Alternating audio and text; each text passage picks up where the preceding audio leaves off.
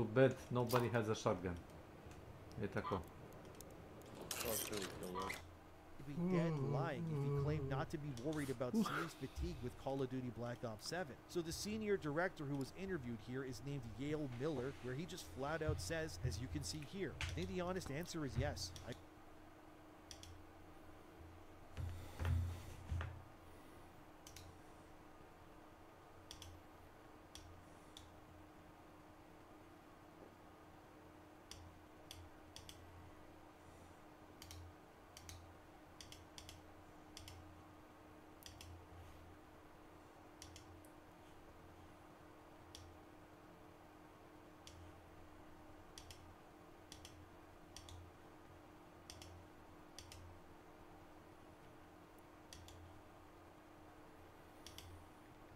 Streamlaments. Welcome to my channel. Nightbot. Welcome to my channel.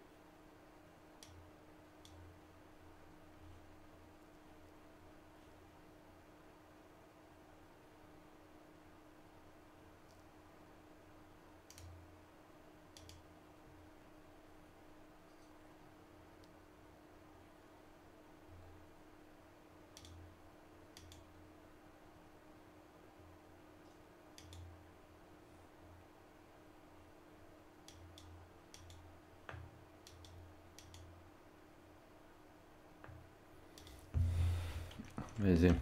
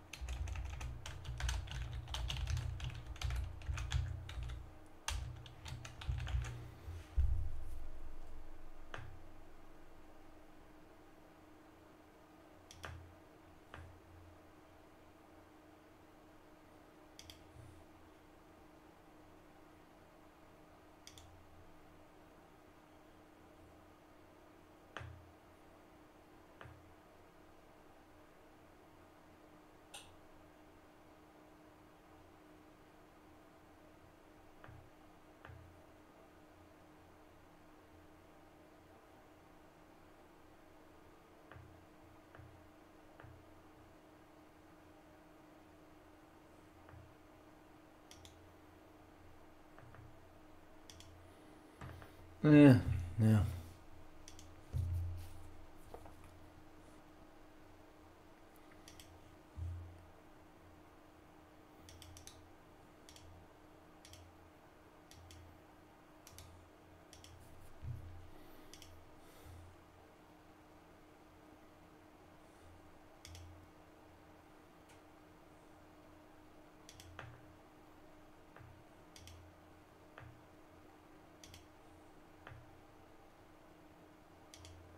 It's okay.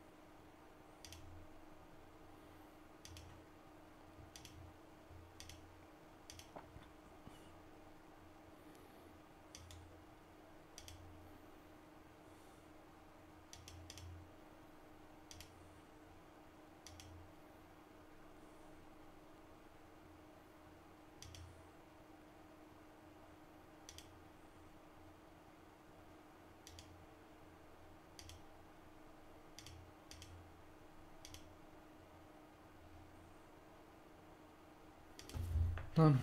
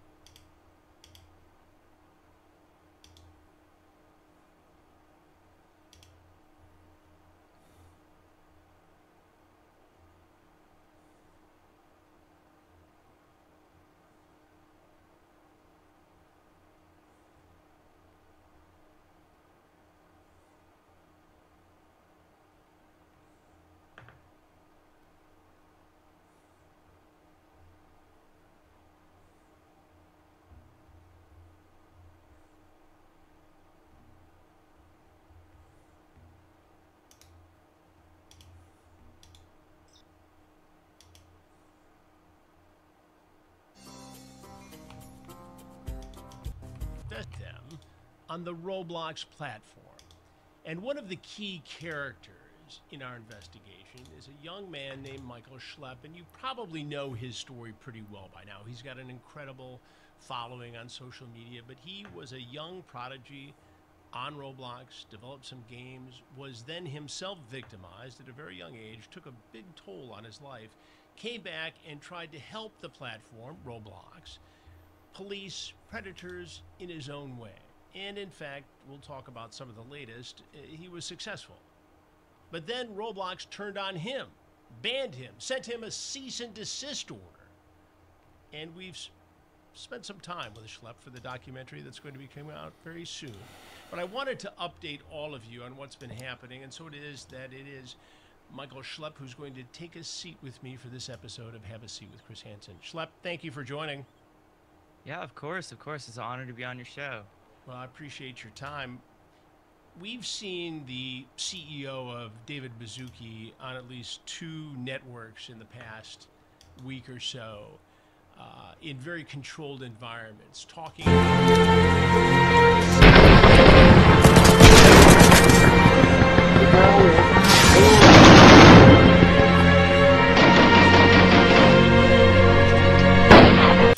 we're hearing about, where children have been preyed upon, have been happening off platform in different areas. And I'm going to give you a quote. Most of the things that have been bad or look bad and have been blamed on Roblox are not happening on Roblox. They're happening to kids who get handed a phone and have access to just about anything on the internet. How do you react to a statement like that? I think it's pretty abhorrent. I think they're trying to shift blame because clearly they have culpability here. A lot of situations have happened directly on Roblox.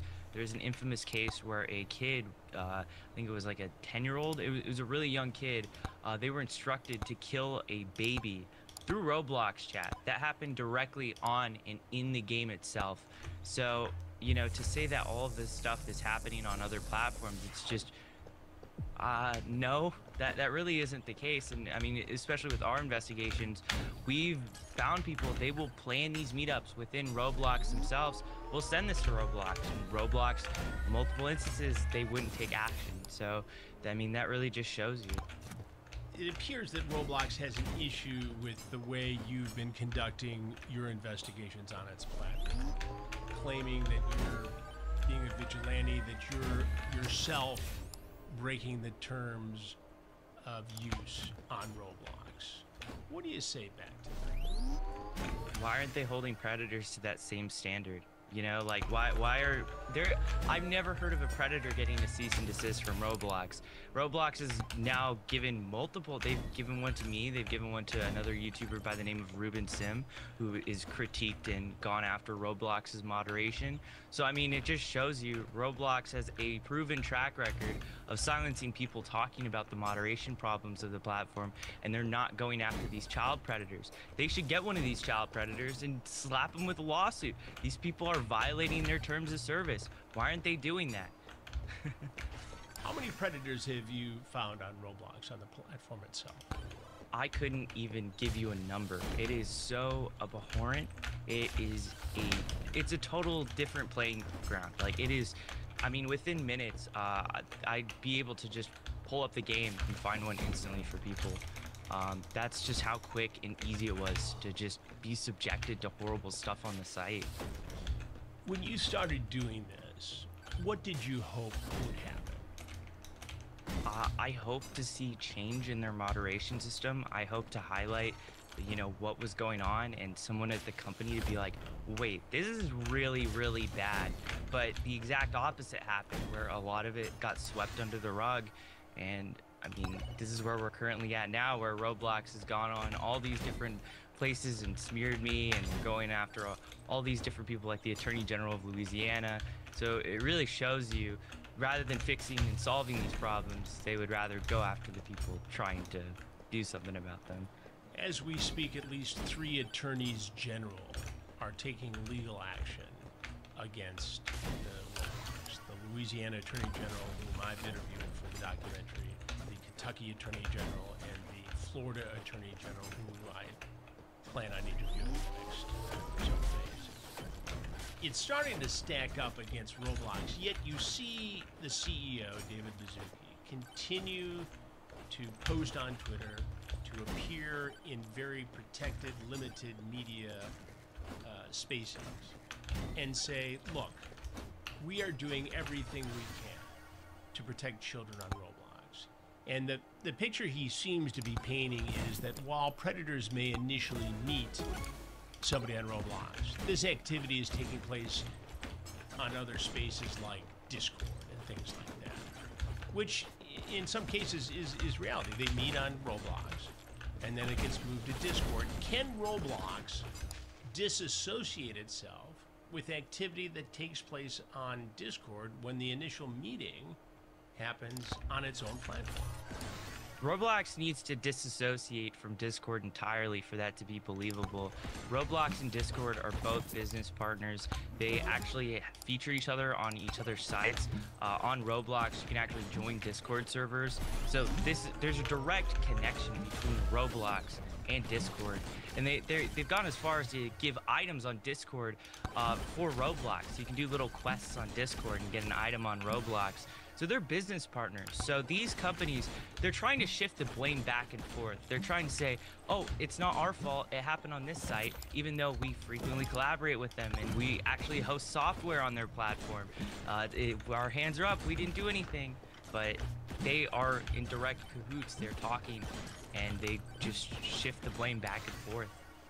What should Roblox do? Is there a way to prevent adults from saying inappropriate things and grooming children on the platform? I mean, let's be very clear. It's the predator who's committing the crime here. The question is, what responsibility does a major corporation have to its users when we talk about a product that is specifically marketed to children as young as 5 years old? And it's marketed as an educational experience. So if you're a predator, you know where to go, right? But what should Roblox be doing to protect children, to prevent predators from contacting children? I think Roblox really needs to up their moderators. They have an over-reliance on AI technology, which, you know, in a sense is a good thing. But if you look at their stats for how many users there are for each and every single moderator, it's some of the lowest in the tech industry and the social media industry. Roblox needs more moderators. They need more people that are controlling what's going on their platform. A lot of times on the site, it's like, you know, you can report something that's absolutely heinous. You can talk to the employees over support, and it's just all you're getting is these bot emails and these bot replies. And I think that's when the whole controversy with me, the whole community saw through it, because they were making all these claims about their moderation. So, you know, if they need to, at the end of the day, up their moderation. They need to get more employees hands-on actually dealing with these safety issues. David Baszucki has said in various interviews and on his Twitter account that age verification using AI is going to be implemented in the months to come. Do you see that as a solution here, or is that another techno cop-out? I personally think it's a techno cop-out. I just see actually a lot of questions with it. Like, for instance, you know, what if you look younger than what you are, and it goes ahead and ranges you above of what you are actually aged? So are you going to now be grouped in with a bunch of adults? And then, you know, if you're an adult, you can be grouped as a kid. Like, it adds a lot of questions to an already, I don't know, I think there's a lot of other solutions that Roblox could have definitely gone with than an AI age estimation tool. One of David Baszucki's Twitter X posts says, "We plan to expand age estimation to all Roblox users who access our on-platform communication features by the end of this year. It's nice to see the same vision also surfacing as part of legislation." He's making it sound like Roblox is being the industry leader in protecting children online and working with government to do something about this. What's your take on it? I look back to when we did our panel at CrimeCon with the detective who had meetings with Roblox, and he gave direct suggestions on how to go ahead and improve and fix the site, and you know, things that he said would ultimately quash a lot of the safety problems, and how he was just left on deaf ears. Roblox is aware of how to fix a lot of these safety problems. So much, in fact, that if you read some of these lawsuits, if you read what some of these former and ex-employees are claiming, they've suggested this stuff, and they've been left on deaf ears. So I question really how Roblox is planning on doing this. It's good to see them trying to work with lawmakers, but is this just something to try to, you know, hey, we're working with people, but nothing is actually being implemented? Or is this, you know, actually going to be something? Do you comment on David Baszucki's X posts? Do you weigh in on this on the platform? That's funny you mentioned that. I was actually blocked by the CEO on Twitter because I actually reported a predator that we caught. We sent it to his support team. They ignored us. This predator was back on Roblox, and he was, you know, doing all this horrible stuff. I sent it to the CEO on Twitter. I replied to one of his tweets, and then a few days later, he blocked me. So He yeah, blocked you. he blocked me on Twitter. Yeah, the CEO of Roblox. Why would the CEO of Roblox block you? I would love to understand that. I'd love to get an actual deeper understanding of that, but that definitely seems very weird when, you know, I literally was replying to him with the email that I got from their support team, like, this is a predator on the platform. You guys are just sending me copy-paste emails, and then a few days later I get blocked. If you're a homeowner in America, you need to listen to this. The FBI has been warning about a type of real estate fraud on the rise called title theft, and your equity is the target. Here's how it works. Criminals forge your signature on a single document using fake notary stamps and file it with the county. And just like that, on record, they own your home. Using your ownership, they can take out loans against your equity or even sell your property. And you won't know about it until foreclosure or collection notices show up in the mail. That's why I've partnered with Home Title Lock so you can protect your equity and find out today if you're already a victim. Use my promo code HANSEN, H-A-N-S-E-N, at HomeTitleLock.com, and you'll get a free title history report and a free trial of their $1 million triple lock protection. That's 24/7 monitoring of your title records, urgent alerts to any changes, and if fraud occurs, their U.S.-based restoration team will spend up to $1 million to fix it. Don't be a victim. Protect your equity today. That's HomeTitleLock.com, promo code HANSEN, H-A-N-S-E-N, or use the link below. Now, he made some comments since our interview, around the time of our interview last month, that they were going to embrace you, that they weren't going to make you the enemy, that they were going to try to find a way for you to be a part of the solution here. Did they ever reach out to you? Yeah, Matt Coffin reached out to me, and he went behind my lawyer's backs, and not only was that really unprofessional, but the gist of the email consisted of, hey, we want to hear you out, after threatening to send me litigation, threatening to sue me for computer fraud only like a week or two prior to that. And Roblox never ever reached out to me or contacted me regarding any of the arrests I had gotten. So that was definitely, now that all this media and attention was built up, they finally wanted to actually talk to me, and they did it in a very inappropriate manner. And then after that, they continued to go into the media and continue to lie about me, claiming all of these horrible things about me, claiming that I am a vigilante, that I am taking the law into my own hands, which I've never done. I'd love to see that. If Roblox can provide that, I've never taken the law into my own hands. Roblox is essentially claiming that you're a vigilante, run amok. Yeah. And that's Yeah, why they banned you, and that's why they sent you to cease and desist.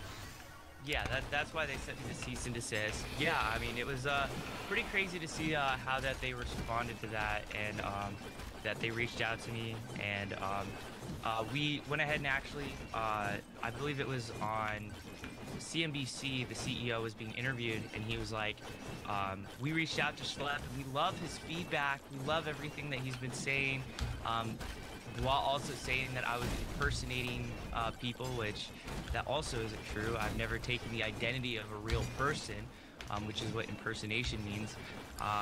But we actually responded to that directly. We wrote Roblox a letter to their law firm claiming we were still open to having a conversation with them, even though they had that really bad faith reach out to me. And we told them that if we're going to have a conversation, we need to at least just talk about how Roblox plans on addressing the thousands of victims of the platform, and that they need to stop lying about me in the media. And Roblox never responded back to my law firm, which that really just shows you there. I mean, those are pretty basic good faith terms for a conversation, and Roblox, they never reached back out to my law firm. So Roblox CEO David Baszucki says on CNBC that we sort of like Schlepp. We want to make him a part of the solution here. And at some point around that time, the chief security officer, Matt Coffin, reaches out to you personally, doesn't go through your lawyers, and they tried to make it look like they were going to have this embrace of you and make you part of the solution. A world. But it never went there. Welcome to my channel. About the outreach? S.W.Frost, howdy. I view it as a PR stunt. I view. Hello. I mean, how can you view that? Good morning. PR stunt? Just woke Roblox up. wants me to have a conversation with Something them so like that that. they can go and tell Have a people, drink of coffee. hey, we're listening to our critics. We're listening How about to you? people that we threatened to sue. Sold any digital art? It's so backwards because only a few weeks prior they were threatening to sue me. It's and a then they joke. come back around trying to pretend to be my friend. It's a joke, Also, another thing probably. I didn't mention in Probably a that joke. email was Matt Kaufman insinuated bringing me back into the community. So almost sounds like bringing me back onto the platform. And even in another statement that they made, this was right after we put out our letter publicly of what we said to Roblox, they said that they wanted to work with me. So, I mean, that really shows Roblox is saying all of these things publicly, but behind the scenes, when we give them an actual place to have a discussion, have a conversation, they are not wanting to. They are refusing to. We gave them good faith, basic conditions, and they did not accept it. You know, at the end of the day, this is a PR war for Roblox, and they're trying to do anything to discredit me, to make me look as bad as possible. So really, it is for anyone's guess of what they were intending by that email. TYSM Chris for Hansen having me. here, and as you know, I've spent decades catching predators who So, hide online. Are you a Internet gamer security or, is a big deal to me. you know, Predators thrive in office the worker with a shadows. broken I hunt headphones? ExpressVPN Another joke. is my digital blind It's supposed to be a encrypting every joke. move. So ISPs, Wi-Fi snoopers, and even data brokers can't track my work. Public Wi-Fi at stakeouts, hackers see nothing. My emails, locations, research locked behind military-grade encryption. One tap, I'm invisible. The service offers zero-log servers that are KPMG audited, available in 105 countries. And By the way, I'm a 14 biggie gamer. devices on a single Oh, you are? What's your favorite game? Mean no lag when lives are on the line. On a lighter note, I can even unlock shows overseas. Caught the Night Manager and Top Gear specials not streamable in the US. One click, done. Find out how you can get up to 4 extra months by scanning the Oh, QR yeah. code on screen, clicking the link in the description box below, or by going to Roblox drama. expressvpn.com/Chris Hansen. Amazing. HRISHANSEN. Do you think that Roblox Schlep was trying to contact you and schmooze you to prevent you from pursuing any sort of legal activity against the company? That's very much possible. It's really anybody's guess at what Roblox was intending to do there. Roblox was clearly acting in bad faith, especially by their reach out. If Roblox wanted to actually have a good dialogue, an open dialogue, they would have directly emailed my legal team, which they refused to do. They went behind my lawyer's back, and then when we gave them good faith terms, we were still open to communicate and discuss and have a dialogue with them. They went ahead and didn't respond back to us, even though we just laid out basic good faith terms for them. So I think that in itself showcases that Roblox it really showcases that they're all talk. They really aren't willing to actually do something, and they're very much trying to smooth and trying to manipulate the way that this is getting perceived to the public. In the meantime, people keep coming out to talk about the predatory activity they have experienced on Roblox, and I've been getting calls. Was chilling and last emails night, some and mega bank with my pals. tons It's of hella fun FR like my pals are much into. about these different cases, and sometimes there are people, parents, Oh, who in one megaphone. extreme case, a woman caught her husband reaching out and grooming a So- 15-year-old girl, and How again were you playing Megabonk with your friends? I'm curious. Did they put like a new multiplayer update that I never played?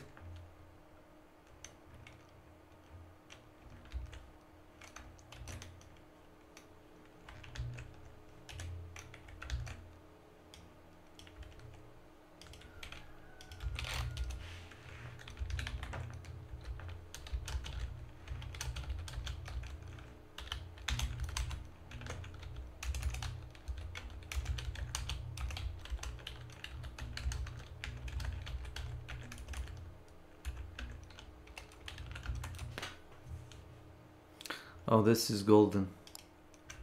This is golden.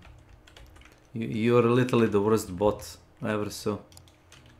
she had to blow the whistle on him to Roblox and to the law enforcement authorities because there was no mechanism in place to detect this sort of activity.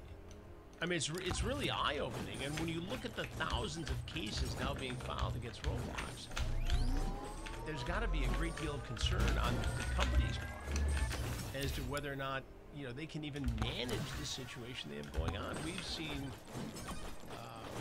accusations of child porn traded on Roblox platforms. As like RN just bored in the office killing my time and surfing on Now, Twitch. Roblox itself Interesting. vehemently You're in your denies office. this, but we know And there is a way to your do that, correct? headphones Yeah, I mean, aren't when, working. did my interview with you, I showed you directly that Yeah, of there are course. accounts on Roblox called Maps. They look to trade and exchange child pornography using Roblox's currency. Roblox's currency is quite literally funding the production and trade of child pornography. There are people who sell their bodies for Roblox currency. There are people who trade illegal material for Roblox currency. And all of those transactions, Roblox is taking a direct profit off of, which leads way more ethical and crazy concerns even beyond that, considering Roblox at the end of the day is profiting off of this. So let me give you an update in terms of our investigation, our documentary. We've been, as you know, trying to schedule a sit-down interview with somebody from Roblox to discuss all of these issues in a very, you know, open and honest environment. And I've had, gosh, at least 3 different calls and Zooms with Roblox executives about this. And thus far, they are refusing to sit down for an interview. And when I pressed as to why they wouldn't want to sit down, a spokesperson told me it was because I interviewed you and the Louisiana Attorney General, Liz Murrill. Now, I said, look, I understand when there's litigation, sometimes what a company can say is limited, and it's limited in scope by its lawyers as the litigation gets settled in court. And I understand that. But I'm mystified as to why a major company like that wouldn't sit down with me and discuss these. Welcome back, Screen Crush. I'm Ryan Airy, and this is the ultimate history of the entire Predator franchise. So the series began with the really simple idea. What if an alien hunted Arnold Schwarzenegger in the jungle? And then it evolved from there into a decade-spanning cinematic universe that's part action, part horror, part dudes just hanging out together. So we're going to dive deep into the mythology of the Predator species and also the real-life behind-the-scenes stories of how they came to be, because that's just as interesting. So let's get started and go all the way back to 1985. One of the biggest franchises in Hollywood at the time was Rocky, and after Rocky IV, Sylvester Stallone's title boxer had already beaten Apollo Creed, Mr. T, and even communism. So a joke started going around town that the only opponent left for Rocky to fight was an alien. Rocky, please don't go to Mars and fight the Martian. I gotta do what I gotta do. 2 screenwriters, brothers Jim and John Thomas, took that to heart and started a screenplay called Hunter. The idea was that a team of alien hunters would go after various dangerous species. Now eventually that was streamlined into a single alien hunter going after the most dangerous game of all, Hermes. Not Pumas. Man is the most dangerous game. And the Thomas brothers set the story in Central America, which was constantly in the news at the time because of its violent conflicts. Eventually, Joel Silver was brought on to produce. Now, Silver was known for his big action movies like Lethal Weapon and Commando. Silver showed the script to the star of Commando, Arnold Schwarzenegger, but Arnold didn't like that the film was basically just him versus a single alien, and that was it. The script was changed so that instead, Arnold was part of a team of elite commandos. So between Joel Silver, Arnold, and these new characters, the sci-fi horror became a hybrid. For the first half of the film, it's basically just a straight-up action war film. This actually worked in the story's favor because it reflects a major theme in the Predator series, that humans are basically violent monsters, no different than the Predators. Do you think there's too much graphic violence in Predator? arms blowing off. That's funny. Not only that, but it lured audiences into thinking that they were watching another macho 80s shoot 'em up before things go completely off the rails. It's similar to what Robert Rodriguez and Quentin Tarantino did a decade later with From Dusk Till Dawn, which starts off as a typical Tarantino crime film before suddenly becoming a gory vampire movie. Now, Predator is one of the greatest action movies of all time, and to celebrate it, we have designed this awesome new parody merch at our merch store. So to honor the manliest handshake in cinema history, we have the Dylan and Dutch. There's also my personal favorite, the Predator uses his laser to play with cats. And we also have tributes to the greatest lines from the movie, like "Get to the chopper," and "I ain't got time to bleed." And in honor of Badlands, we also have Deck the Predator, a spoof of Dora the Explorer. And on the other side of the franchise, we have a Xenomorph Tamagotchi and classics like Xeno's cereal and the chestburster with the hat and cane, just like in Spaceballs. Links for all of these are below, and now you can become a store member to earn rewards and get free stuff. Yeah. Links for everything are below. Thanks for your support. Now, for the other Commandos, the producers wanted to surround Arnold with other larger-than-life macho guys, and they delivered. The cast includes Carl Weathers, who previously played Apollo Creed in the Rocky films, and would later play key roles in The Mandalorian and Arrested Development. This is just purely a social call. You know, just two adults getting a stew on. Carl Weathers was cast as an old close friend of Dutch, who's played by Arnold, and thus a popular meme that wouldn't develop for decades was born without anybody knowing it. Dylan, you son of a bitch. The film's cast also includes pro wrestler and former Navy SEAL Jesse Ventura, Sonny Landham, Richard Chavez, and Bill Duke, who co-starred alongside Schwarzenegger in Commando. Finally, there was Shane Black, who wasn't very muscular, but was close to Joel Silver after making millions with Lethal Weapon, a script that he wrote when he was just 23 years old. Black was also a working actor at the time, although he would eventually become the highest paid screenwriter in Hollywood. Eventually, he started directing, making films like Iron Man 3, The Nice Guys, and you guessed it, a Predator sequel. Allegedly, Joel Silver also put Shane Black in the cast to keep an eye on director John McTiernan. Now, McTiernan had never made a big-budget blockbuster before, so Silver wanted to make sure that the director could deliver. He had nothing to worry about, though. I mean, McTiernan would later direct The Hunt for Red October and the first Die Hard, so clearly he knew what he was doing. And speaking of, if you're into exhaustive history of beloved movie franchises, check out our deep dive into the definitive history of the Die Hard series. Technically, it's a Christmas movie. That's right, so gather your extended family around the campfire and play it from your phone this Christmas Eve. Now back to Predator though, or should I say Hunter, because that's what it was still called. Also, the design of the Predator was very different at first. Originally, the idea was to have a giant mantis-like alien with an insect head. The alien was envisioned as having fast reflexes and lots of agility, which would allow it to be the ultimate hunter, basically an alien ninja. Now because of this, the producers hired one of the most agile actors in Hollywood, a young man named Jean-Claude Van Damme. Filming got underway with Jean-Claude hunting Arnold, Carl Weathers, Jesse Ventura, and the others in the middle of the jungle while dressed as a giant bug. And for the invisible effect, the suit was bright orange to contrast against the green jungle. There were a few problems with this though. For one thing, Van Damme couldn't do any of the cool jumping and roundhouse kicking he was hired for because the suit was too restrictive. It was also really damn hot in the suit, and Van Damme complained that he could pass out at any second. He was very unhappy. Everybody hurts. And finally, Van Damme didn't quite look right in the movie. He was wearing a giant bug head. No, besides that, you see, Jean-Claude Van Damme is tough, and you'd never want to get in a fight with the guy. But because he's 5'9", he looks a lot smaller than the guys he was hunting, even Arnold and Ventura. Even though the movie was well into shooting, the filmmakers realized that they needed to start from scratch. And that's when the Predator design we all know and love came to be, designed by the legendary Stan Winston. Winston is the special effects genius behind movies like Jurassic Park and The Thing, and he designed the iconic Terminator skeleton. Winston's Predator design was inspired by a tribal warrior sketch that he made while flying with James Cameron, who supposedly suggested adding mandibles to the monster. Jean-Claude was out, and the new Predator suit was worn by Kevin Peter Hall, who was 7'2" and had just played another iconic scary creature, Harry from Harry and the Hendersons.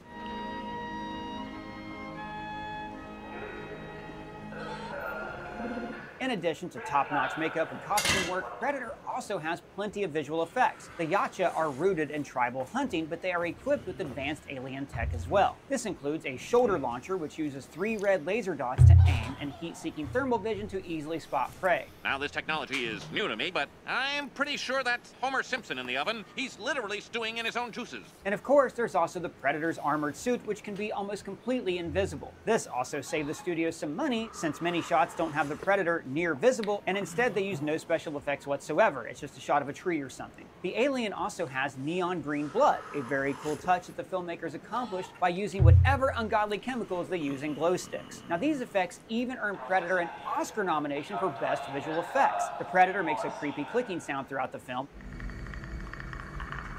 which was done by voice actor Peter Cullen, who you probably know best as the voice of Optimus Prime. We are here. We are waiting. Other creepy sound designs include the Predator repeating and learning words and phrases it observes from its prey. What the hell are you?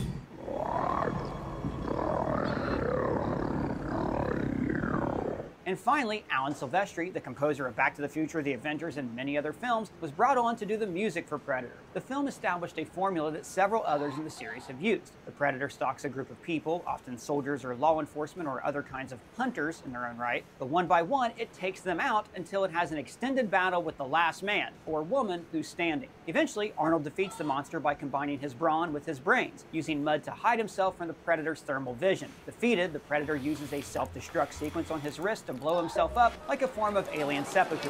He even sends Arnold off with a creepy laugh. Now this also presumably keeps the advanced alien tech from falling into the hands of primitive species like humans, who obviously can't be trusted with sophisticated technology. Check out my beautiful art. This may surprise you, but I made this with the small assistance of AI. Yeah, I can tell. For some insane reason, the movie ends by showing the cast, one by one, turning toward the camera and smiling. It looks like every 80s sitcom opening credits. Whatever happened to predictability? And it's incredibly jarring to follow up a dark action horror that way, especially because it still keeps the haunting music. I'm kind of in a hurry, so... However, director John McTiernan says that he kept it in because, in the end, making Maybe I'll call it Lance's Wonder Clinic. Fun. What do you In think? his defense, you can't argue that it isn't charming as hell, even if it is a weird tonal shift. It's also led to countless YouTubes and TikToks where people show that literally any 80s sitcom theme works over the images. Predator was released on June 12, 1987 and was #1 at the box office. Now, while it had mixed reviews, it made nearly $100 million off a budget of less than $20 million, so 20th Century Fox immediately greenlit a sequel. They brought back composer Alan Silvestri and the original screenwriters, Jim and John Thomas, who pitched 6 different story ideas for Predator 2. Now, the one the studio went with was the idea of moving the Predator from a real jungle to an urban jungle, an exaggerated dystopian version of modern Los Angeles. The film actually takes place in the far-off future year of 1997, set a decade after the first film. Crime in Los Angeles has become out of control, especially in the middle of a brutal heat wave. Now, since the film was set in the near future, it made use of the new subway system that LA had only just built, which basically every 90s film set in the future did because the idea of public transit in LA still seems like a sci-fi fantasy. The sequel would also expand the mythology of the Yacha and show that the Predator wasn't a psychopathic serial killer, but part of a cultural tradition of hunting. To direct, Joel Silver recruited Stephen Hopkins, who directed Nightmare on Elm Street 5. So the idea was to pair Arnold up with more of an everyman hunter.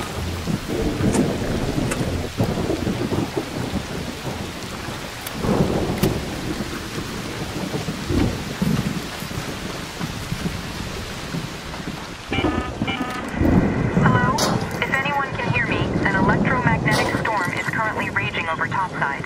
Beware the lightning strikes if you're outdoors.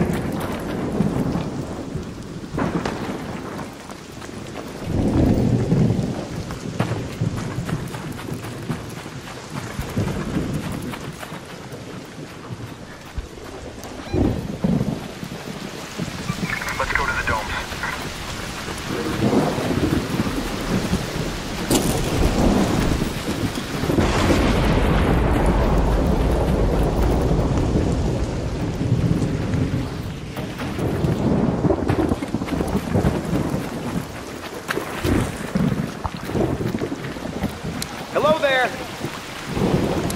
Hey, don't shoot!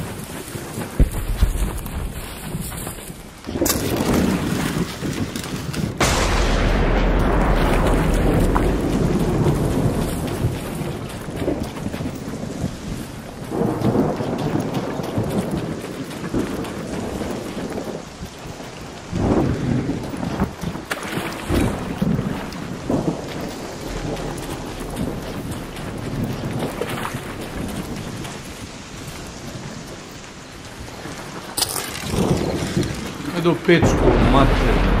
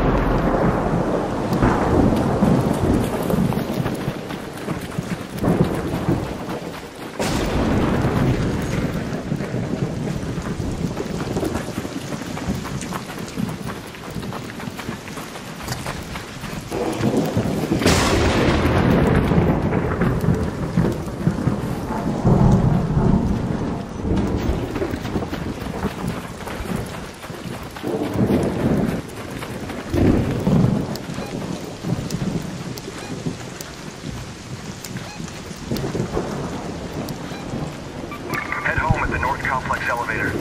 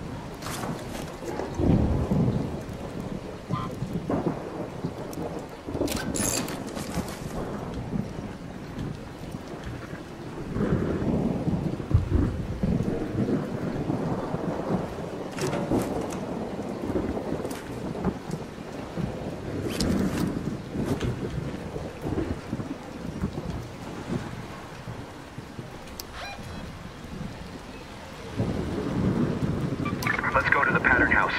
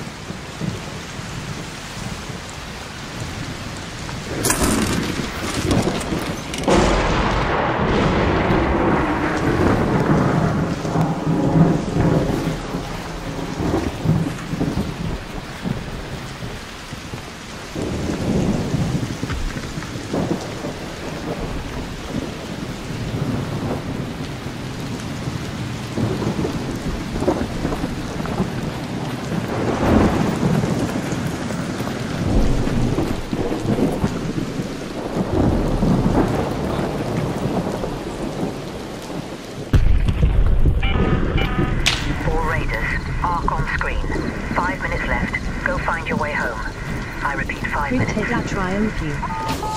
Welcome to my channel. Best view stream Ambu.com remove the SpaceX COTC.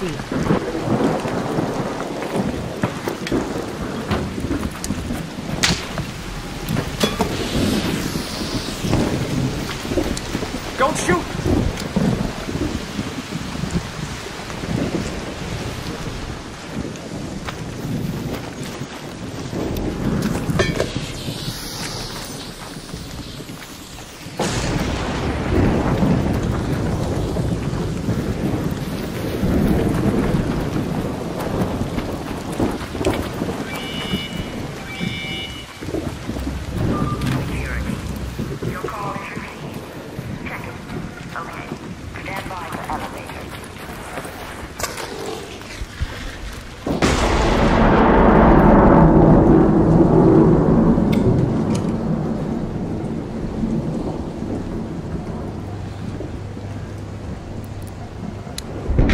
Don't shoot!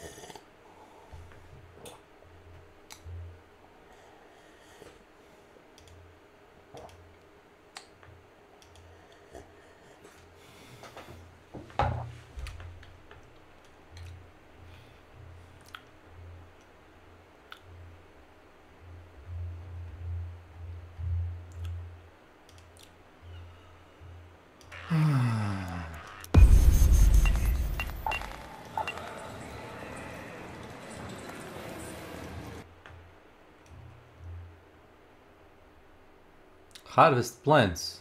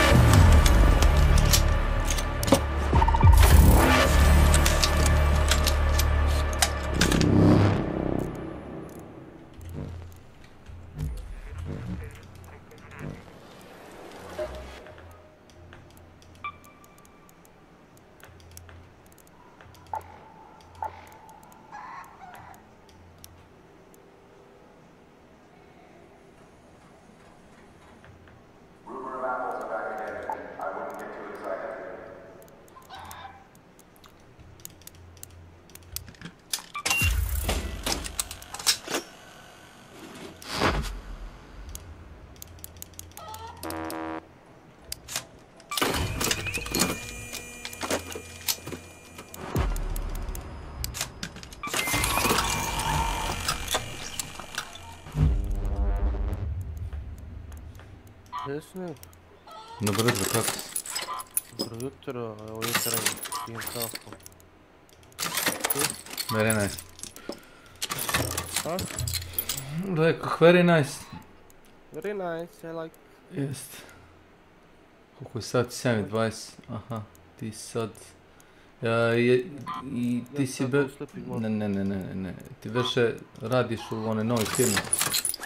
Ne, ista firma. A ista firma, nisi se prebacio negdje drugo, ne? Nisam, zadržali me do 1. januara. Da ti to odgovara tako ili? No da. Dali su mi platu već. A. Ti si radio kao... Pa idem pa sad, ako hoćete platu, ako ne naću. Kao moj komš. To je to. To je moj komš je dao otkaz, oni mu rekli, ne, stani, ono u fazonu, treba nam čovjek tu. Pa da, treba im ljudi i to baš dosta, a ja sam tamo, mogu da radim svaki lanac, znači ako fali čovjek ovdje, hoće da ono, brate radi, mogu ja. Ne fali čovjek ovdje, znaš, ono, nisam samo magacionar, nego sam i vozač, sve prijem i da se slaže roba i priprema, znači bukvalno svaka funkcija, brate, magazinu i uopšte ovako u vožnji da putujem na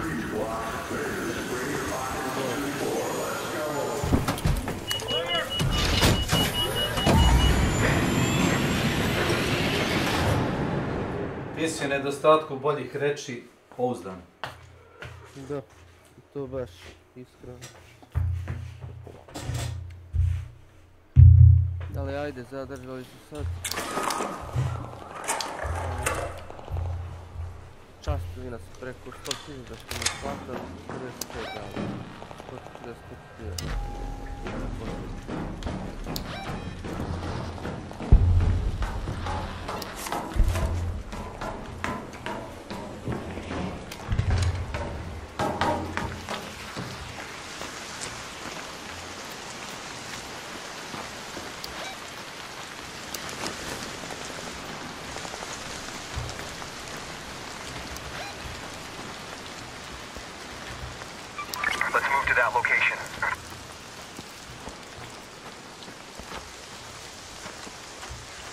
Samo ovo me juče lik, već je. Da? Da, došlo po 7, da se kupio Windows account za 32 eura. Dao mi je Outlook mail i dao mi šifru. Ja ulazim, tražim secure code. Dobro, pišem njemu, tako sam da mi pošalje secure code. Nije ni htio mi da mi pošalje vraćan secure code, mogo je promenio šifru sustav, znači, boli ga, kur.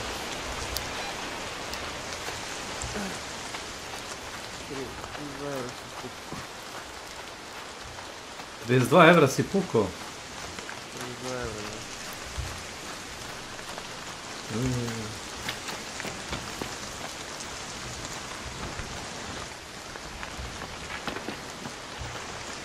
Znači skam. Skam teško.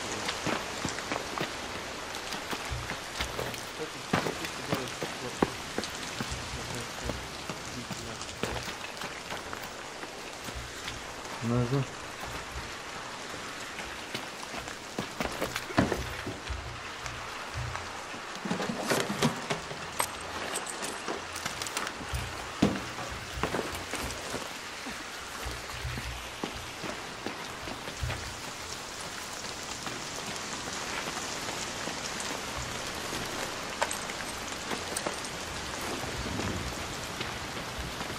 Kako ono kaže, preko verifikovanih sellera uzimaju samo stvari. Ja ovako na sredno i jedno ću imati. Nemamo mi mnogo da damo 80 evra. A igrice ne vrede. Tako? Jok.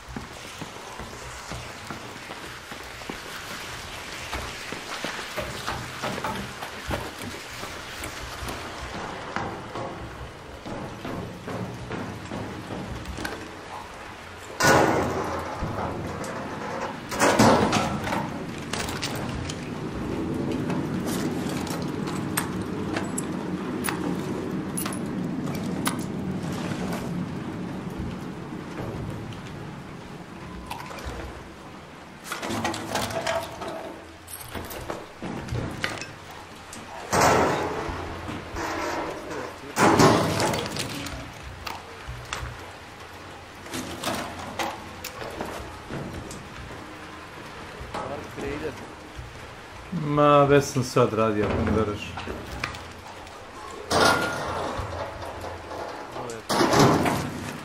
Guram neki rank i to je to.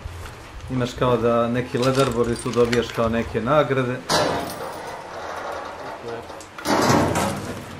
U suštini ono igram sa društvom, znaš, kad je tu, kad se skupe. Sa Slavkom i s ovima.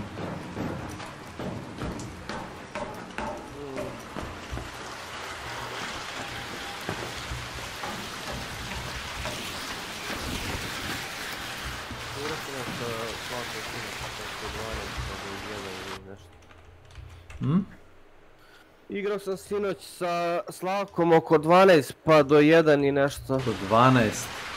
Da. Tako kratko? Kako dugo? Tako dugo? Ja pojmo došao sam kući oko 12 sati bio, nešto sam TKZ-u tamo pomagao njegova drugarica da se preseli kod mene blizu. Dobro jutro.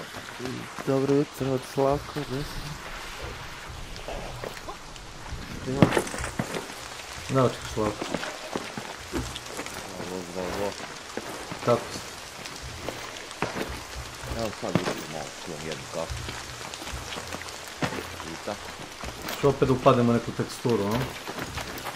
Pa gledam što radiš. Evo ja gledam šta ja radim. Šta ti radiš? Šta oni radi? Nidi oni. Pate, onaj kockarski sajt mi zadržao 20 evra, vete, neće da mi da.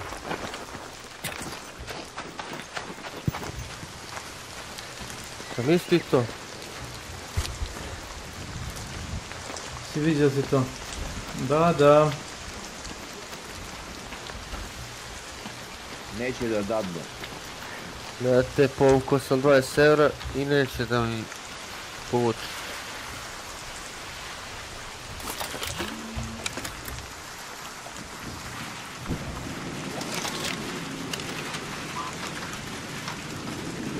Jebe mu mati.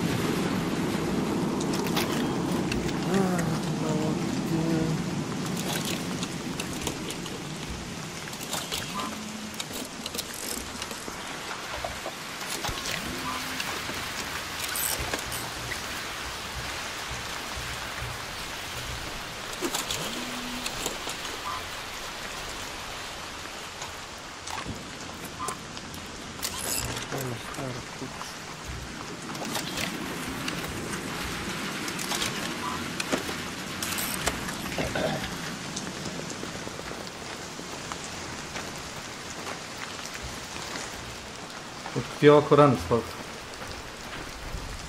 Navio sam da ustanem, radim drugu danu, znaš.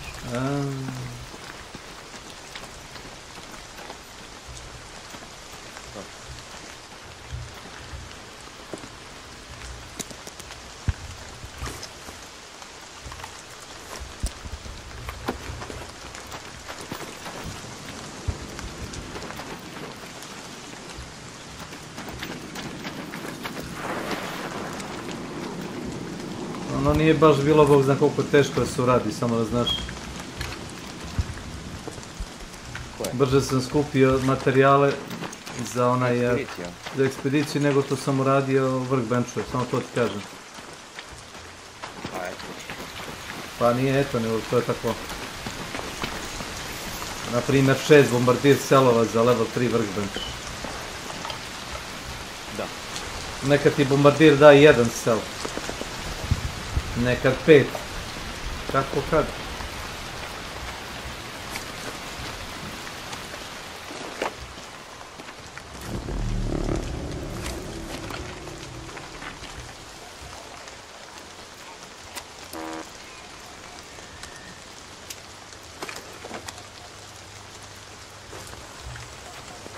Vidi, nisam znao da možda jedeš breski, da trčiš. Da jedeš, da? Da.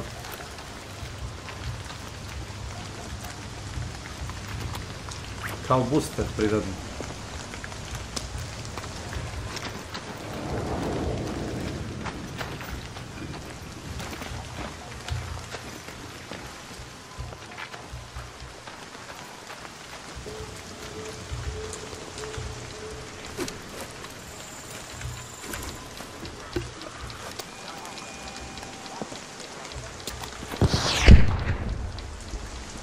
Što radiš, udaraš Jokstona? Jokstona? Znali se Stalka koji se trenutno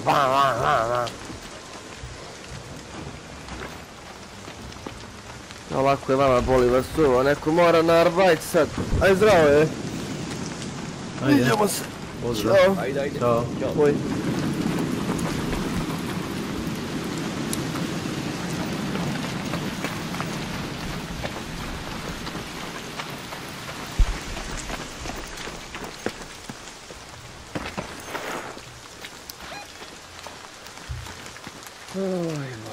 Go to that location.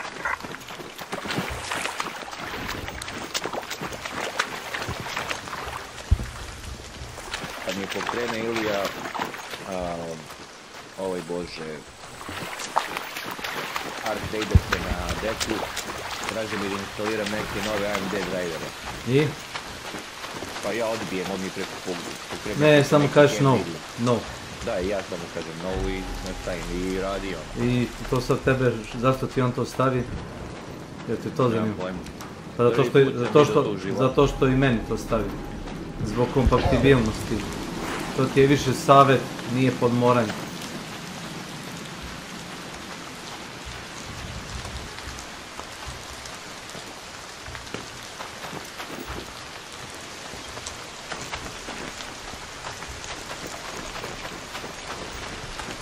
Nisam nikad stavio prvi put, znaš, to obično sam sistem sve radi i ja to da posebno nešto da skidam i instaliram. Ne želim, mogu, ali ono.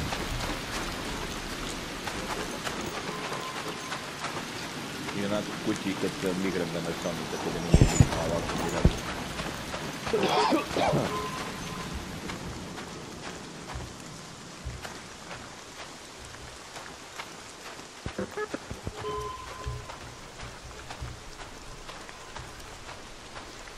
Igrao sam Night Raid pre ovoga.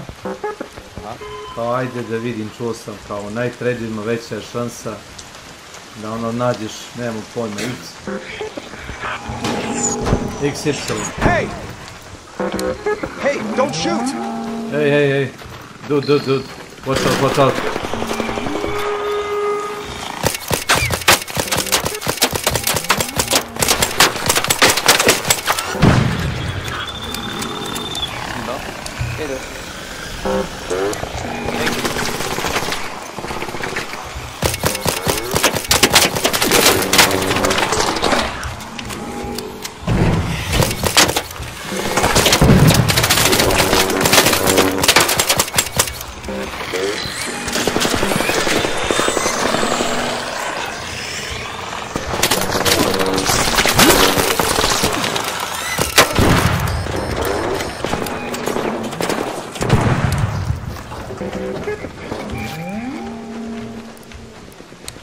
Thanks!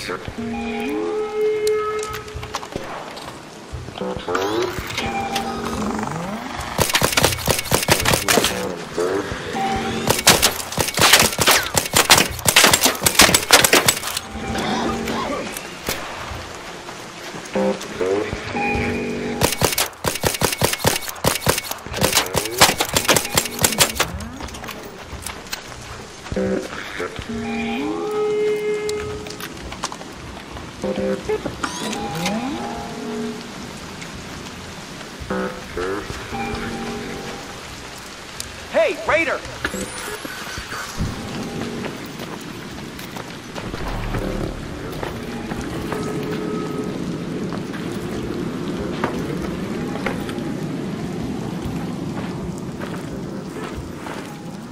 Hey, Raider. Oh, shit.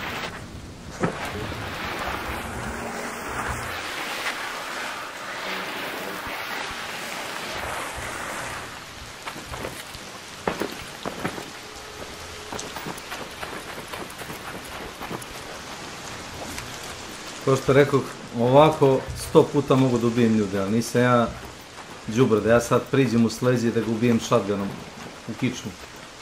U kičmu? Mogu bi, verovatno. Da li hoću, neću.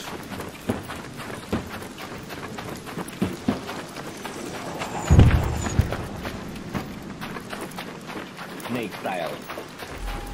Pa nije... Nije moj trep, ajmo kako hoćeš.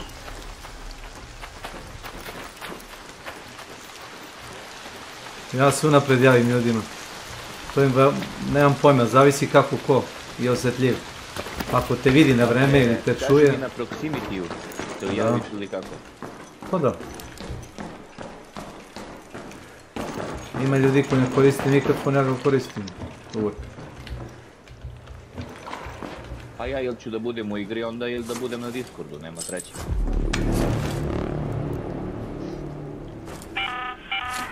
An arc orbiter is en route. The safe window is closing. 10 minutes to get out of there. I repeat, 10 minutes.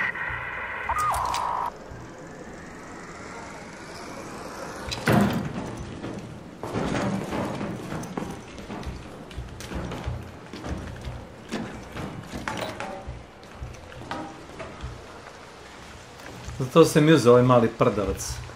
Brzo puca, ima pun kurac metaka, reloaduje ga još brže. Mogu sam uzeti i bolji prigušivač, imaš bolji prigušivač, level 2. Tek se taj ne čuje. Ali ono malo mi bacanje para, budući da ono... slabo oružje, da je jače oružje uzeo bi bolji prigušivač, ali pošto je ovaj mali prdavac i ovaj dobro.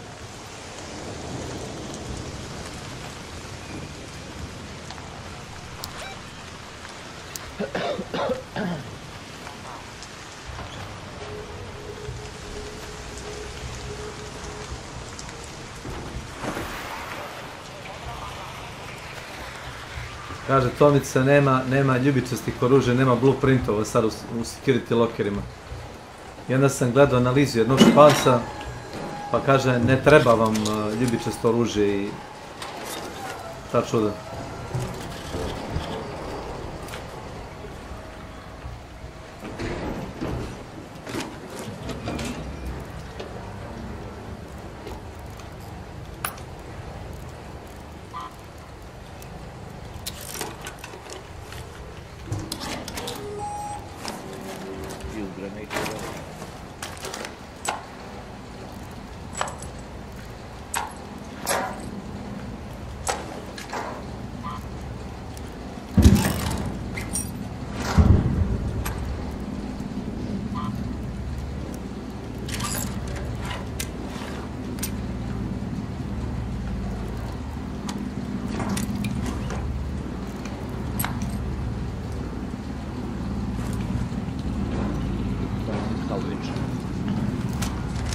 Ma razbijam to sve u delove za oružje.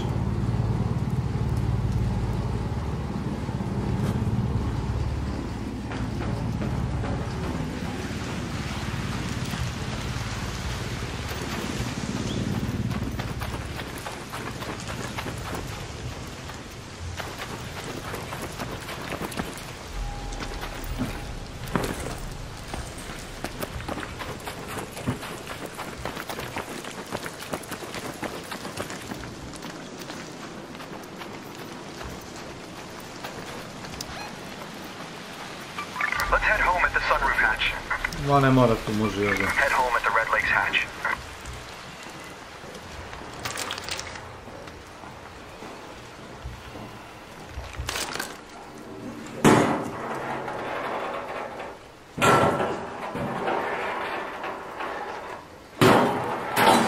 Ide gas.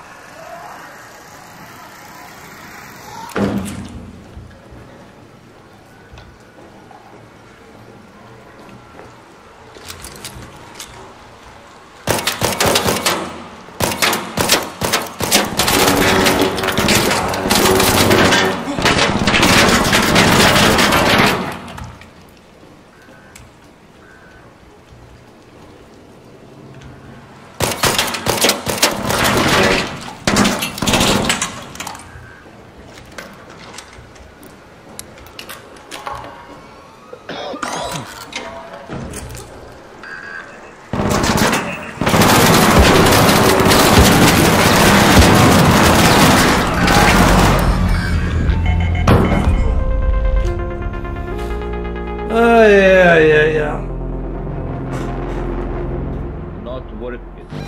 A ne vredi, da. Ja ti rekao. You crazy bastard. Slušaj, teo sam svejedno da skupljam voćkice. A znaš? Voćkice? Voćkice, verovatno. Vidjet ćeš.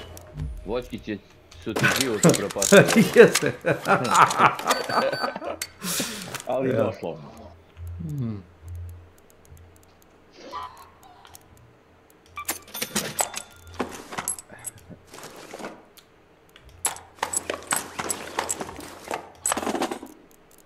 Biće to dosta.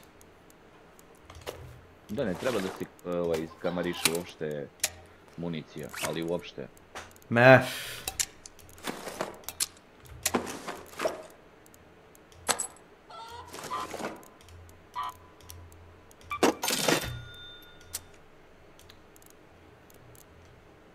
Sasvim dovoljno.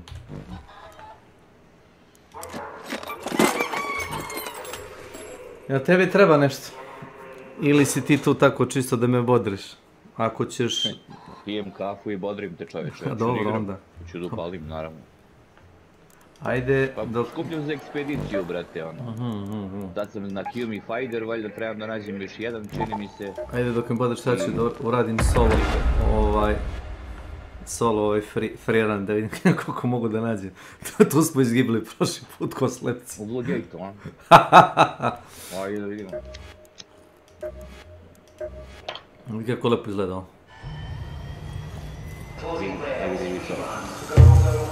Side raketa. A nije teško toliko napraviti koliko ti misliš. Teže upgrade-ovati workbench.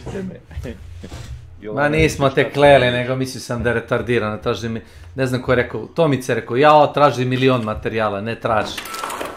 Ne traži. Napunio sam ga za 1 dan. Za 1 dan je bilo puno duplo. Ja vidi čovjek mrtav. Nema ništa. Ali nema apsolutno ništa.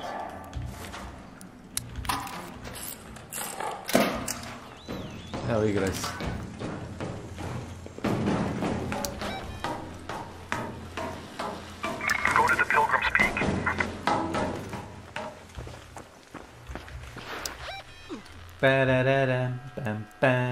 Let's head home at the Overlook air shaft. Pilgrim's Peak. Zašto Pilgrim's Peak? Sad ću ti pokazati. Pa da.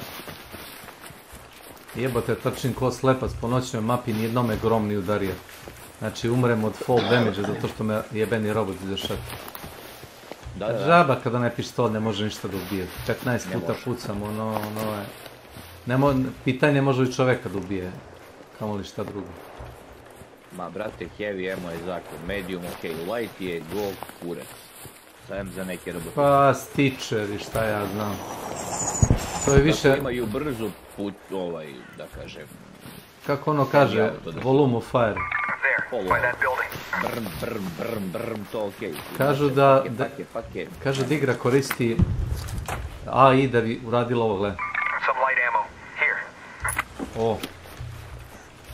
Kad nešto teguješ, to zapravo AI sam nađe objekat i pročitati sam AI. Nemaju snimljene voice line-ove za igru. Već se to radi veštačka inteligencija, kao tu koristi engine igre. Mislim to. Da, pa zato sve kad tagaš, gledaj.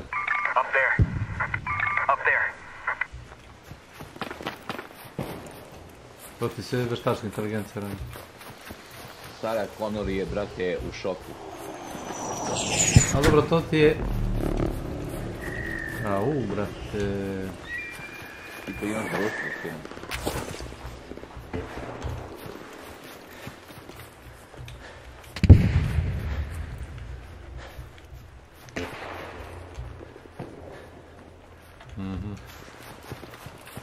Meni je duša u nosu. A ovo mi je pasiv, vidiš?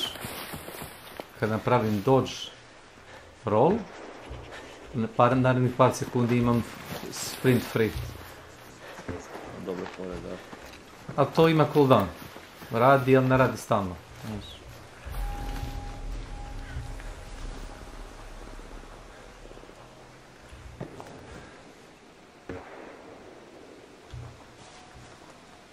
Malo zastavice vjore. Tu ja mislim da nisam bio jedan. Ne gledao? Taj deo mape nisam ni bio. Pa uzmeš ovako kao slepat, uzmeš free loda. I gledaš pa. Pa šta ja znam, gledaš malo šta se zbiva tamo ovamo.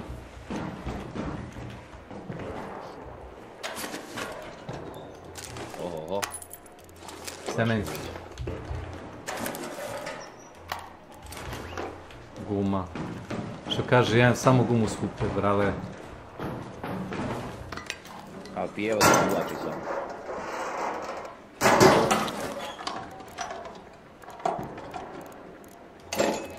Oho, ide gas.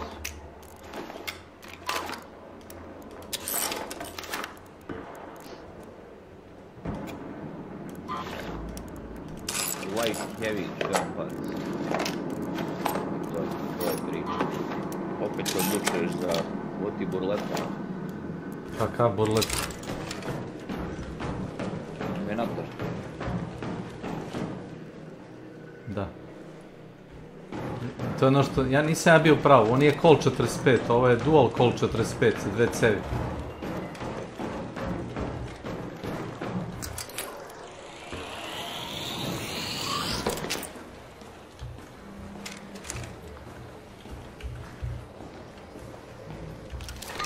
Ide gas. Snake style.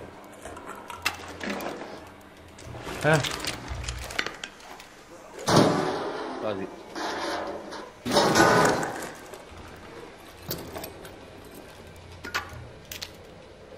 A da, tu imaš industrijskog materijala koliko hoćeš.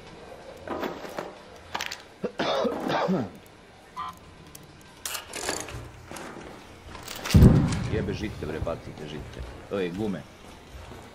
Gumu? Od gume praviš boostere, čovječ. A čovječe, gumu ti navlači pjevac.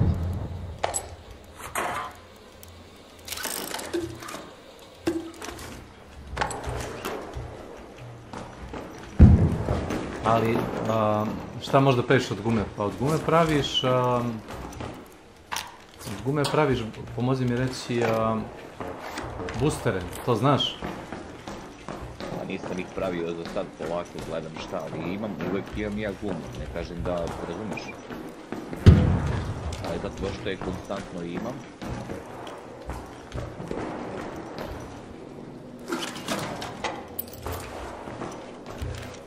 Ovo je šuri tu, ispred tebe, brale.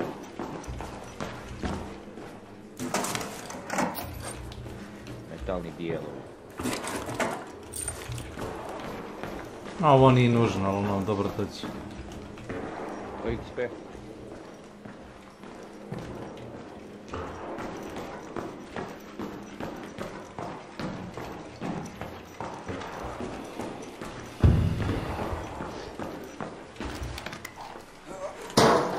Evo lepo kaže. Elektroarman mogu samo da otvari obučeni profesionalci. Tako kod nas u firmi, kažu. Poluobučeni ništa. Ne, poluobučeni ne možete. Treba mi još 2 senzora da napravim ključ, znaš? A da, za ovaj... ključ. Catch key.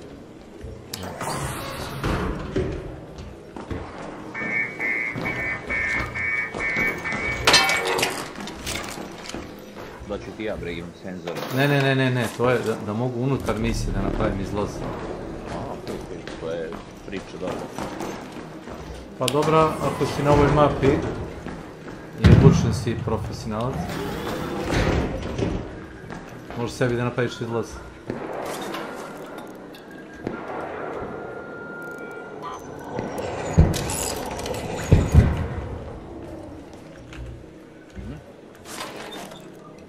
Baš napolje ispred tebe se roka, jebote, jako.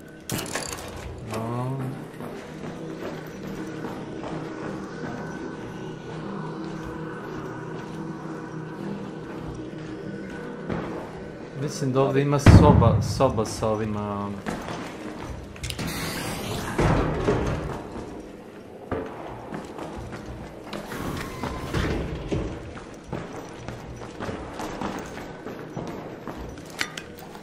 Će bude donošao. I generally don't shoot. Moli Boga sad.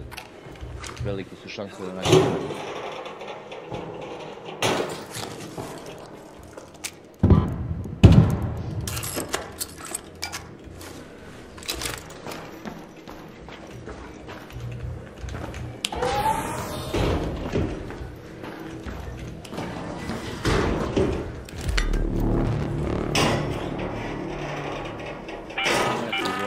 An arc orbiter is en route.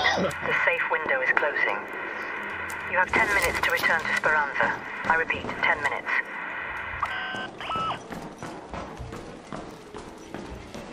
Žice imaš? Ma ima svega.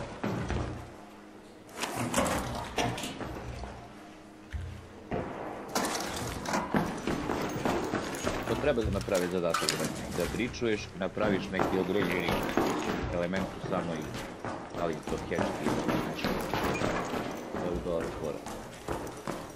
Ram.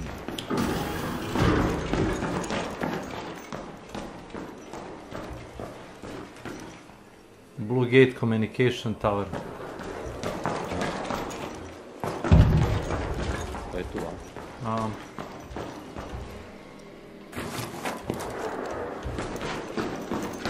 Ja mislim da imam neki ključ, možemo li da probamo? Ma imaš i Blue Gate, bunker i šta ti ja znam, svašta tu nešto ima. Svašta nešto.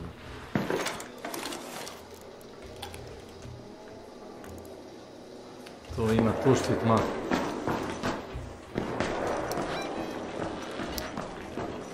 Opa, ide ga. Sad imam problem.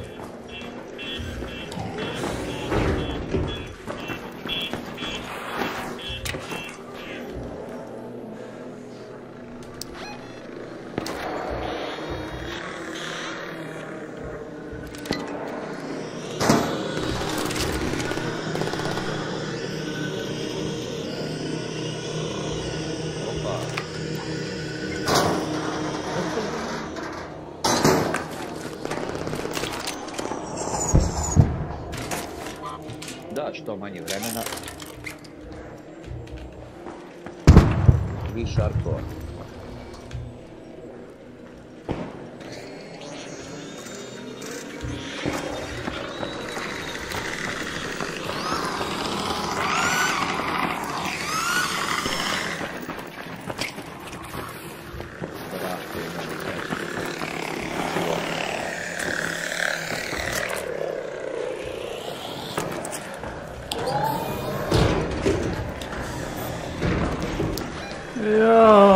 They don't call me ninja for nothing. Head home at the warehouse air shaft.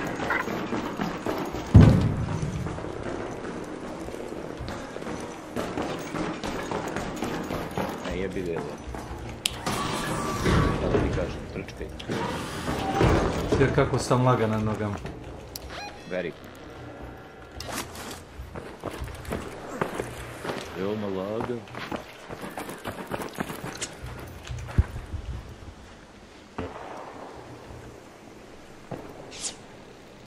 Molim. Nekakva tebi ili kušitjera, prijatelju? A nemam pojma. Kontam da ali... možda u robota gađe, ali ono... Svi su tu, kao nekada.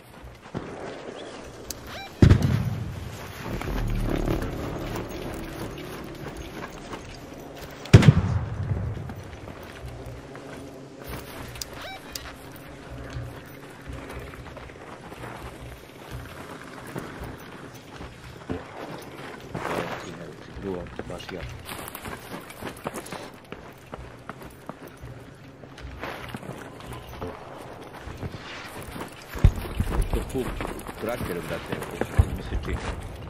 Ma ne znam, može biti. Čuješ kao ping-pong loptice.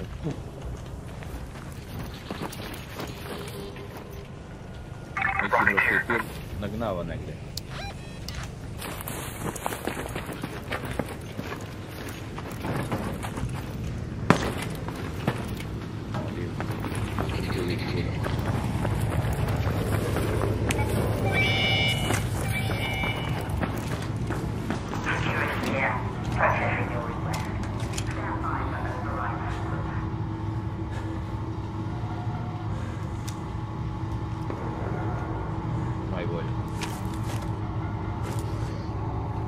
Good luck. Good night. Good luck. Good night, sweet prince. Hey! Don't shoot! Hey! Don't shoot! Hey, hello! Howdy! Get in! All raiders, we have Ark on screen. 5 minutes left. Go find a way home. I repeat, hey 5 there! minutes. Don't shoot! Stop.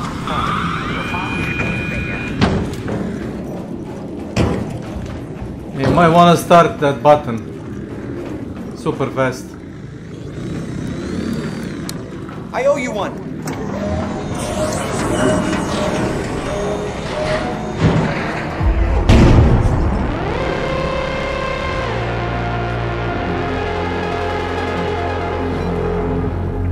Mi se čini da je pravo da baci bomb. Čuo sam da eksplodiralo.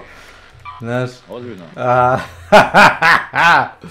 Moguće da su ljudi toliko ološ čovjek. Pa možda je bacio bez veze. Imaš ovi momci znaju da opale metak ono kad izlaze. Ne znam. Ne znam šta je misija, ali kad već pritisneš dugme i ono krenu ne može da te ubije nokuje. Ne može da stigneš toliko brzo da... Ne može da u isto vreme... Imaš 3-4 sekunde, zaboravim se koliko traje tebe. Dok to traje, ma kaki. Samo se pozicioniraš tako da vidiš šta on radi. I nema treka. Ja sam bolji nego pjevac za ove stvari. Ali ipak znači pjevac, veri mi. Koliko god da smara. Pjevac je pjevac. Master spotter. Mora da sad se stave naočar. Ilija, zovi. In the market for reliability? Da te zovem. Evo, gdje si ti? 53. sam level, jebem.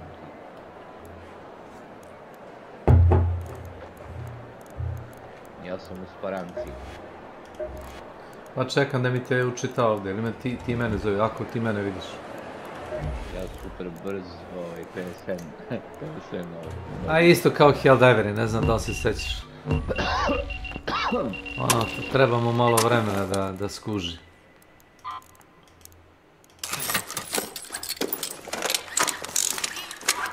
Nekada ovako, kako bih vam rekao, gospodine Krosoviću. Ne znam, probaj. Ja kanjim na projekat. Znači, treba mi jedan humidifier, jedan. A ne, imam. Treba mi jedan, dobro, onda mi treba, ponesim, ja ću stavim u pocket i liper pulse humid, da probam, ne znam da li da ga otmem. Vi samo naručite, moramo da gubijem. Jeste.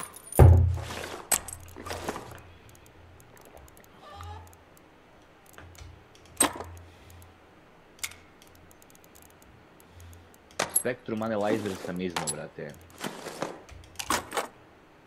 Spectrum Analyzer.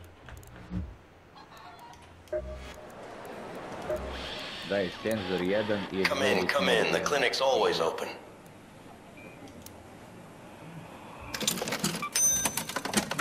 That should heal you right up, or perk you right up. Pumpa na biciklu, što se kaže. Aj, što to?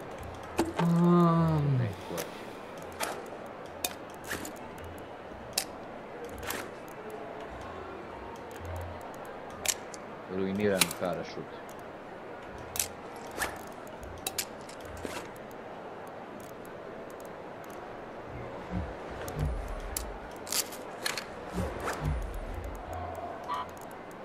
Gumi mi navlači pjevac.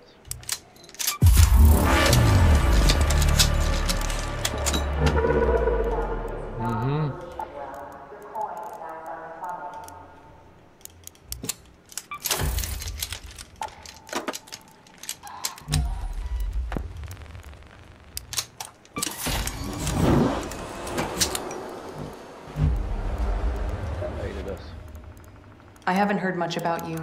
That's a compliment. Here's a good one.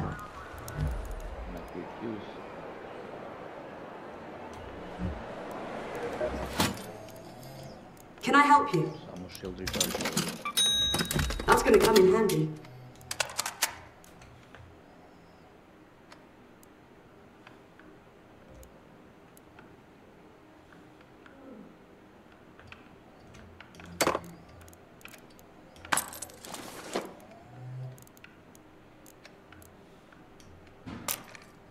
Hey, no loitering. If you're going to buy anything, be quick about it. Dobre. Ja ću da ponesem Ilija Bobcat.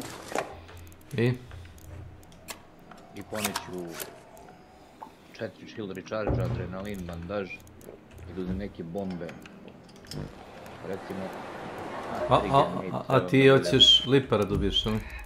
Pa da. Pa ako ćeš lipera dobiješ, ja ću ponesem 3 trigger nade i to ti to. Nije mi blaze. Ćeš ti da nosiš trigger nade ili da ponesim? Ja ću da ponesim ti. Ako pođe po zlu. Ništa specijalno, neki loadout, pa ako uspe. Save pocket mi je tu, ako imaš taj jedan... Imam. Da ne moramo zgrade repetažima, ne mogu više da se sudaram s ljudima zato što su došli da ne znam pokupe 3 stone lampe. Ili questova neke da radi. Pa na kraju da dolaze, ne znam, da skupe pare, ima i toga. Kaži mi sad koju mapu, Dam da uzmem ili Battleground ili nešto drugo što se Loopera tiče. Damn. Damn. A šta bi teo da sad improvizuješ nešto? Ne, idi kao Tomica, idi na Blue Gate da loviš bossove. Koji ludak, majko moja. Tomica je specijalac. Kancer mapa za mozak, razumeš, on igra to. Ne, ja sam rekao što mislim, znači ja kažem, on cepa adrenalin shotove do 15. minuta meča, onda kaže, dosta je. Jeste. I ljut je. I kad ne možemo da ga stignemo, ako utrči u neku zasadu, vi ste spori ovo ono. Igra maraton. Ako nema vremena da odigra jedan meč, onda treba da sedne popije kafu i odmori. Znam da je rekao 9 sati da ide juče, ali ne mora da sprinta ispred nas 100 metara. To je on video na YouTube-u, jeste, gledao sam i ja, ovi preporučuju YouTuberi, kao kupiš 10 onih, kako se zovu, za staminu onih šotova i samo to cepaš, bate, i trči. U redu neki put. To pali. To pali svaki put kad igraš solo. Ma okej, razumijem ja to sve, ali ja volim lagano da pročešljam. Pa ja. Nisam od likova koji... Okej, quest, odradim quest, pogotovo ako trebam da deliverujem nešto s questa, gledam striktno quest, ništa drugo. Ali jebi ga i tu pođe po zlu, šta da radiš?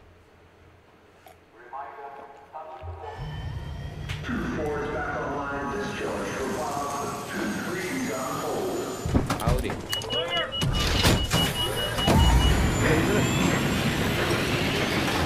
A i ti si skočio rank, a?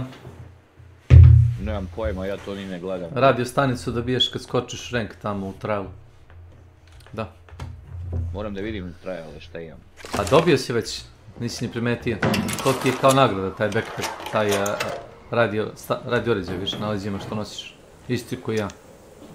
Viš?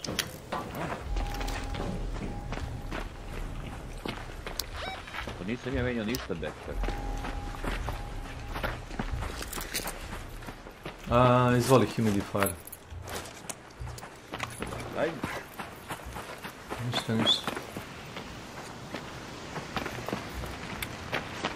Samo da ne bude ovdje pucnjava.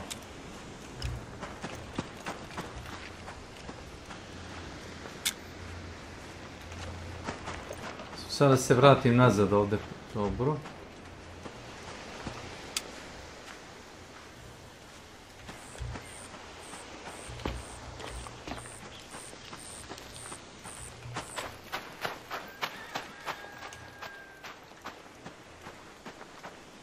Čujem pevcu.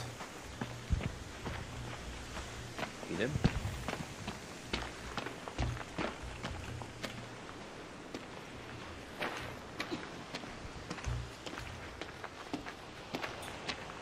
Pa neće daleko, vratit ćemo se odmah. Nema ovdje ništa. Nazad. Okej. Mi sin piše to. Aha.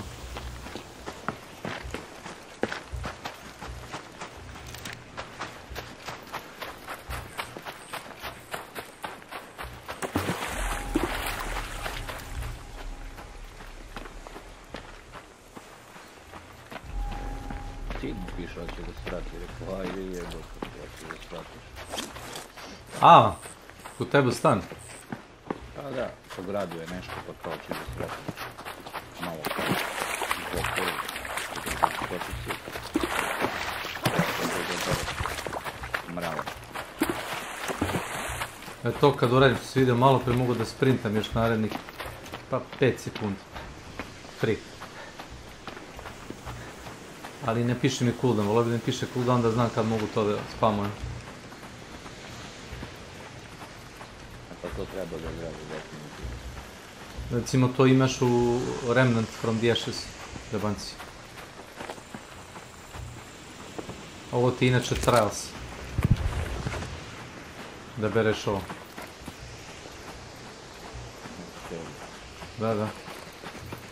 Biljke isto da bereš. Vamo izvolite. Ja skupljam ove jabukice kao kleptomanije.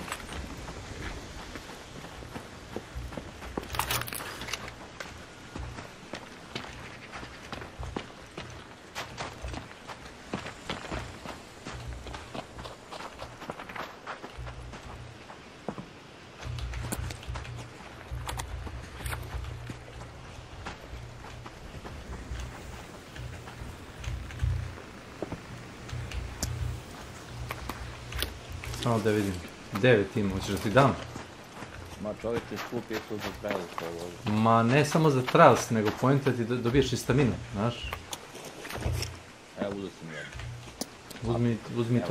Uzmi to, sve.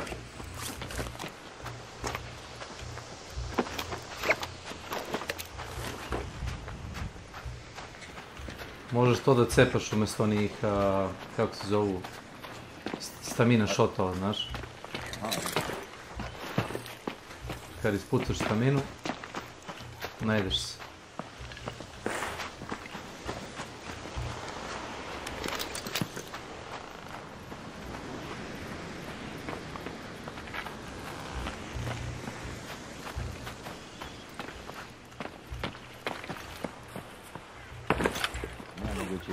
Koja igra. Jes? Ugasi. Beć tu pored tebe.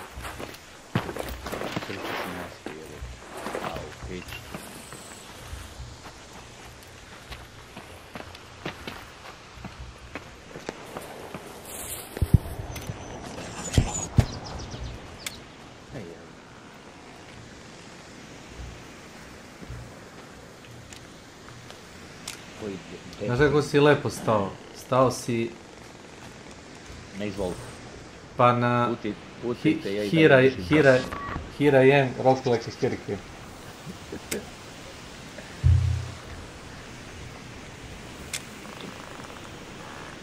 Sad ću da se dezintegrišem. Evo snično nam leti prolave. Divno.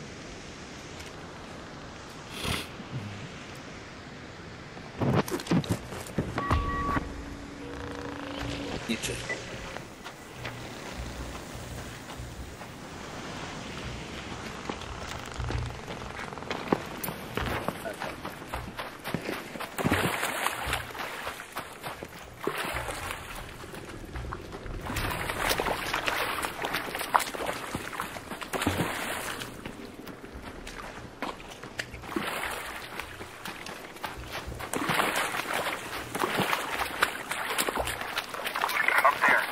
Vidim. Još kad je ovdje bio liper, Nije samo to, cover me. I'm reloading. I'm looting.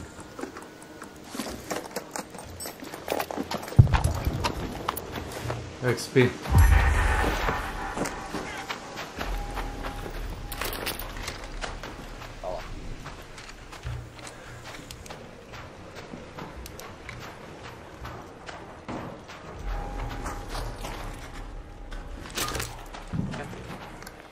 Ako hoćeš, kako ti volja.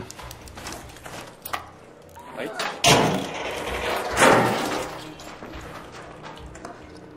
Baterija nisi. Baterija si ti uvijek dobar.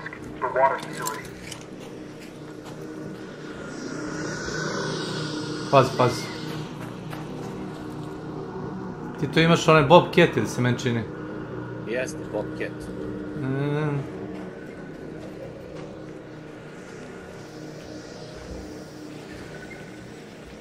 To je snitch bio. Znam.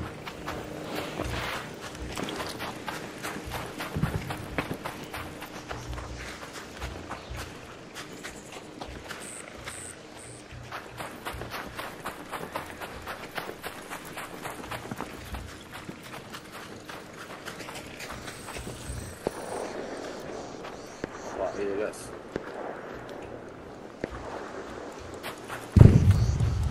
Raider cache, here. Juče kažem, Tomi, stoje nam ljudi iznad glave i nišanu nas, on kaže, ma jo, kaže da se pucamo s njim. Teškog čoveka.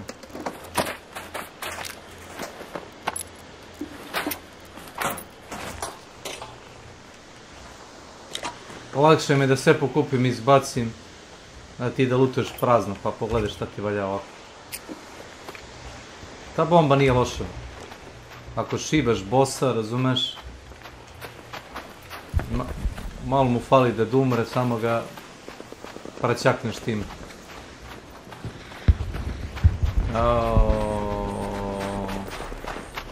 Tamo je seks. Teško ćemo tamo biti lipera, vidim. Nema veze. Ako ja ću da igramo drugo nešto, šta ima? Ako nećemo na Libera, ne išli smo, šta radim se? Čekaj samo da vidim. Recimo da je ovdje. Da je ovdje, ja bi ga vidio. Meni je grafika stavljena na maks. Znači, toliko daleko mogu da vidim kad je neki veliki neprijatelj. Meni ga ono pokaže igra. Znaš? Baterije, brale. Izvolite.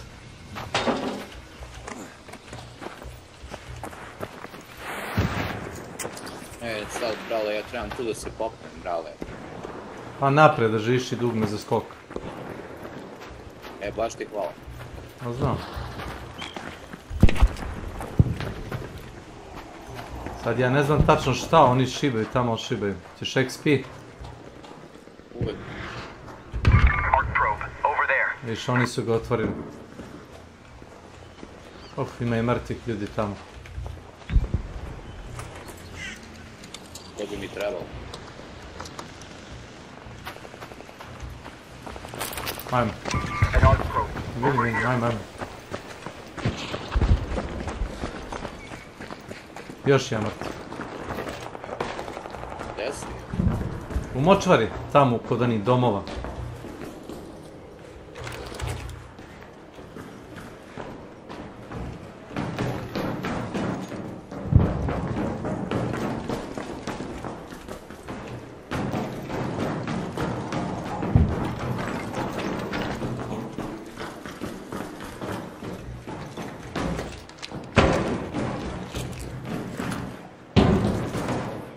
Ne behu li merdevine sa strane ovdje? A, samo da vidim, stani.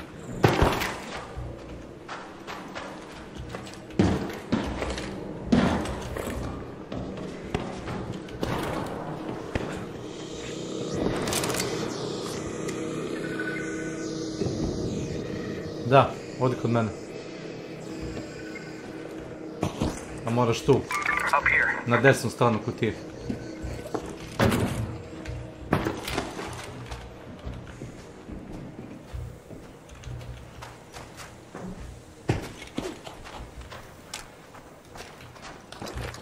Paz da se ne strmekneš. Pa ja zato ti ni ne nosim taj looting mark 1-2. Da spuštam? Spustaj. Samo nosim onaj, kako se zove, armor combat. Za ovako skokove glupe, razumeš? Da generiše mi health bukvalno.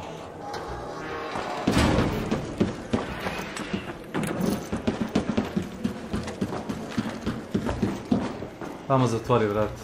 A, otvori je. On mora da je Toma igra jutros.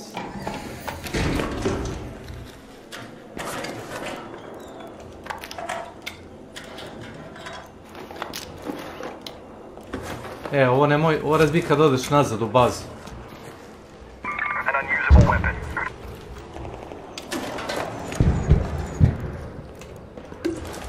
Ovo da razbijem u bazu. Sad ne, dobit ćeš jako malo.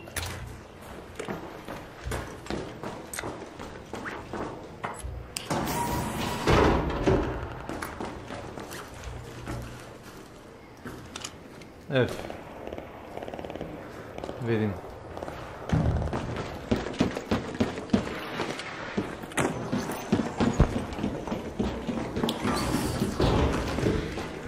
Samo zatvori za nama.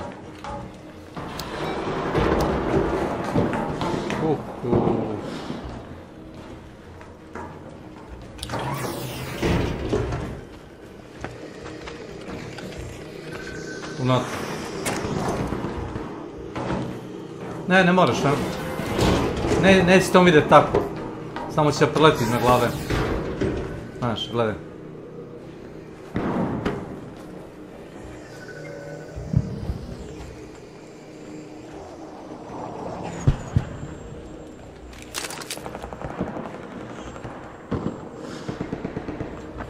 Vamo.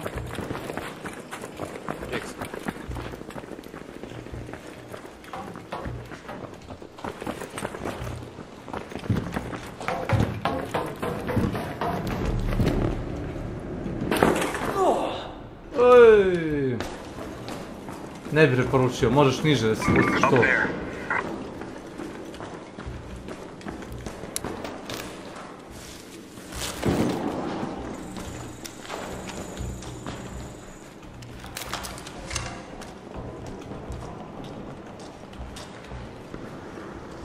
Samo pritisni dugme za roll kad doskočiš, da se zakotrlja. Prije nego što dodirneš zemlju.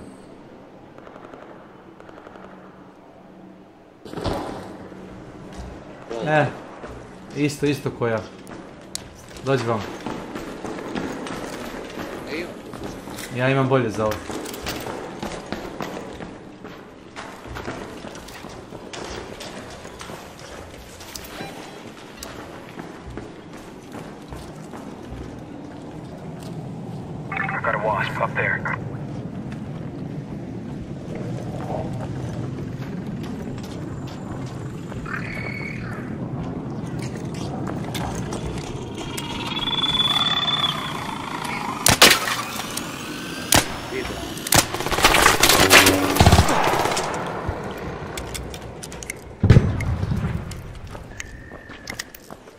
Tebi nije prigušeno, ali? Samo extended mag imam ovdje gotovo vidim. Drži prigušivač. Silencer, Mark 2, over here. Opali sad metak da čuješ. Jedan sam.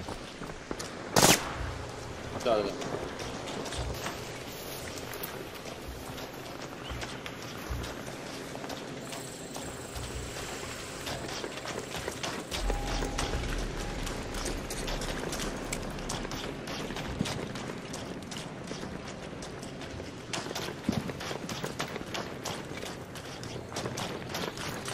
To je raketir.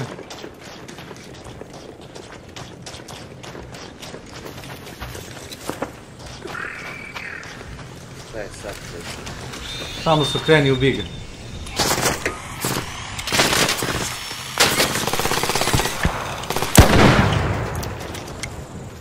Evi ga, sad sam ja malo glasan, ali nema veze.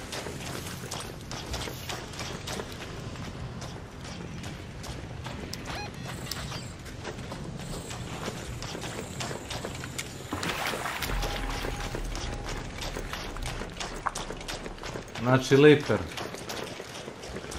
A znaš da Liper zna da bude ovdje i pomoć čuvari. Dobro, hoćeš da izađemo?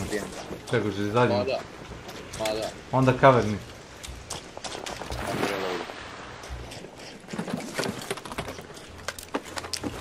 Ovo te častim, drži. Iza tebe.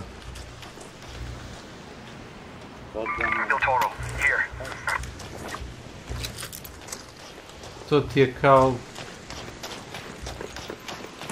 za slučaj za slučaj da kažemo nužde. Da krenu da nagnavaju.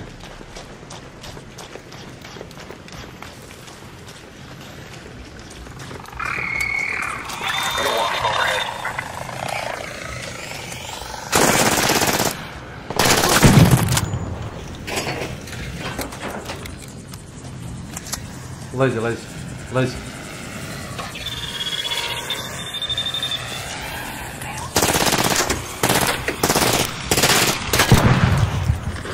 Oni ti imaju light gun ammo, ja mislim, znaš.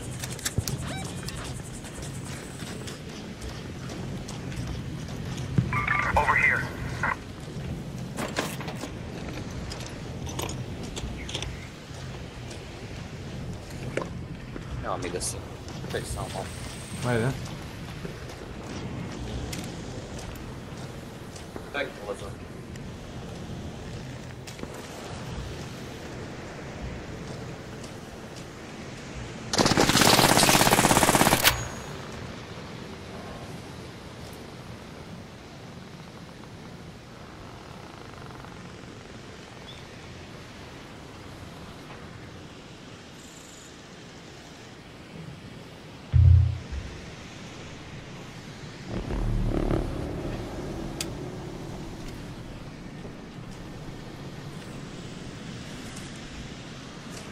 Ajmo ili ja na izlaz polako. Pa, to sam i rekao, pa rekao sam. Dobri, šta se vam pao?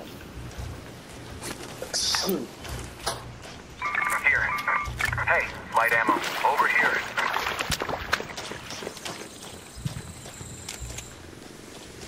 Hornets, over there.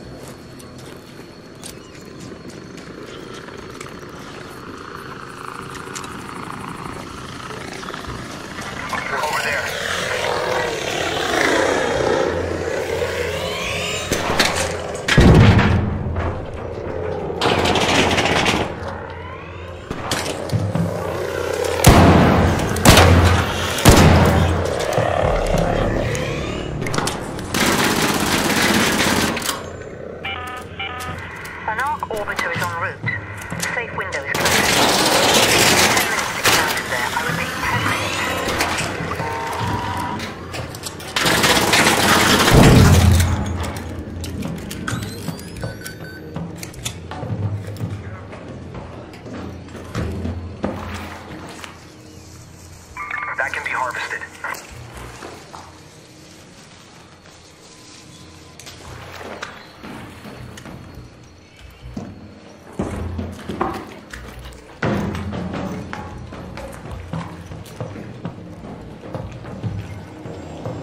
Useful parts. Over here.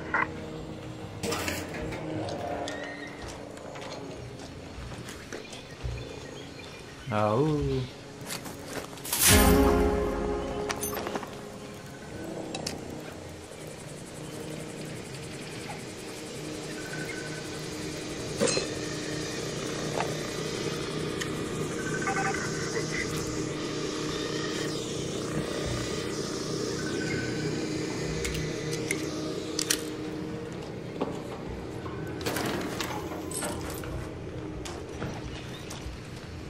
Look there. Knocked out Raider. Here. Snitch.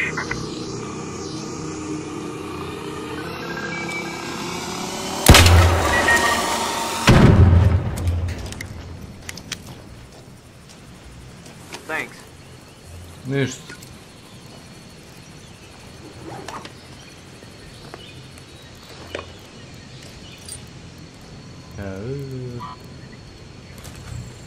Over here.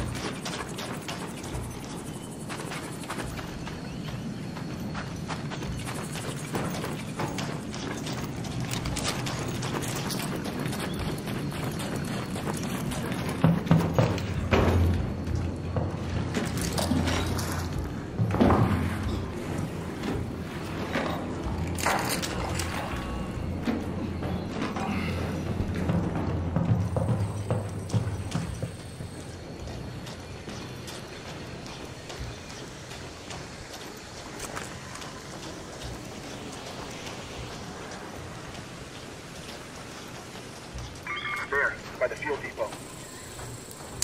Thanks a lot.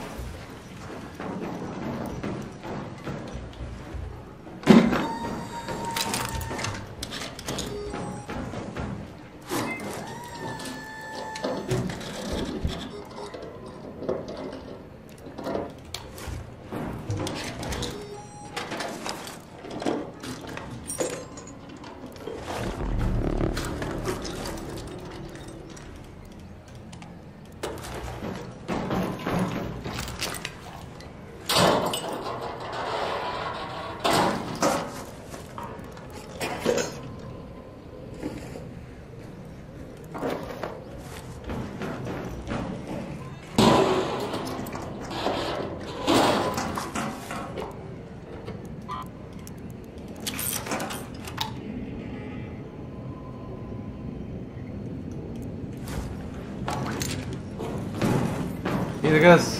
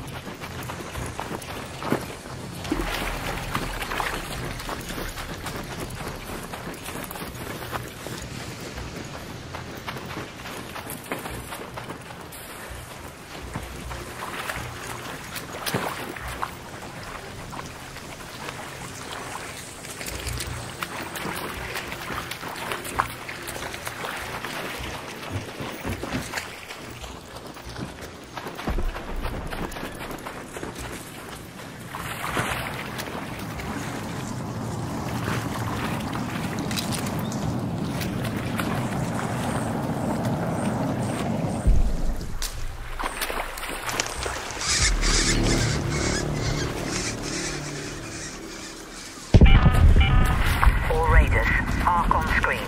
5 minutes left. Go find your way home. I repeat, 5 minutes.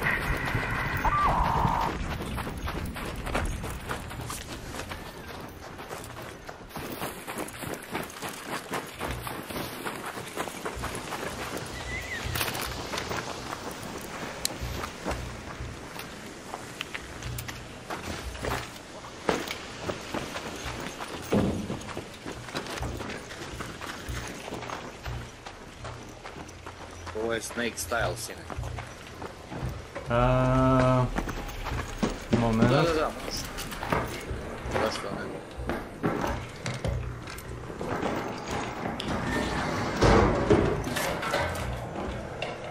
Volio pelješanu sve. This might be worth checking. Here.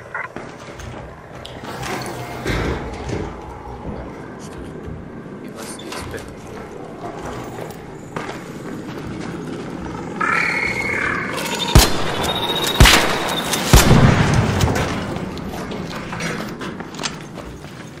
There.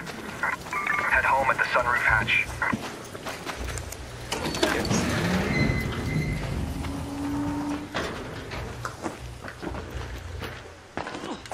Ja.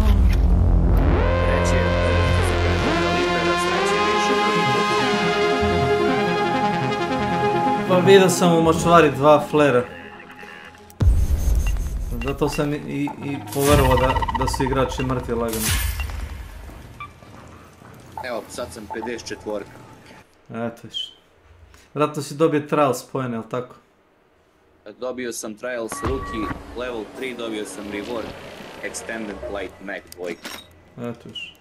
Ja sam dobio blueprint na to, ali vereš u to? Ne, seri. Da, pre neki dan kad sam ga dobio sam blueprint.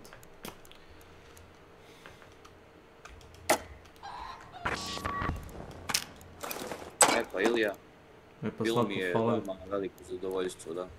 Hvala. Kao i uvijek. Budi pozdravljen. Ćao.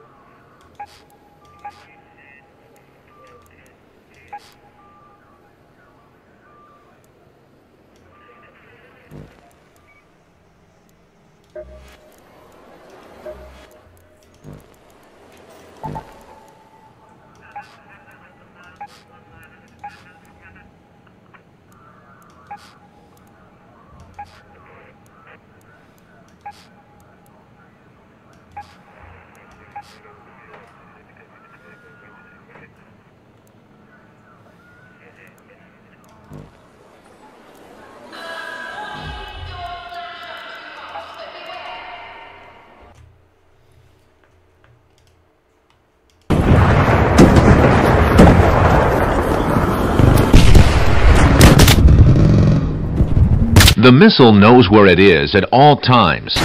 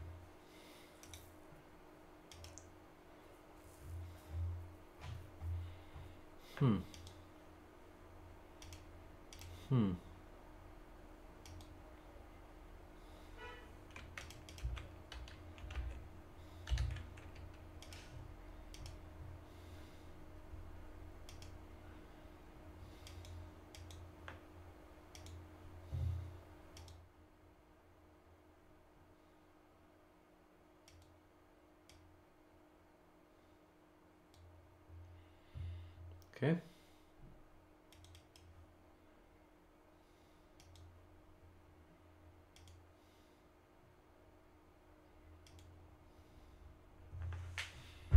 I'll be right back. I'll be right back. I'll be right back.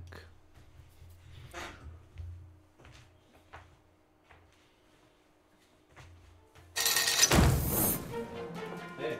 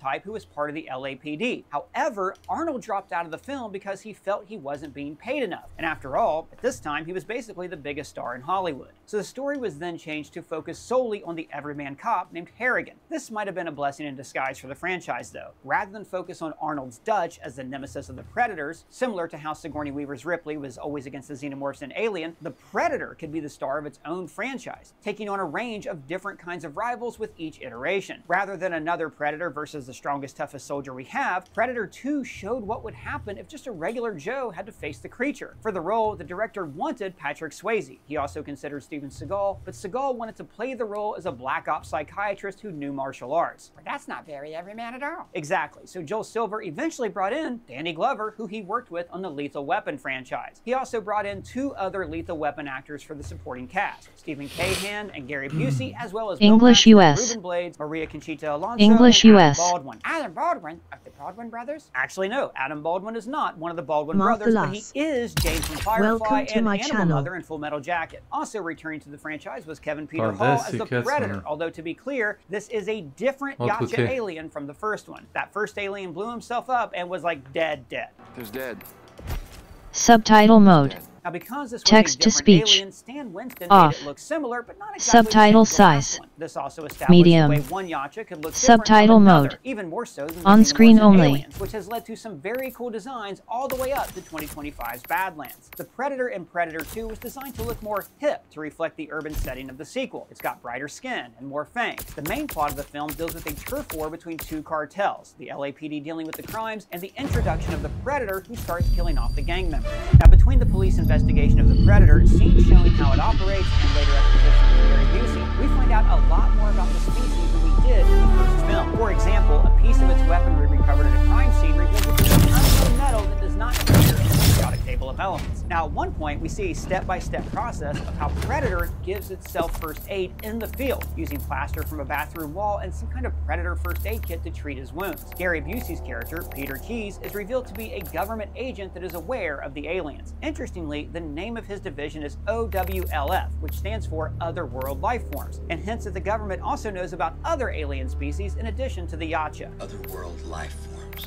A f***ing alien. Now, there are actually deleted scenes where Keyes goes even deeper into the lore, including explicit references to Dutch, but the final film still keeps in some of the information. The novelization of Predator 2, which isn't really canon, also says that Dutch was suffering from radiation sickness after defeating the Yacha. He then escaped from the hospital and is never seen Gabriel again. The Lara. novelization also shows the Welcome story to from my the Predator's channel. point of view. Like at one Hello point, the buddy, Predator I is made humiliated something when Danny special Glover for takes off you. his Would you mask. like to see Look away, it? I'm hideous. In the film, Busey tells Danny Glover that the government knows that they hunt for sport and mentions the events of the first film. 10 years ago, one of his kind stalked and eliminated an elite special forces crew in Central America. Directly tying the sequel to the original. We also briefly see footage of Ana Gonzalez, the only other survivor from the first film. She is played by Elpida Carrillo, who is also the mother of Jaime Reyes in Blue Beetle. Now, it's unclear if the government already knew about the aliens before Dutch killed one, or if that was when they first became aware of them. Although, the Men in Black division of the government does return in a later film. Gary Busey and his men set up a trap for the Predator and use their knowledge against him. To hide from its thermal vision, they use insulated suits and UV lights. Now, at first, this works, as the Predator cannot find the soldiers in a cold meatpacking freezer. Suspecting a trap, just as it did in the first film, the Predator then adjusted its vision. And this is how we learn that thermal vision is just one of several frequencies its mask can be used for. Once the Predator adjusts it and can see the UV flashlights of the soldiers, he easily dispatches them. In addition to fleshing out the tech of the Yacha, Predator 2 also gives us more insight into their code of ethics. At one point, the Predator spares Detective Leona Cantrell after it realizes she is pregnant. Now, while Cantrell is an armed officer, the fetus is not, hinting that either the Predators don't like killing innocent children or just unarmed life forms in general. Unfortunately, Cantrell's partner, Detective Lambert, played by Bill Paxton, is decidedly not pregnant, so the Predator takes him out. Now, this gives the late great Bill Paxton the distinction of being the only actor ever be killed by a Predator, an alien, a Terminator, and those time-traveling squid things from Edge of Tomorrow.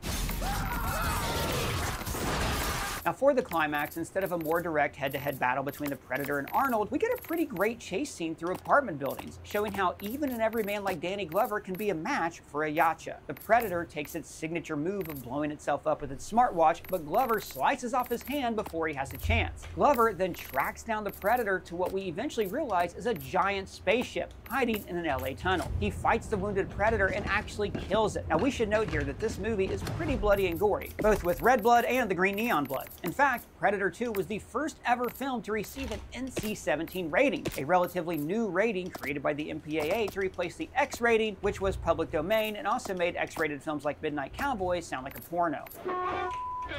So because an NC-17 rating would limit who could see it in movie theaters, it was cut down and censored enough to receive an R rating. After he kills the Predator, Danny Glover's Harrigan is suddenly surrounded by several other Yacha, showing that the spaceship did not have a single occupant. Okay, who's next?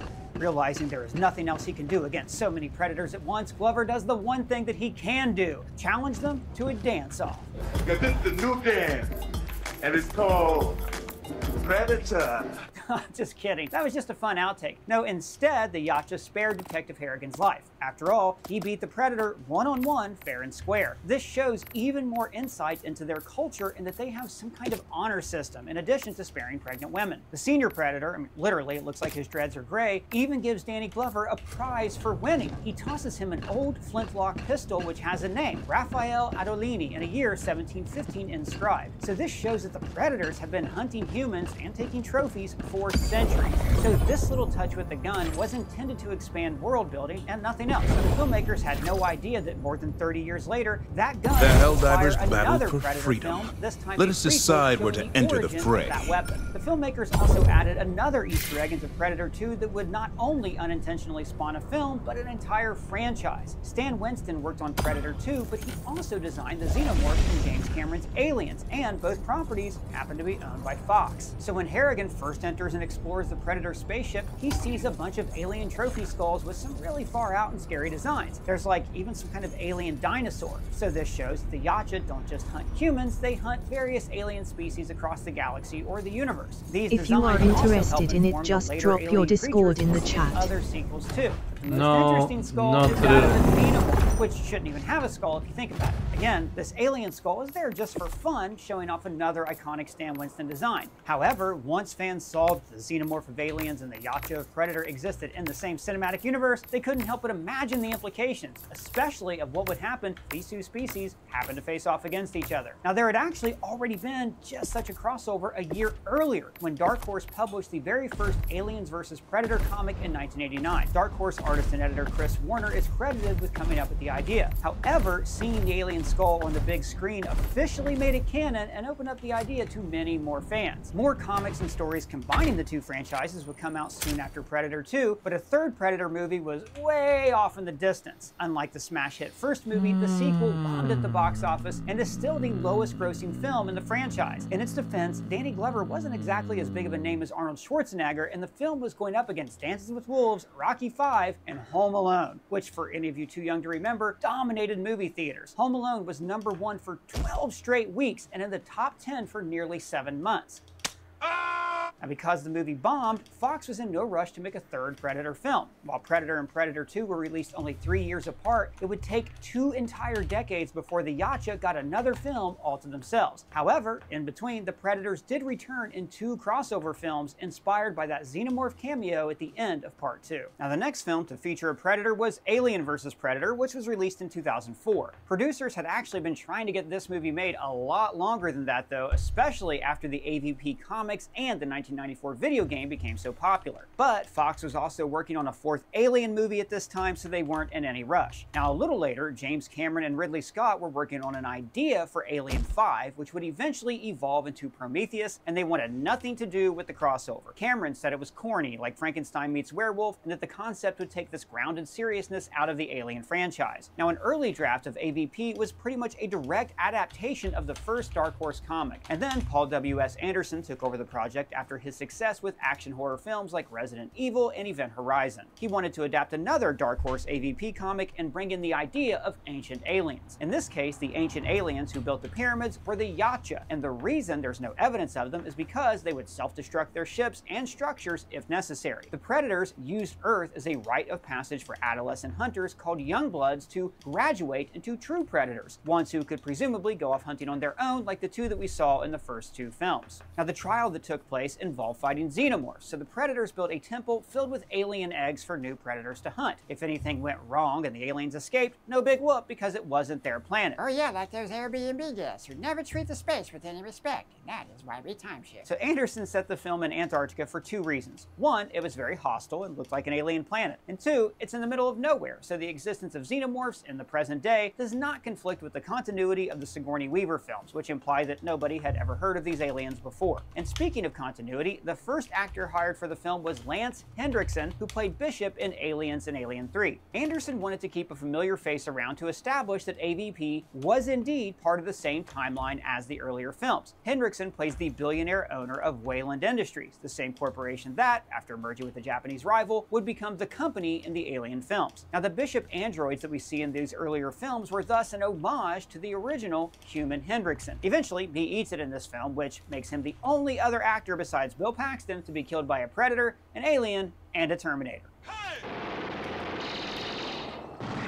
Except we never actually see him die in Terminator, and James Cameron said that he almost appeared in the sequel. And also, technically, Ripley kills Bishop and not the alien, but whatever. Along with Henriksen, the film star Sana Lathan, whose character is loosely based on Machiko from the AVP comics. Her role establishes an important tradition, that alien films always have a woman as the protagonist. Now, because this was the first alien film not to feature Sigourney Weaver, the filmmakers didn't have to do this, but because they did, every alien movie and show that has followed has had a female protagonist, which fits in nicely with the franchise's themes of body autonomy. Now, along with the hunters, AVP also gives names to the 3 Predator characters, which is also a huge step toward evolving the creature into something more anthropomorphic. We don't hear their names in the film, obviously, but because one Predator early on gets scarred by alien acid blood, he becomes Scar. Now, eventually, Scar teams up with Sana Lathan to defeat the alien queen, drowning her at the bottom of the Southern Ocean in an homage to the first 2 Alien films. Scar is killed in the fight, and the other Yacha come to take his body home, like at the end of Predator 2. And like at the end of Batman Returns.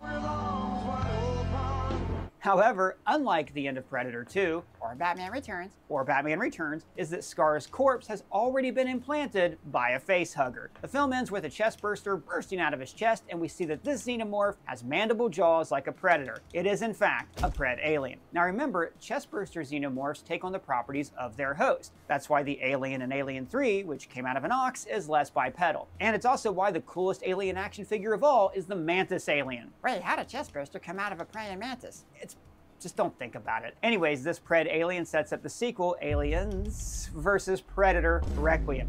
Wait, why'd they add the Requiem? It's best not to think about it. See, AVP Requiem came out in 2007 and is directed by the brothers Strauss. The fictional Russian brothers who each embody a different aspect of the human psyche? No, that's the brothers Karamazov. The brothers Strauss, Greg and Colin, are Hollywood special effects artists who also directed Skyline and literally nothing else, at least not feature length. Like with Skyline, the filmmakers saved money by casting mostly TV stars instead of feature film actors. Requiem stars Rescue Me Stephen Pasquale and 24's Rayco Aylesworth as 2 locals in Colorado. Now, you could argue that Pasquale is more the protagonist than Aylesworth, which might make this the only alien film to break with that tradition that I just mentioned. Another notable thing about this movie is that, again, it's set in Colorado, specifically a rural town, making this the only real time until Alien Earth that we see xenomorphs attack regular Earthlings. Remember, the last film, while set on Earth, was in a Predator temple in Antarctica. Requiem picks up right where AVP left off, with the Pred alien hatching and killing the Predators on board. The ship that was carrying Scar's body home crashes into the woods outside the Colorado town. Answering a distress call from the ship, another Yacha named Wolf heads from the Predator homeworld to kill the Pred alien, which is more of an alien than a Predator, just as how a xenomorph isn't really a human despite coming from one.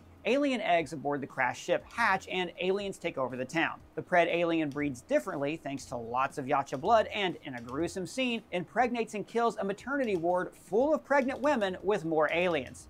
Jeez. Yeah, I should mention that this is a gory movie and completely rated R. This was a direct response to the first AVP movie only being PG-13, the only movie in either franchise that was not rated R. Fans were disappointed with the concessions that a PG-13 movie has to make, which is why the studio pivoted back to an R for the sequel. Anyways, the American military ends up nuking the entire town to destroy the aliens. However, the Predator's weapon is salvaged and given to Ms. Yutani. This helps establish how her company, after merging with Wayland's, already has some knowledge of extraterrestrials. Perhaps they even use the alien tech to become the mega corporation in the future. Now, the brothers Strauss also wanted to link to the Predator franchise and have Adam Baldwin reprise his role for Predator 2, but this didn't happen. While the movie disappointed a lot of people and ended the AVP franchise, it did give us a brief look at the Predator homeworld and showed us what it would look like if an alien impregnated a Predator. So there's that at least. 3 years after Requiem, the Predator franchise got its third solo film, Predators. It's a great name for a Predator sequel considering its close connection to the Alien franchise. Remember, the sequel to Alien was just called Aliens. And the sequel to The Godfather was The Godfathers. No, it wasn't. Well, what the heck did I watch on Tubi last night?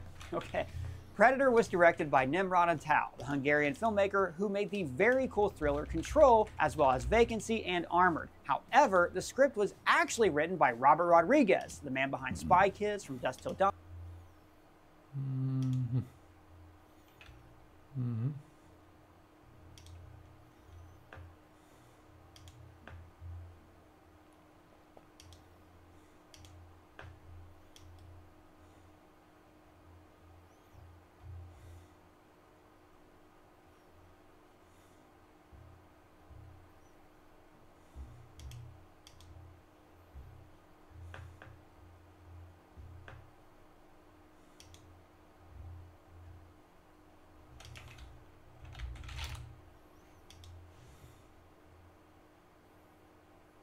It doesn't work. It doesn't work. Okay. Launch.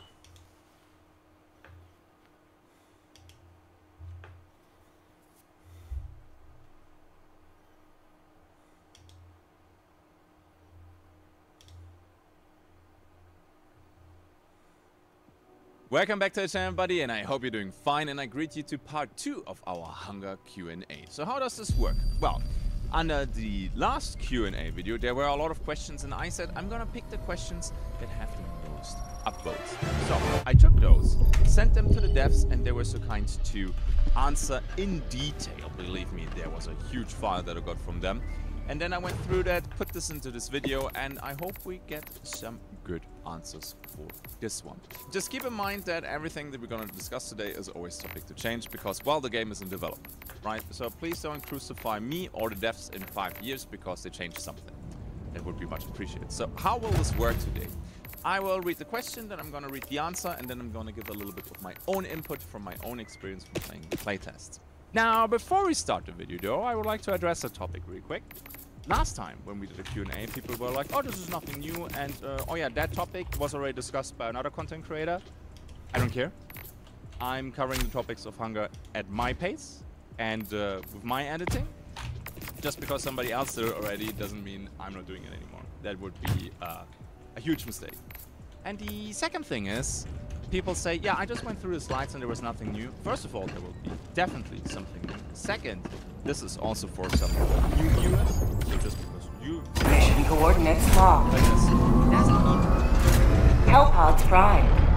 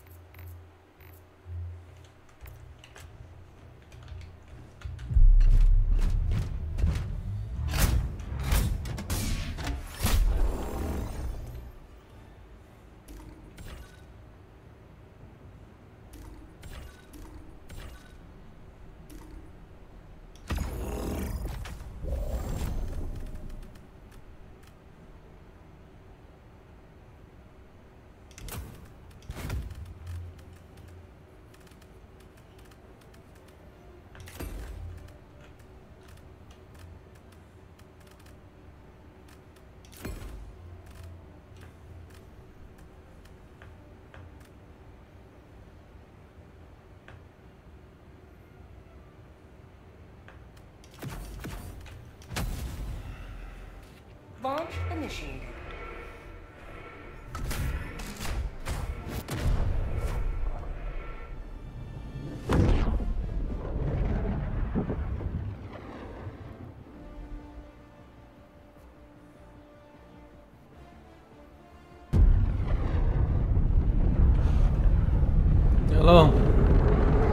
2, 3, 1, 2, 3, 1, 2, 3. Okay.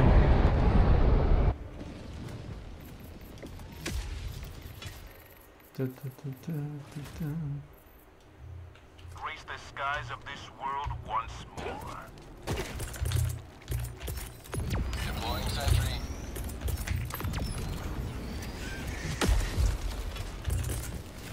Sending out an SOS!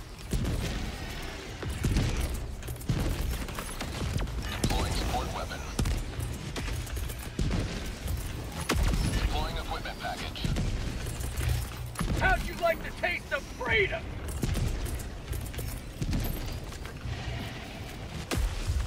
Sending down support weapon.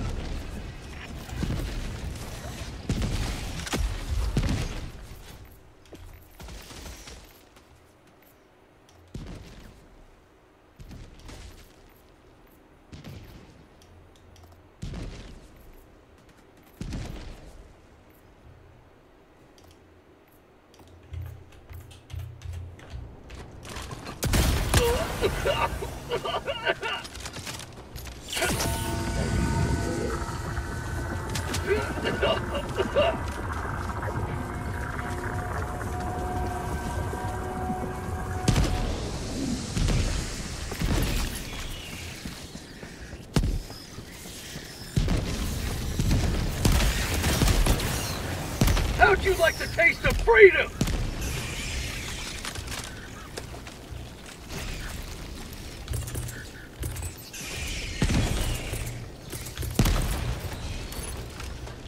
Firing orbital laser. Objective completed. Sending down sentry.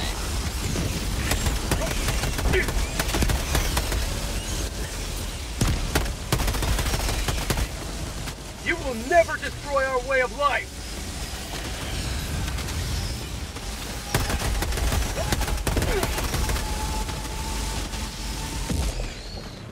Have a taste of democracy!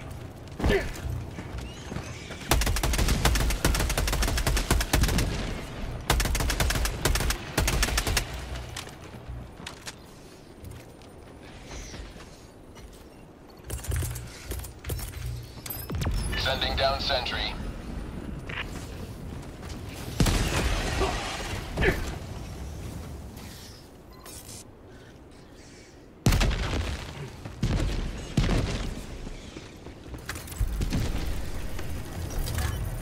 That's called democracy!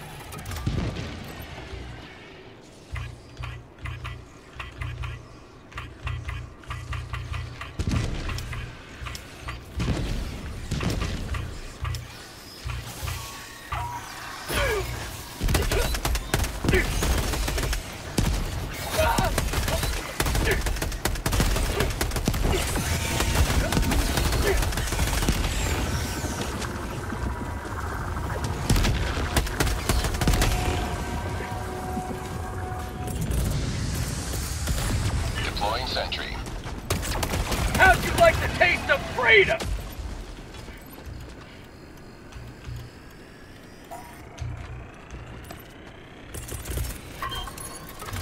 Sending down equipment package. Say hello to democracy!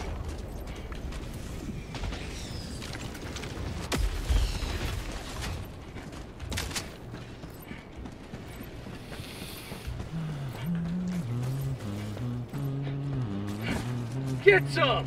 Get some! Huh?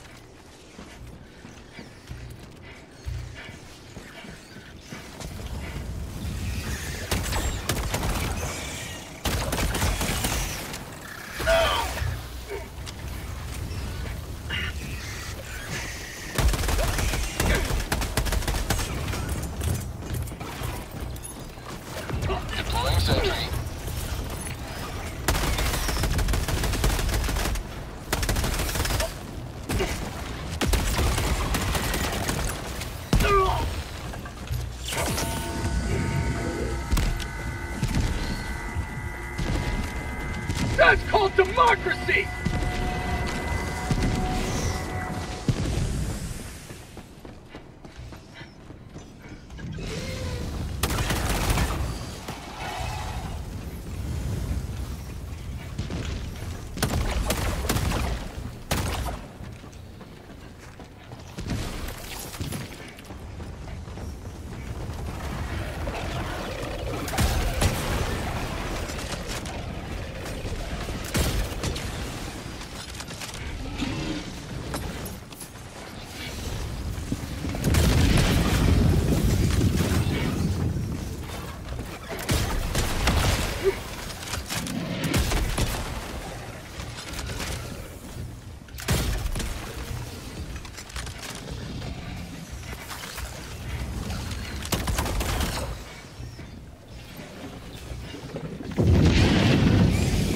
Say hello to democracy!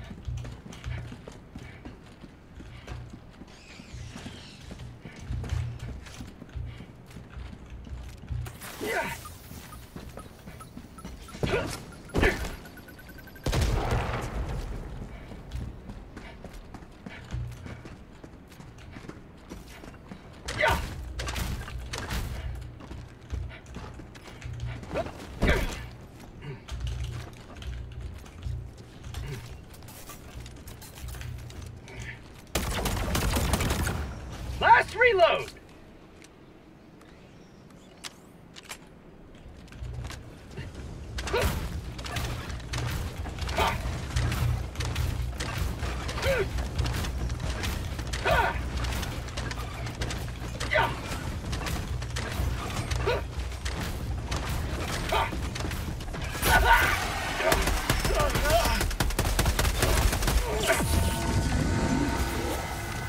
Grenade!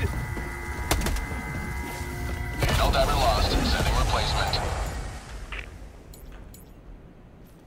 Request approved. Reinforcements on the way. Amazing.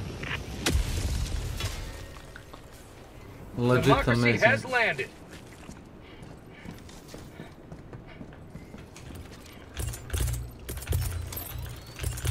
Deploying sentry.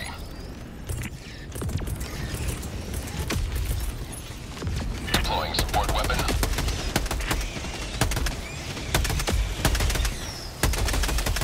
Get some! Get some!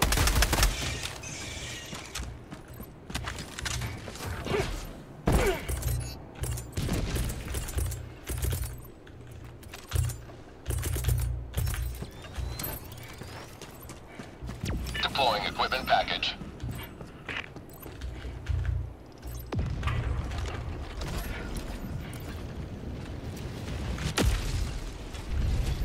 Tagging map.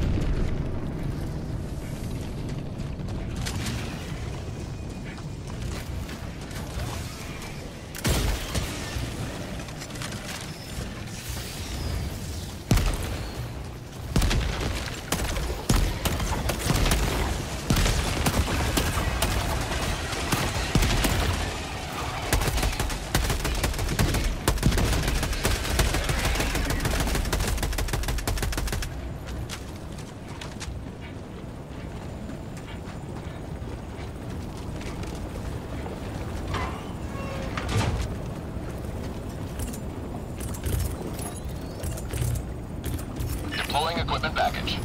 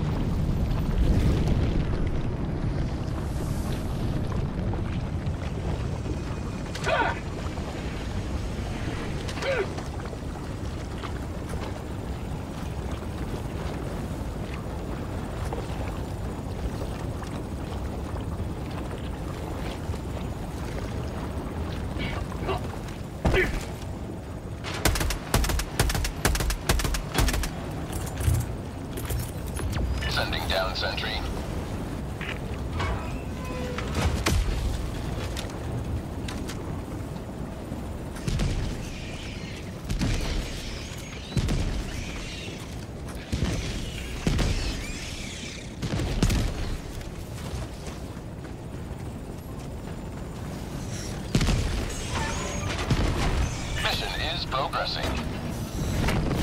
Dropping a pin.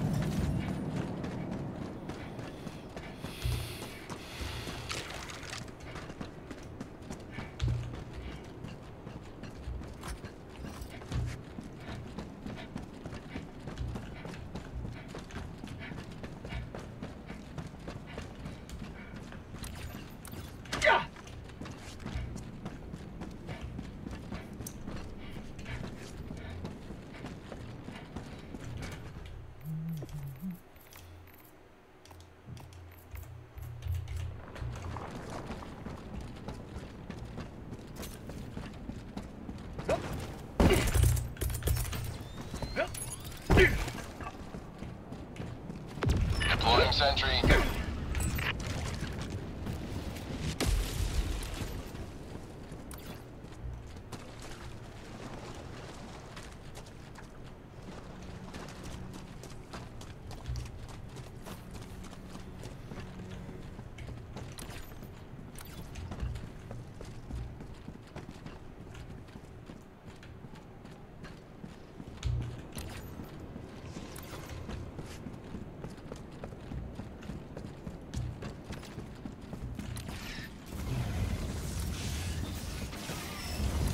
Found something!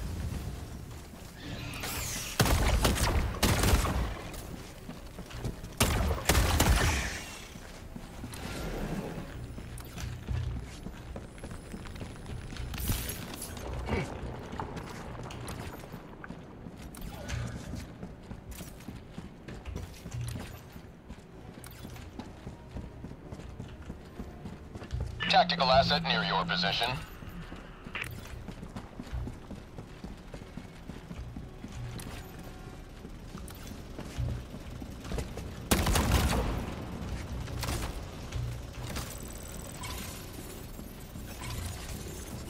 Mission map updated.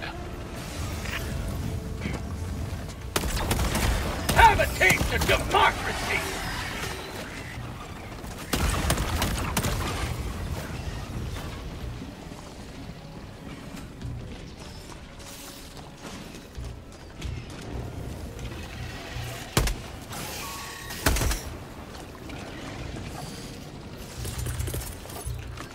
Deploying equipment package. Deploying sentry.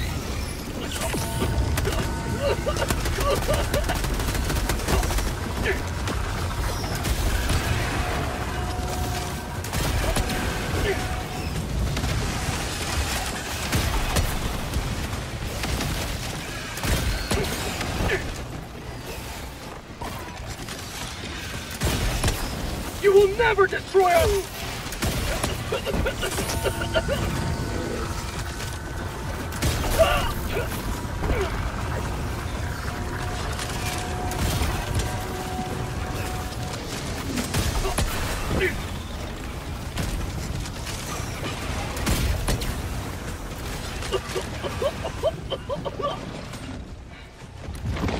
Objective critical stratagem available.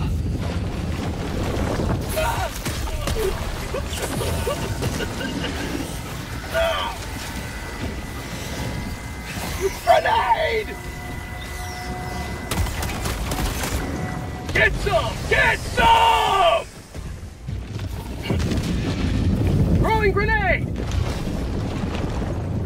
Objective critical stratagem available.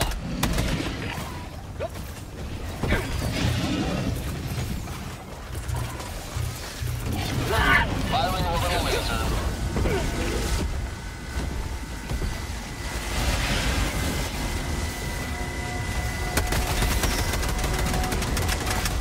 Mag's empty!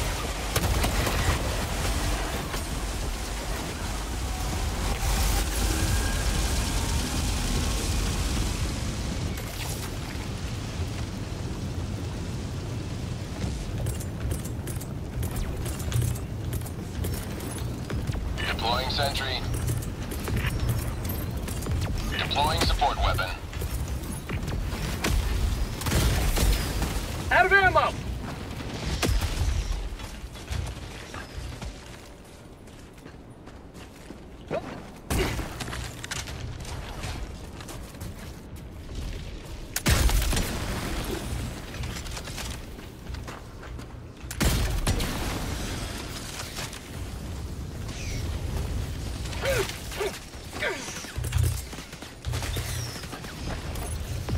Sending down sentry. Mag's empty!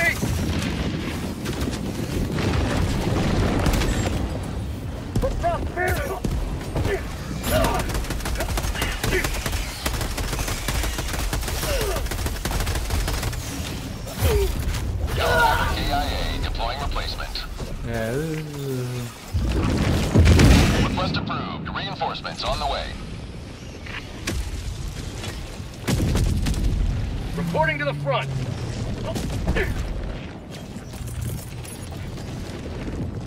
Deploying equipment package. How about a nice cup of liver tea?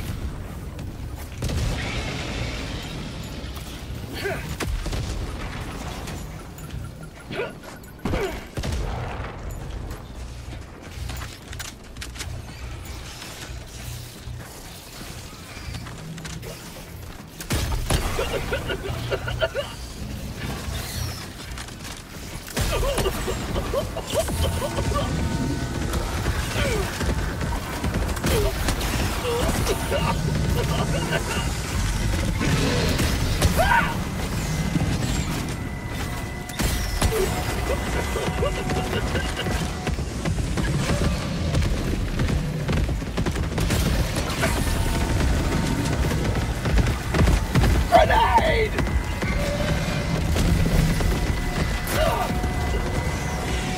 That's cold.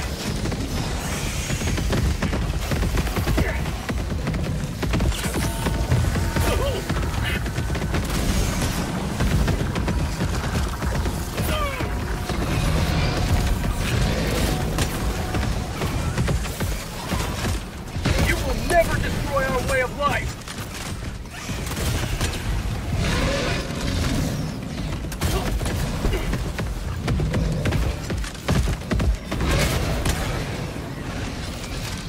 Have a taste of democracy!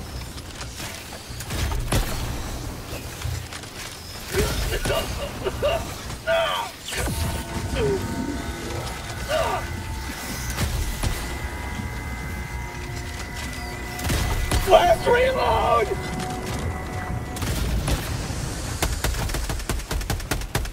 Liberty dispensed. Okay.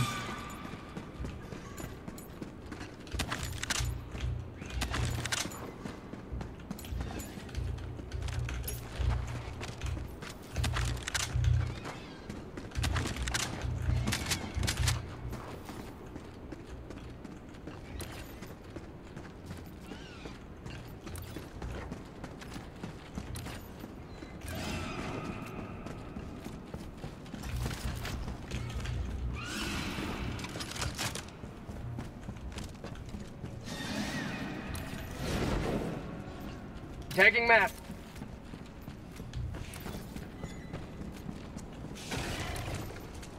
Mission at 20 minutes remaining.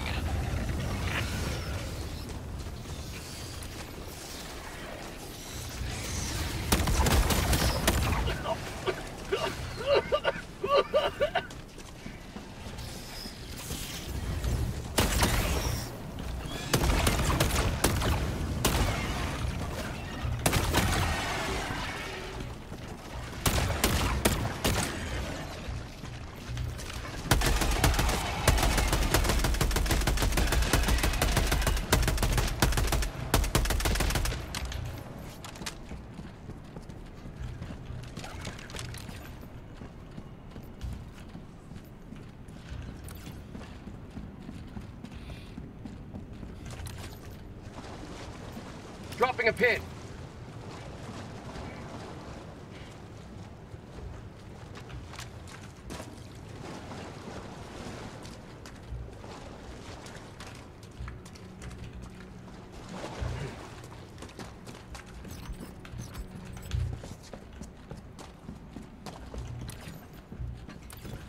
Bug outpost spotted.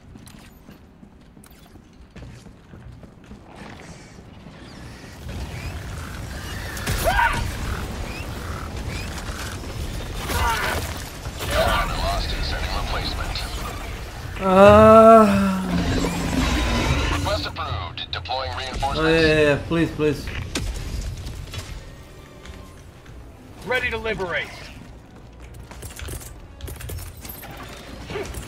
Deploying sentry.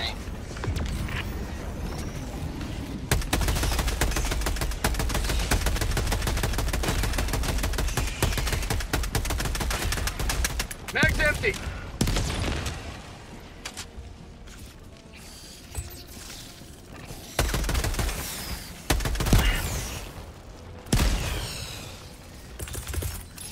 Deploying equipment package.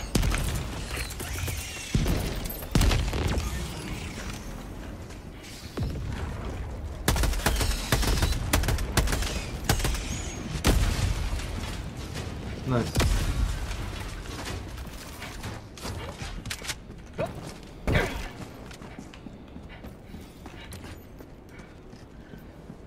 Tagging map.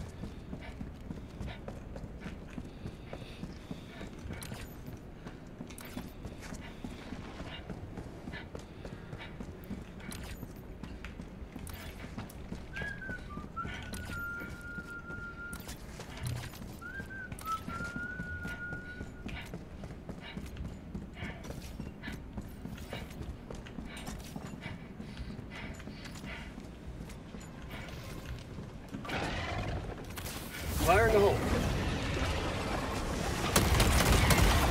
Outpost cleared.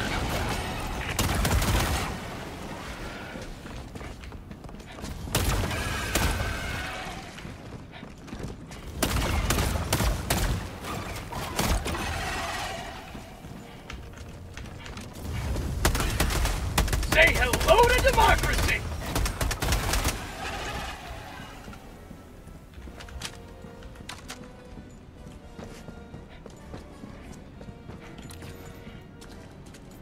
Dropping a pin.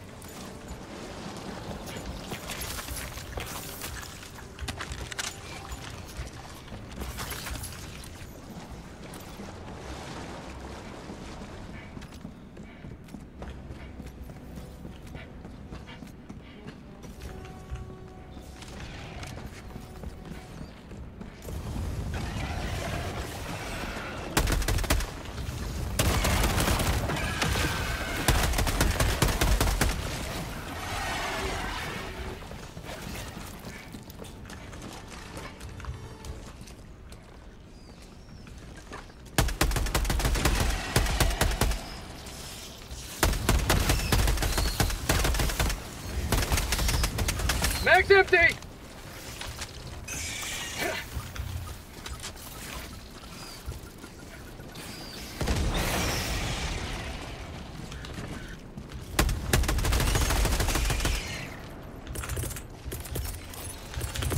Sending down sentry.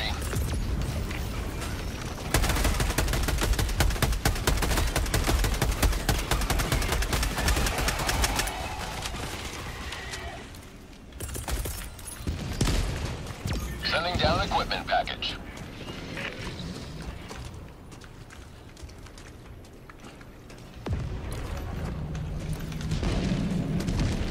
How'd you like the taste of freedom?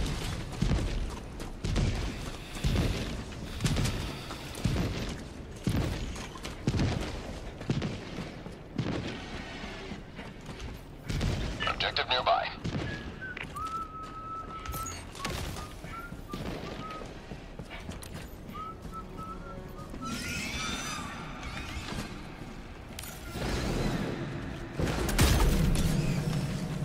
Freedom forever!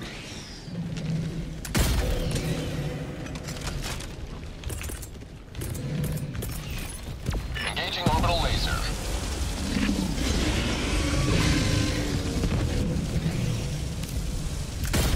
You will never destroy our way of life!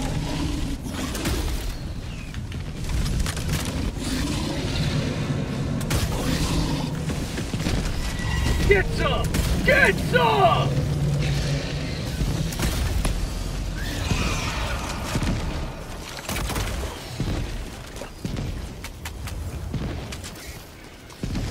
Have a taste of democracy!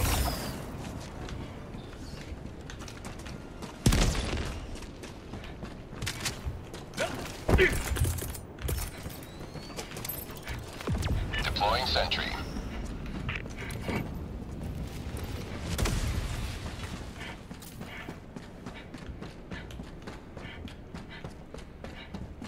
Objective critical stratagem available.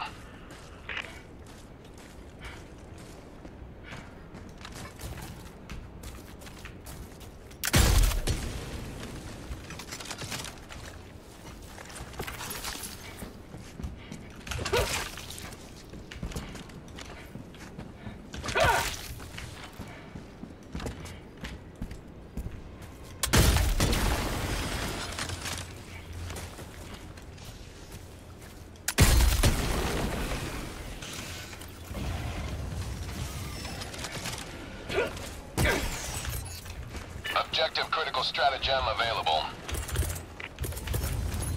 Sending down sentry.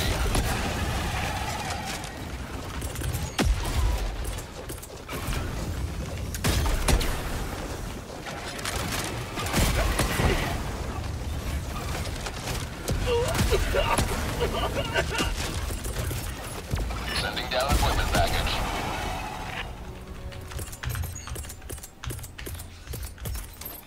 Deploying support weapon.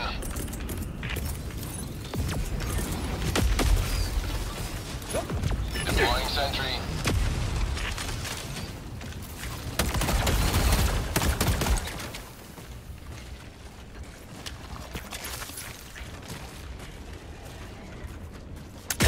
For prosperity!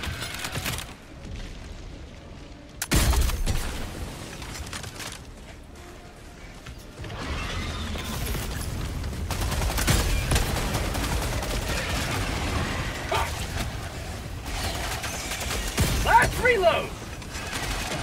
How'd you like the taste of freedom? Out of ammo! Yeah. Fire in the hole!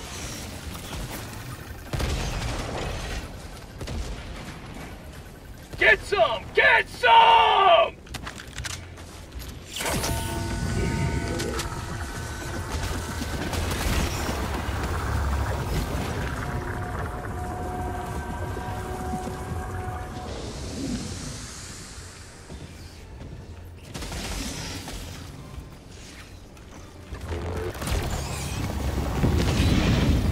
How'd you like the taste of freedom?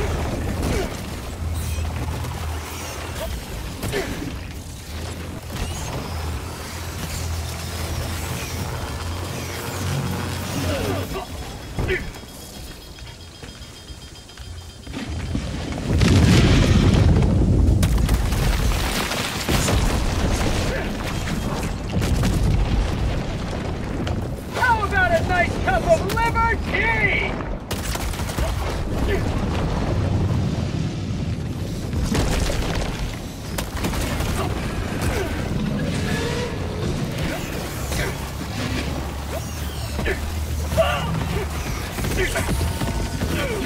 Mission at 10 minutes remaining.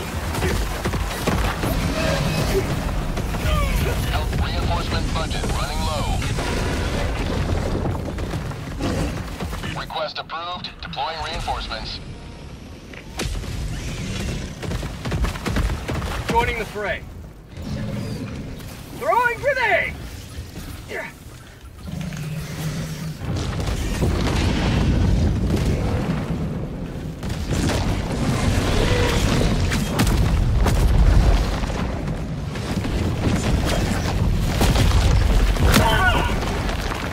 Reinforcement budget depleted.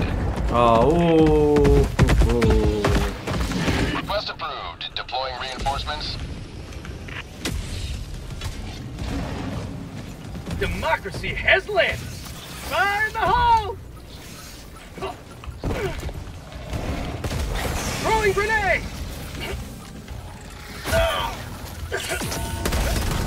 Freedom spreads yet There you go. further. Extract when ready.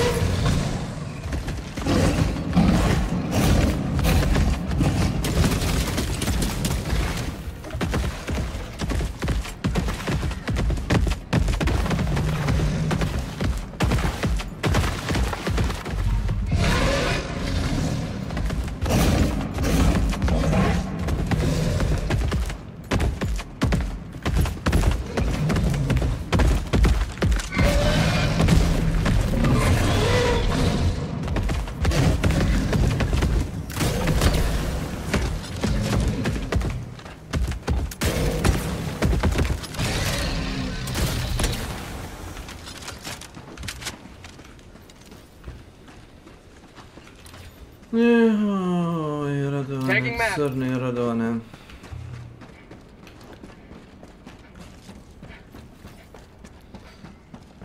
TNT, I'm dynamite. TNT, let me explode. Additional reinforcement funding approved. I'm dynamite. TNT, let me explode.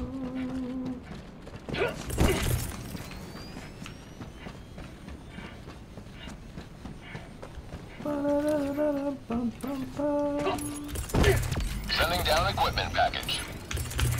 Deploying sentry. Extraction is available.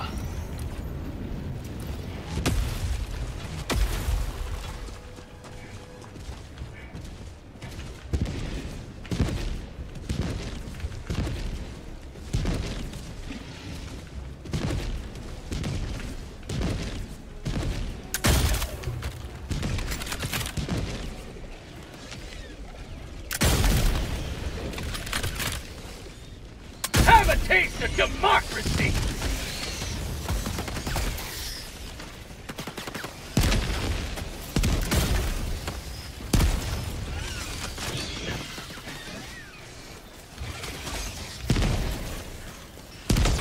Say hello to democracy!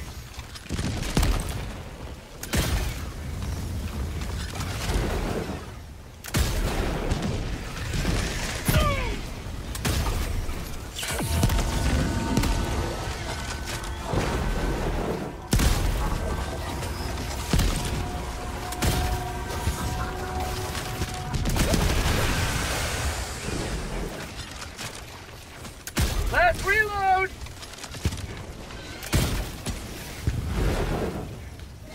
Enemy tactical asset within range. Objective critical stratagem available. How about a nice cup of liver tea?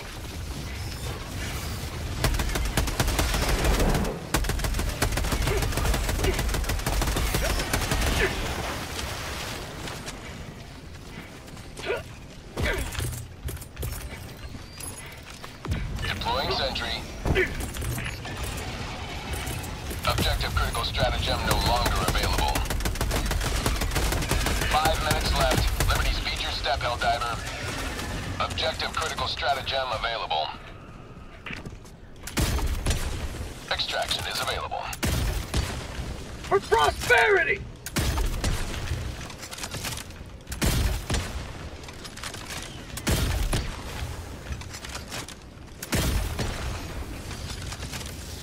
Objective critical stratagem no longer available.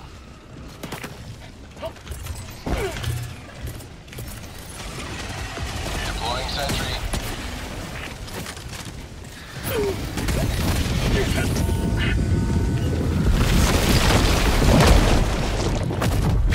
That's clock!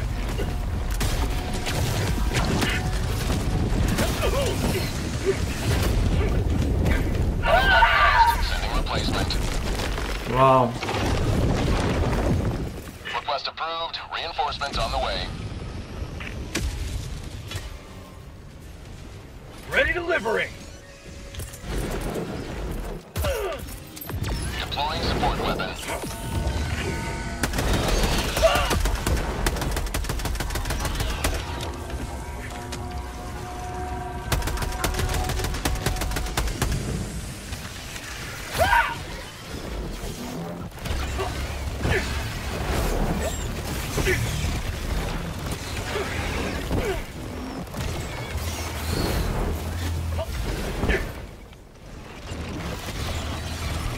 How'd you like the taste of freedom?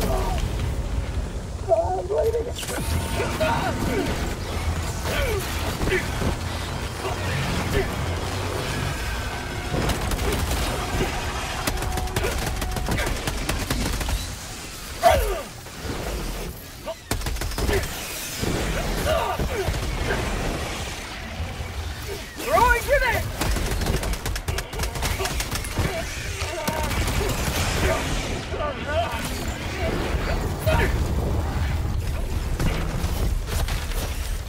They gave their lives for freedom.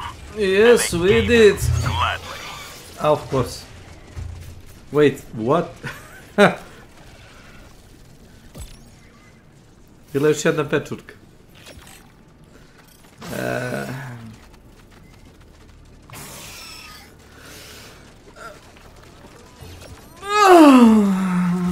Ground control to Major Tom.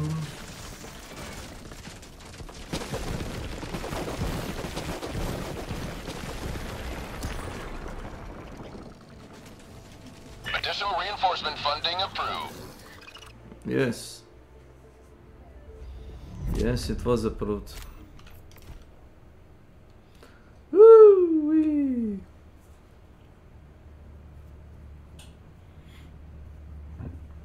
That was one for the record books. Yes. Where all missions are logged for analysis. Up yours.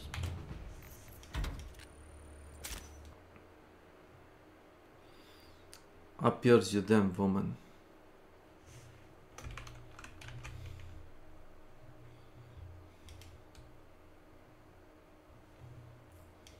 I shouldn't cover it anymore. And sometimes, I just don't write it down and talk about it.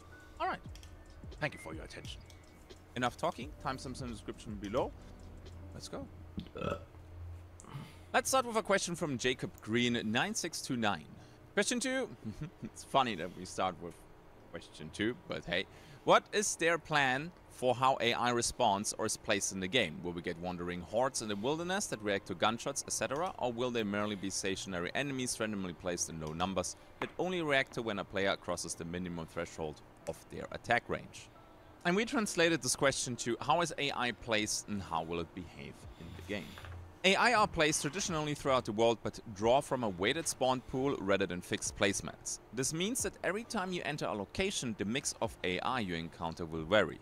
Sometimes there'll be more, sometimes fewer, and sometimes entirely different types. At launch, Hunger includes a variety of AI types, each designed to challenge the player in different ways and express different forms of lethality. For example, the Bloat explodes on death, releasing poison gas, while the Shambler is a close-range melee threat that inflicts bleed. As development continues, we'll expand the ecosystem to include ranged, ambush, and roaming aim. Što je? Reci.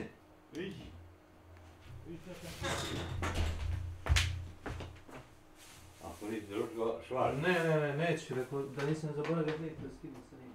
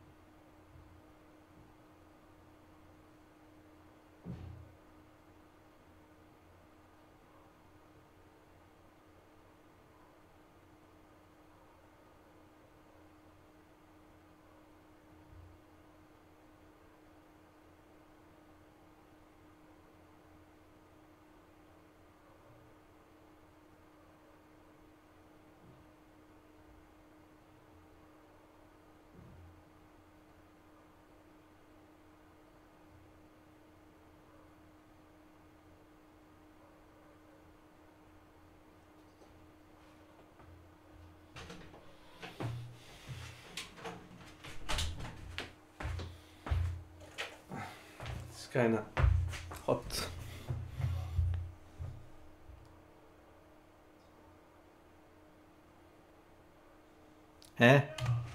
Što je? Jebe mu sve po spisku. Što je? Šta treba?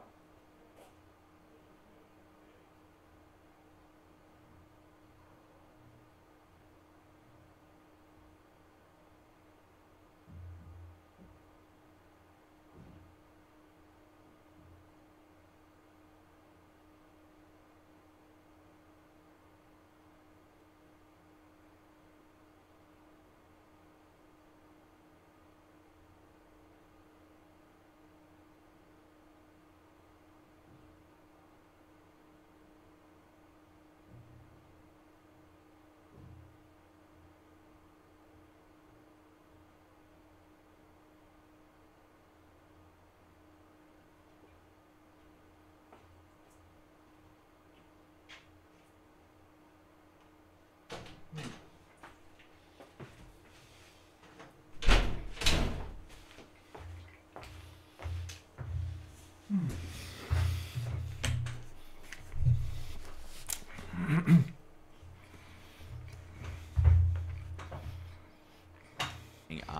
along with elite variants that offer unique loot or crafting materials. Broadly, AI are divided into 4 escalating categories before you reach the PvE boss encounters.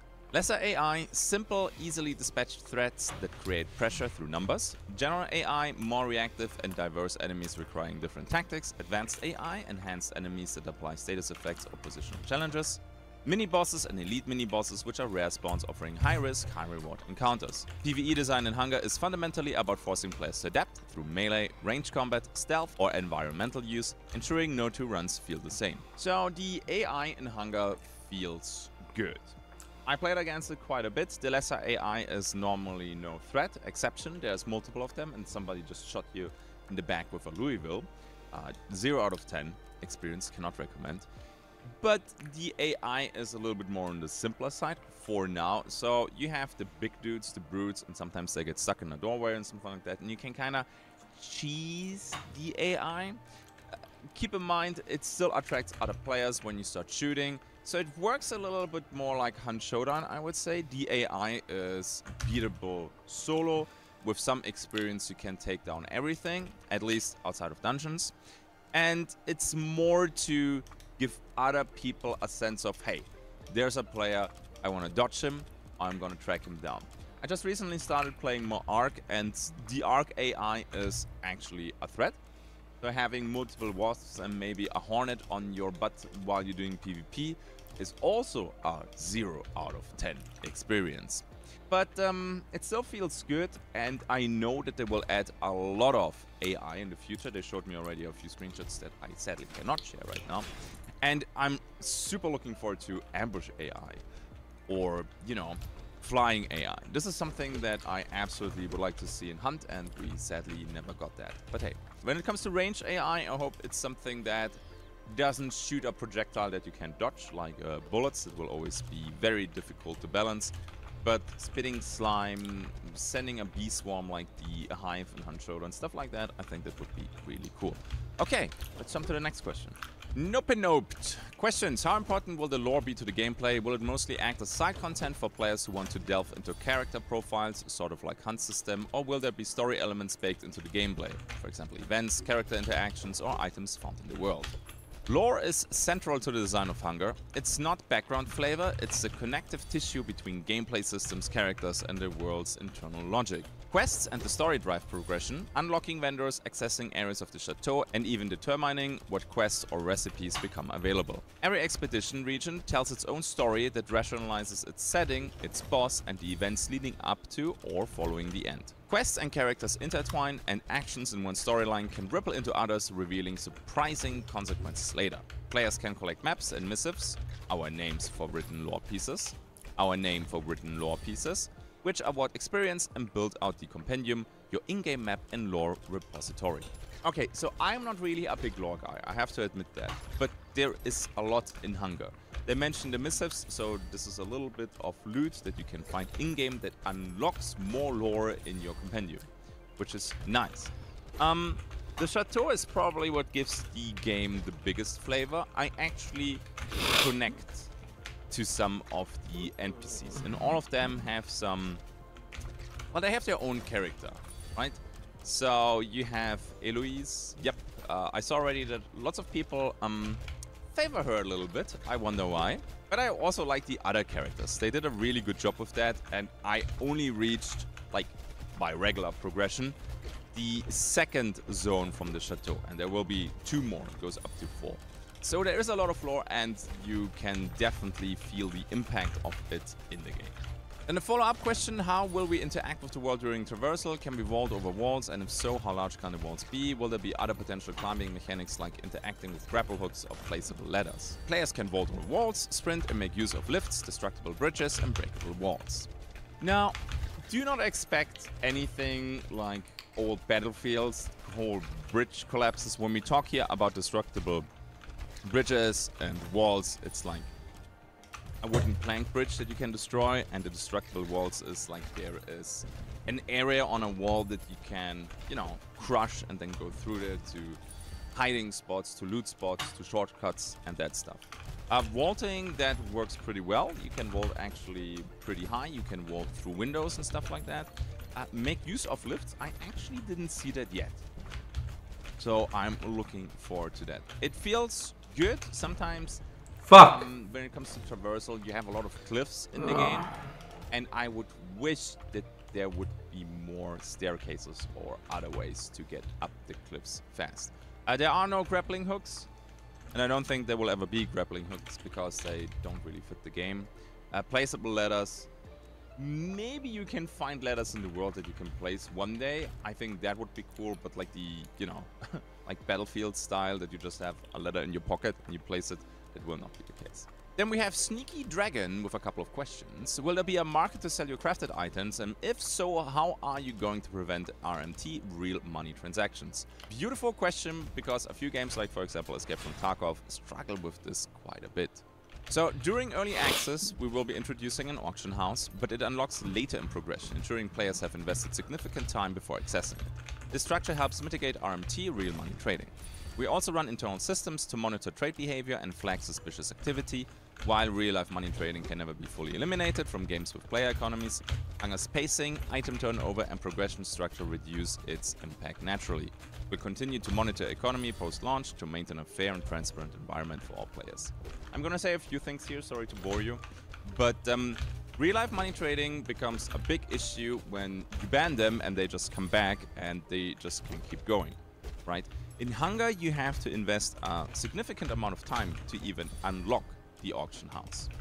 So I can't remember exactly, but it will not be Chateau Zone 1 or 2. I think you have to go up to 3 and 4. But again, this is all topic to change. So you cannot just create a new account as a cheater and then start selling stuff again. You have to level up the character. And I don't know how much you can, you know, fasten that up by cheating. But that will be flagged probably very quickly when somebody reaches max level in 2 hours or something like that. So you can, of course, never fully eliminate that, but there's a huge obstacle for people cheating and doing real-life money trading in this game.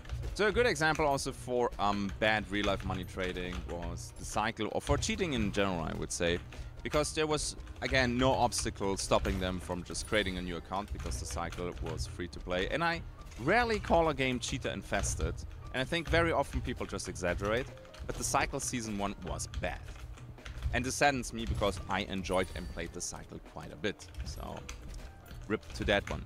But having a price tag on the game already helps because you can't just, you know, buy a new account or make a new account. But the crucial thing is to have this blocker that the cycle was missing. I think they did it with the last map that they introduced, that you can only enter that at a certain level or by doing a quest line before that. You need something that costs cheaters quite a lot of time. So once you ban them, they're just not back after, I don't know, 10 minutes. Okay, sweet. Let's go to the follow-up question though. Can you please elaborate on the anti-thirst mechanic? Is it going to be similar to Hunt? We use a down but not out system. When a player is down, their health and healing capacity increase significantly, making it harder for enemies to instantly finish them off. AI are also programmed to prioritize non-down players, giving teammates a fair window to attempt rescues or revives. Beyond the base system, there are masteries that allow you to expand and customize your down state, increasing crawl speed, extending your health pool, or even allowing solo players to self-revive. We've deliberately started from a generous baseline to counter thirsting behavior and make fights feel fair with room for mastery-driven death. All that said, if a player isn't careful and gets downed multiple times in a single expedition, they will be punished for this. Each time they are downed, their downed health pool is reduced, meaning that they will need to be revived faster. When the player is first downed in a match, they have the default downed hit points, that is 200 with no upgrades. This reduces on subsequent times getting downed in the same match. Second down is 150 health, third down is 100 health, fourth time being downed is 50 health, and the fifth down and all downs thereafter 10 health. Therefore, if someone is on their fifth down, it will take them 10 seconds to bleed out. So you lose 1 health per second. Of course, everything here is subject to future broader testing and feedback. Let me just explain really quick, because this is something that I actually see every now and then in my Twitch chat when people ask, hey, what is an anti-thirsting mechanic? What is thirsting? So you get downed like in ARK or in PUBG, and people keep shooting at you to completely take you out of the game. So that is something that is a little bit meh, because of course, if I just keep blasting with my Torrenter, for example, in Arc Raiders while you're down, you will just die rather quickly. So anti-thirsting means it's making it more difficult for your killer to actually finish you off completely. And then the last one here, is there an anti-extraction camping mechanic? When a player approaches a dirigible, here is there for your killer to actually finish you off completely. And then the last one here, is there your killer to actually finish you off. It's making it more difficult. So anti-thirsting means it's making it more difficult for your killer to actually finish you off completely. And then the last one here, is there an anti-extraction camping mechanic? When a player approaches a dirigible, our extraction vessel, it emits a red smoke signal that can be seen from a distance. However, it doesn't reveal who is extracting. It could be you, an ally, or an enemy, so long as somebody is in the radius of the extraction point. We choose a visual indicator instead of an audio cue because many extractions occur within the map itself, rather than just the edges, or atop large structures, and constant sound could interfere with gameplay. This is something that I really like. So I joined the latest playtest and there was no anti-extraction camping mechanic, and people just sit in bushes, wait until you show up, and then they blast you. Very similar to Ark, by the way. So having anything that warns you that you're not alone at the extraction is great. I mean, Hunt Showdown is doing a good job at that. For example, the boat engines are roaring, or the horses make noise, so you know you're not alone. I would like to see this actually in Arc Raiders, and I'm surprised that a game like Ark, that is focused on a little bit more casual side, does not have something like this. I think every extraction shooter should have an anti-camping mechanic. I don't know how many times I went to Interchange and got killed at the extractions, especially on the old Interchange that was just freaking horrible. But okay, maybe it was just poor map design. And I also like it that they have the red smoke and not something that makes noise. Because they're right, these extraction vessels, they spawn sometimes in the middle of the map and it might be weird. So people crossing that will happen quite frequently. Okay, but we have it and I'm happy with that for now. Then we have Weightmaster. Hello Psychos Gaming. This question builds off question 23. It's said that characters are unlocked through leveling and prestiging. I imagine others might be wondering too, but will prestiging also unlock specific recipes, upgrades, or class-specific features? Thank you for the video and hope this makes the question list. Ha! First of all, you're welcome. And second, yes, you're lucky it did. So, prestiging unlocks exclusive cosmetics tied to that specific character and grants a Psyche Seed, the currency used to unlock new characters. It also allows you to assign the passive, tactical, or ultimate ability of that prestiged character to any new character at will, effectively building out an ability pool to greatly broaden your build capabilities. There are additional prestige rewards still to come, and some that we'll explain in detail at a later date. I think I showed in one of my previous videos some legendary skins for prestiging, so that will absolutely be a thing. I think you get a Psyche Seed though by hitting level 10 and other level thresholds, so you don't need to prestige one character to actually unlock a different character, so that will not be a thing. Prestiging in this game will be attractive because you can go a little bit more in-depth with builds, because you can mix in tacticals and ultimates from other characters. Together with the mastery builds and the mastery trees, you will probably have quite a few options to make a build that fits your playstyle. And then the next question from Red. I'm pretty sure he is happy to see this video because he was totally not asking me basically daily when the video will be released. But hey, you're welcome. Question: if you need the best gear in the game to be able to do dungeon boss, what impact will dungeon gear have in PvP?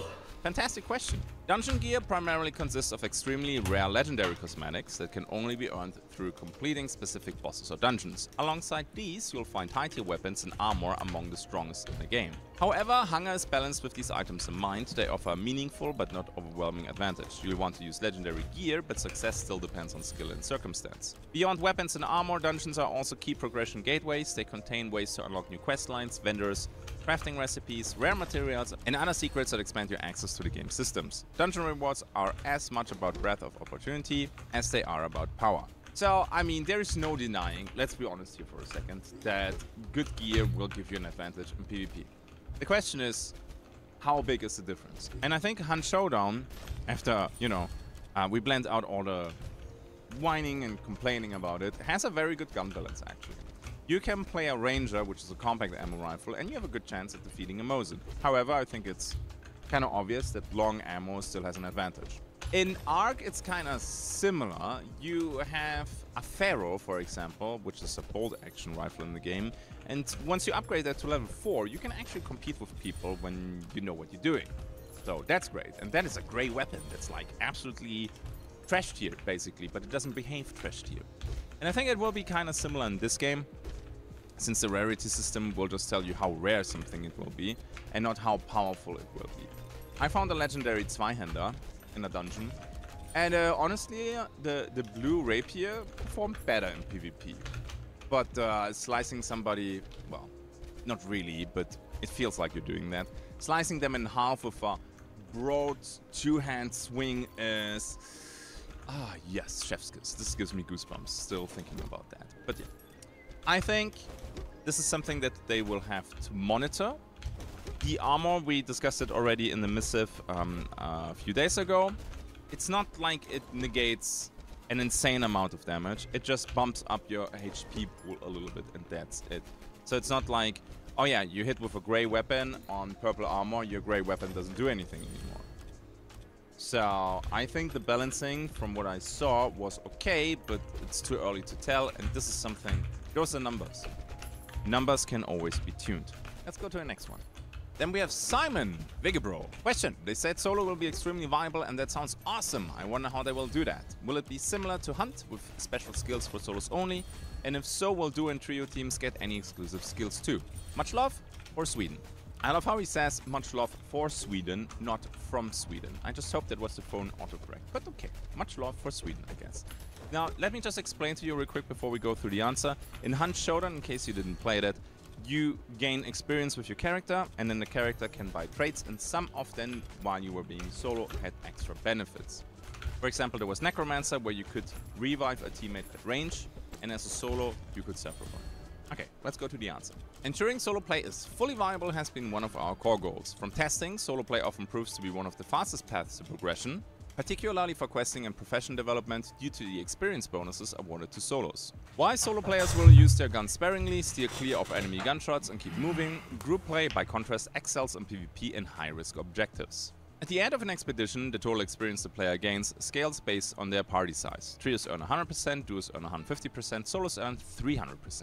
The design intent here is to reward smaller parties for taking on more risk. Players naturally switch between modes, playing solo for focused objectives like gathering or crafting, and grouping up for PvP or boss encounters. Each scale, solo, duo, trio, fulfills a slightly different gameplay niche. Solo-focused master race, consumables and tool enhance stealth, evasion and survivability, letting players fine-tune builds for independence. Because Hunger doesn't revolve around a single PvP win condition, solo play becomes a legitimate and rewarding lifestyle. Much like Sea of Thieves, where players define their own playstyles. Now, I'm gonna say one thing here. I leveled ridiculously fast as a solo, probably because I know already what I'm doing in the game, more or less, right? At one point though, this XP gain feature will not do much for you anymore. Like once the game is out for a couple months or years, you can neglect this and it's meaningless. So they will probably do this with matchmaking, and we're also gonna discuss the matchmaking in today's video. So I don't wanna go, you know, we will discuss this in a little bit, and that will actually be more important than what we see here.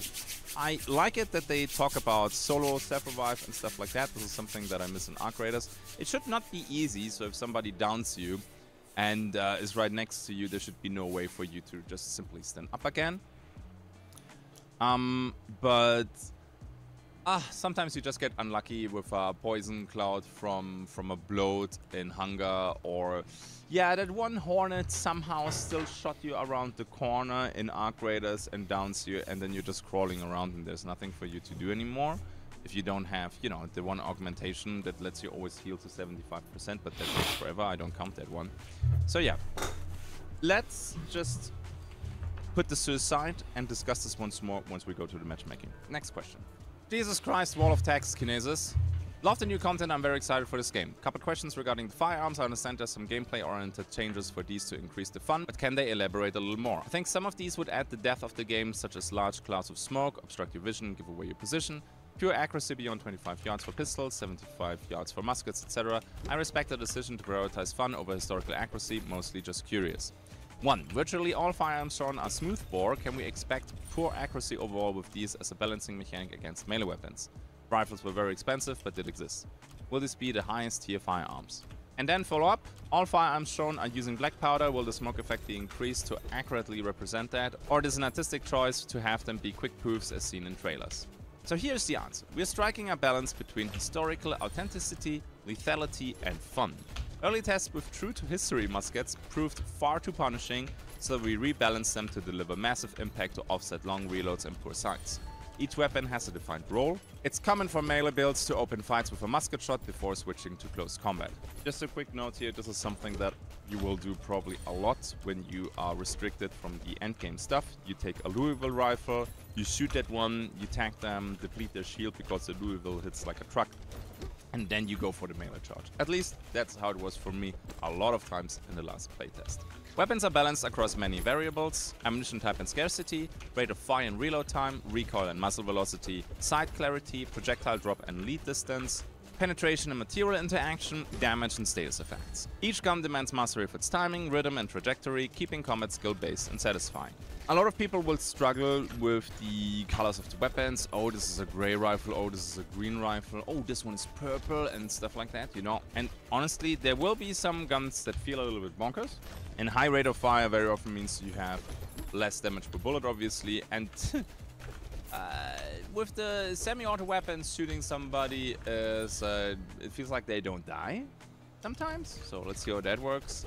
And then you have weapons like the Louisville, and if you played any Hunt Showdown, that feels like a Sparks. And I think we can all agree that nobody would say, oh, the Sparks is a bad weapon. You cannot play the Louisville as a suppressive weapon to shoot while you approach, which you can do that with other weapons, but they will not be useless. And I also think that we need a good balance over a realistic setting. This is something when people come over to me and they say, ah, this doesn't look realistic. You always put gameplay balance over realism, because realism in video games, believe me, would not be fun. If I shoot you in the chest, you're not running around anymore. At least, not for long. Then we have David Karapetchan. Probably butchered the pronunciation, I'm sorry about that. Question 1, is there a plan to expand gathering professions fishing in the game? And then follow-up question, are there plans or thoughts on pets/mounts during or after launch? Let's talk about the professions first. Yes, Hunger will expand its profession roster post-release. We're launching with 9 professions. Every profession has a defined place and purpose within the world's economy. Fishing is something we're open to, though it may exist as a mini-game or supplemental system rather than a full profession. It will only be added when it meaningfully contributes to the broader economy and gameplay loop. I would like to see fishing added. Just a simple mini-game, and then you can use that one for cooking to get buff food. I think that would be nice, full of flavor, add a lot of life to the game as well. Then, currently there are no plans for mounts. Our maps are roughly 1 square kilometer, making traversal deliberate and personal. Mounts would undermine that pacing. However, pets are something we're open to exploring. Yeah, mounts would just not work for this game, because how do you balance that then with melee? Can you not attack while you're on a horse? It would also feel weird, but then a horse would make you absolutely ridiculously OP. Nah. Pets though? I would like pets in a chateau, not during the map. Please no, if somebody shoots my dog, I would be very upset. Okay? You can pet my dog in the chateau, that's okay. But don't shoot my dog in an expedition. We will get John Wick scenarios otherwise pretty fast. And then we have Unbroken. My question is, how will they balance having no wipes? Won't that force everyone to run the best gear or put everyone else at a disadvantage?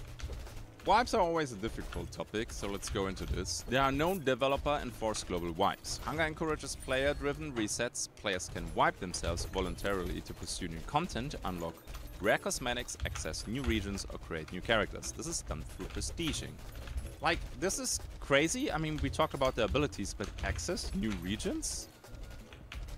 Like boss fight areas? Or how will it work? I mean, this will be some true motivation to actually prestige. So, let's see how that works. Then, when prestiging, you lose your mastery tree progress on a character that you have prestiged and need to build it up again.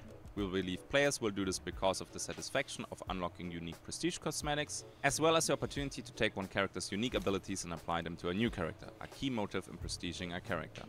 Worth noting though that prestiging does not reset the player's gear. This gear is hard fought for and it wouldn't be fair to wipe it. However, to ensure that the best gear is under threat and doesn't collect at the top end of the player base, our endgame is a mixture of challenging PvE, PvP and mixed content designed to provide huge rewards in the forms of recipes, cosmetics and more. These are incredibly difficult and rewarding experiences which players will have to take their best gear into to have a chance of survival at the risk of losing it all. Aside from this, to make it so newer players with more basic gear aren't instantly annihilated by high-level players with legendary gear, we will have some experience-based matchmaking at launch, and we will continue to refine this with testing throughout our early access period. This means that you will be on servers with other players likely to be at a similar level and using a similar loader to you, although it's not guaranteed. We have worked hard to construct a game where every expedition is a tense experience, survival should never be taken for granted, and the fear of death from a powerful enemy should always be a factor in your decision making. This topic will probably be a never-ending story. So people are forced to take the best gear to slay bosses. Okay. That either makes bosses incredibly hard, which also means that some people will never be able to kill the bosses even with the best gear because skill levels are just different. That's just how it is. So this will be some interesting balancing. But I played some epic weapons, like a halberd for example, or I think there's an epic saber. I played some legendary weapons, like a Zweihänder, and... Otvoreno je gore. Da. Ovo je jabuka. Ovo. No. Ovo je... To je kod nas kolje, pa neđe kod 2 sata ovaj. Radiš ti danas? Da, radim. Treća, ali? Da, radim. A? Da, radim, već popodne spavam, a ne da koljem prasa. Neće da kolje, no. Neće da koljem, nego treba dođem, neću da dozim. Da šta, da meso, ovaj... Ne. Šta hoćeš? No, treba da utovari pa da ide za pekiću. Radim onaj gombor. Ali bit ću ja možda tu. Ali slučajno da ja ne moganem oko kola sam... Ja sam ti rekao da tu ne mora da radiš. Šta da ne radi? Pa nema uzemljenja. A gdje da ga uključi? Uključi ga, hoće ćemo uzemljenje, hoće. Isparava vode, ljušti se zid tu, znaš? Neka ljuši. Nema na problem. Ti ćeš ga preći. Neka ljuši. Da, to mi sve. Samo ga ti ključi. Pomeri sam. Ili ne mora da radiš ono... Šta da ne radim? Ne može ne. Nisko je ovo ovdje, isparava voda gore. Ne vidiš, jel da? Neka. Dobro. Nema problem. Evo sad gledaj. Gledaj šta bude kad uključiš ovo. Ništa ti je. Ništa? Pa ja ti kažem, znači pravi se bez veze se korubazi. Ništa ti, to neće biti. Samo ovo nije, ovo je obični utikač. Može za ovaj usisivač, za mikser i tako. A taj na vinje vidiš da ima 3 žice za šuku. To si ga napravio to ako oni staju zemljeni. Ali svuđe ima samo tu ne. Svuđe ima. I tamo, i u sobu tamo ima. Svuđe ima uzemljenje. U sobu imaš 2. Ne. A ti guraš onamo gdje ne treba. Dobro, si ti krenuo do peka. Jesu. Sam dosta da je. Ovo smo priču košli već 100 puta. A ti radiš bupa, peći. Da prođu kapiju, a? Slobodno. A? Ma kako hoćeš, mene je sve. Neće niko ništa poniti. A eto ove su na udaru, ne daj Bože, jabuke. Neko će ti doći da ti bere jabuke, a neko ubere ako si dolazi. Boga mi neće, bi mu glavu razbio. Ko će ući? Koga si vidio da ulazi u doći da bere? A ne, ti čekaj. Ne znaju što je to. A ne da ukradu. Idem za peka pa ću, ne znam kad ćemo ovaj zvati kad bude gotova kola. Otvoreno je gore. Dobro. Dao sam ja žiju, onda samo je to.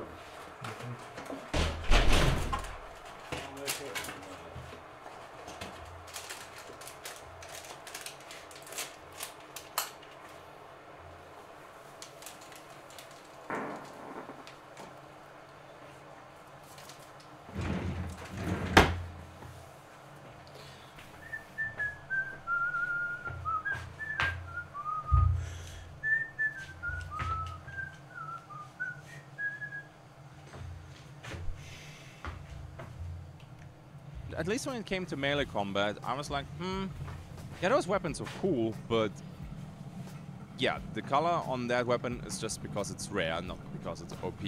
Like the rapier, for example, was an absolute monster in PvP, and that was just blue. I think they just have to play around with this, and we need to play it too, and then maybe adjust this during early access if need be. And then we have Scuduflis88. Question: everybody knows cheating is a big problem in any competitive game, in some more and some less, and can ruin the experience. My question is, which anti-cheat will they use, and how are they going to handle cheating in-game? Like punishments, bans, time bans, etc. Before I go to the answer page here, they will not share everything, how everything works, because that also helps cheaters, right? If you are super transparent how your anti-cheating or banning process works, people will find ways to work around that. Okay, this is from the devs. Hunger uses a two-pronged approach, a dedicated anti-cheat system that targets traditional FPS cheats like aimbots, movement exploits, and health manipulation. Long-term behavioral monitoring, allowing us to detect unusual patterns in gear acquisition, economy interaction, and performance that indicate tampering. We feel this combination will allow us to combat immediate and long-term cheating behavior. Our team will continually evolve these systems post-release to stay ahead of emerging threats. I think, in theory, it's super easy to monitor this. If somebody has like insane amounts moving through the auction house, this should absolutely be a red flag everywhere. Yeah, I played Escape from Tarkov, thank you very much. I'm aware how their auction house works. So I'm happy with the answer. Yes, sure, they're not telling me which anti-cheat they use, but we will see that probably in one of the future playtests. And there's also one thing that I would like to mention. People always complain that there are a lot of cheaters, and although they just get outplayed. I'm not saying there are no cheaters online. There are plenty of them, right? Every online FPS game has them. That's just how it is. We just have to do the best to mitigate their impact on our gameplay. Next up, Jacob Green. Question: how will the attachment and weapon rarity bullet type system work? Example, are attachments lootable that can be attached at a weapon crafting station, or will they simply be rarity types of weapons built onto them?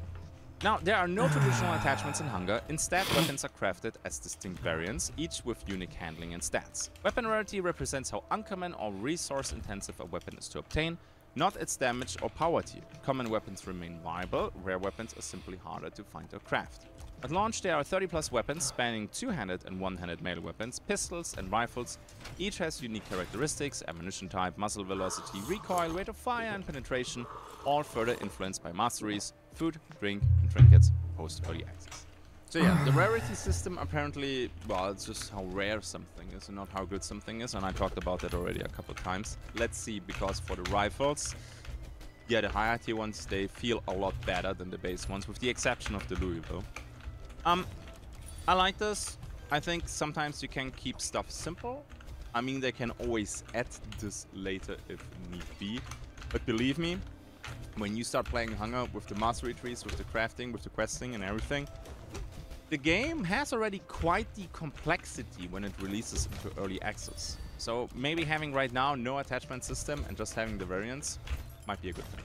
Then we have Lizardman. Thank you, Mike. Also the devs, you're welcome. My question was about something you brought up. If we have crafting that scales and progresses with our character/account, will there be trading, currency, etc.? Also, will gear be shared across a player's account in a stash, or does each character have an individual progression and stash?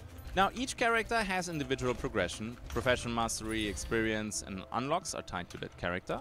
Later, players unlock an area of the chateau that allows item storage and transfer between characters with access. So, this is very important. You kind of need both characters to have access. You need one character to be in the zone, but for the other one to access it too, he needs also to be high level, right? I didn't see it in level 2, so I would assume this is level 3 or maybe even 4. Players often specialize their characters around profession synergy, for example scavenging and metallurgy for weaponsmithing, or naturalist and physician for medicine production, forming a natural in-world economy that will later connect to guilds and collaborative systems post-release. I like this. It also means that when you play a new character, people cannot just dump all the best in slot gear on the character, because the fresh character does not have access to the vault, because both characters need access. So, really happy to see this. I would like to know a little bit more about guilds though in the future. Am I the only one? Probably not. Then we have Joka Cola. Question, will certain masteries unlock different melee techniques? For example, you can learn to do large zoning swings with a Zweihänder or other realistic sword things. Yes, masteries modify how you use weapons, affecting melee, ranged, and general combat styles. They change movement, attack efficiency, or energy usage to create distinct combat builds. A player specialized in melee, for example, can greatly increase mobility, energy efficiency, or combat endurance through tailored mastery builds. Now, keep in mind, when we talk about energy, energy is the resource for your melee attack, and stamina is the resource for sprinting. Important. Post-release, we'll expand this further with a dedicated weapon mastery system to reward the usage of a specific weapon. Okay, so what we're playing right now, I mean, those who have access to it, we have a little bit of a simplified approach here. Getting weapon mastery to progress it too, and then to unlock something there will be nice. Right now you have the mastery trees where you can learn, I think, dual wielding. I saw that in there. There's also equipping shields. Ooh, I wonder how good they will work. Very interesting. But let's see. There are movement sets bound to the weapons. I didn't see anything to learn new attack patterns. You can buff some, like for example the forward thrust, but that's probably what they mean with having then a specific weapon mastery by just using the weapon a lot. Let's see. And then we have Elite Wolf. Question, will solo players actually be able to complete dungeons? Is there anything that prevents them from getting overrun by bigger groups? Yes, solo players can absolutely complete dungeons, though they demand patience and situational awareness. Dungeons feature multiple entrances and exits to give solos tactical options for navigation and escape. There are multiple ways into each dungeon, using keys, secret entrances, and even one-way systems. As with all expedition maps, timing and positioning are crucial. We'll also introduce solo-tuned PvE experiences, post-release, designed specifically for individual players who want to test themselves without the support of a group. And this is something, not just for solo play, that is an absolute must-have. Multiple entries and multiple exits. At least 3 or even more. Otherwise, people will just camp the entry points of the dungeons and camp the exit points of the dungeons, which will be insanely annoying. You will probably go through a few resources clearing the dungeon, and then you have fully geared and fresh people waiting at the exit for you, which would be absolutely horrible experience. Also keep in mind that they're talking about dungeons and not bosses. So maybe the guy asking the question was also asking, can you solo the bosses? We will see about that. I already soloed a few dungeons. You also will have traps later in the game. They're not in the game right now, at least in the build that I play. And you can then place them behind you as some trigger warnings that people will come your way. So, there we go. That's it with the Q&A from your questions from the last video. But honestly, so many people came into my Twitch chat or just messaged me in my Discord. I added a few questions just for you. Okay, so question number 18. How will the matchmaking look like? Because that was a hot topic. And this game will prioritize solos and team queues.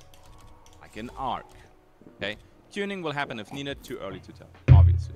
So, you as a solo should go up only against a solo, and trios or teams just against teams. If there will be a duo queue, I don't know. Keep in mind, there's teams of solo, duo, and trio. And as always, you need player numbers. Arc Raiders right now has a ridiculous amount of players, so congrats to that. So they implemented a duo queue. That's probably the wrong term that I'm using here. They prioritize solo queue, duo queue, and trio queue. There's a chance you can still go up against teams. I like this. Now just keep in mind that we will have 2 buckets, right? We have 1 bucket with newer players under a certain threshold of a level. I don't know which one that will be. And then we have the other buckets with, well, people who have a little bit more experience in the game. So we have these 2 buckets, and then in these buckets, solo and team queues. I think this will be good when always, you know, whenever people ask me what's the ideal matchmaking and should we have matchmaking? Yes, I think we should have matchmaking. I sound like a broken record. I don't care. Bobby, who has 2 or 3 jobs and needs to take care of his kids after the job on top, and then he gets like 2 hours max a week to play. He should not go up against Kevin, who no-lives the game for 15 hours a day and is high on Adderall. Should just not be. That's not fair. But you need a huge player base to do this. So in Arc Raiders, nobody bats an eye. So maybe this is the way to go. Maybe it is. Just have these solo buckets and let Fortuna favor the board or something like that. Not sure. But yeah, I like this. I'm super happy that there will be a solo queue. That's all I need. Let's go to the next question though. Question 19, when will be the next playtest? My god. Okay, so the 25th of November will be the next playtest. Yes, I will participate in that, and I hope I can record there too. I'm not allowed to stream it though, because NDA. Joining the Discord is probably your best bet to enter these playtests. Joining the Discord will not guarantee you to join the playtest from the 25th of November. Because that one might actually be just some technical testing. I'm not 100% sure yet. But for the future playtests, and they announced already that there will be more playtests, they will open up more waves to players. So your best bet to join future playtests is joining Discord and hoping you're getting the role. And that's it. Okay. And then I have one more question. We have this one here. Question 20. What about console? Console will come after early access for PC. I mean, sure, it depends a little bit on the overall success of the game, but I hope it will do good. And when it comes to matchmaking, it will be console crossplay, like for example Xbox against PlayStation, but PC will stay in their own bubble. Okay, all right. Then as always, I hope you enjoyed today's video. I like what we appreciate. There was a lot of work to make this video, and a big shout out to the devs to give me such detailed answers. So I hope that could clarify a lot of your questions. And with that, let's roll the outro. And then as always, I have to give a shout out to my patrons. You guys are absolutely mind-blowing as always. Thank you so much for being so supportive. I really appreciate that. And then there's a link tree in the description where you can also get a link to the Discord from the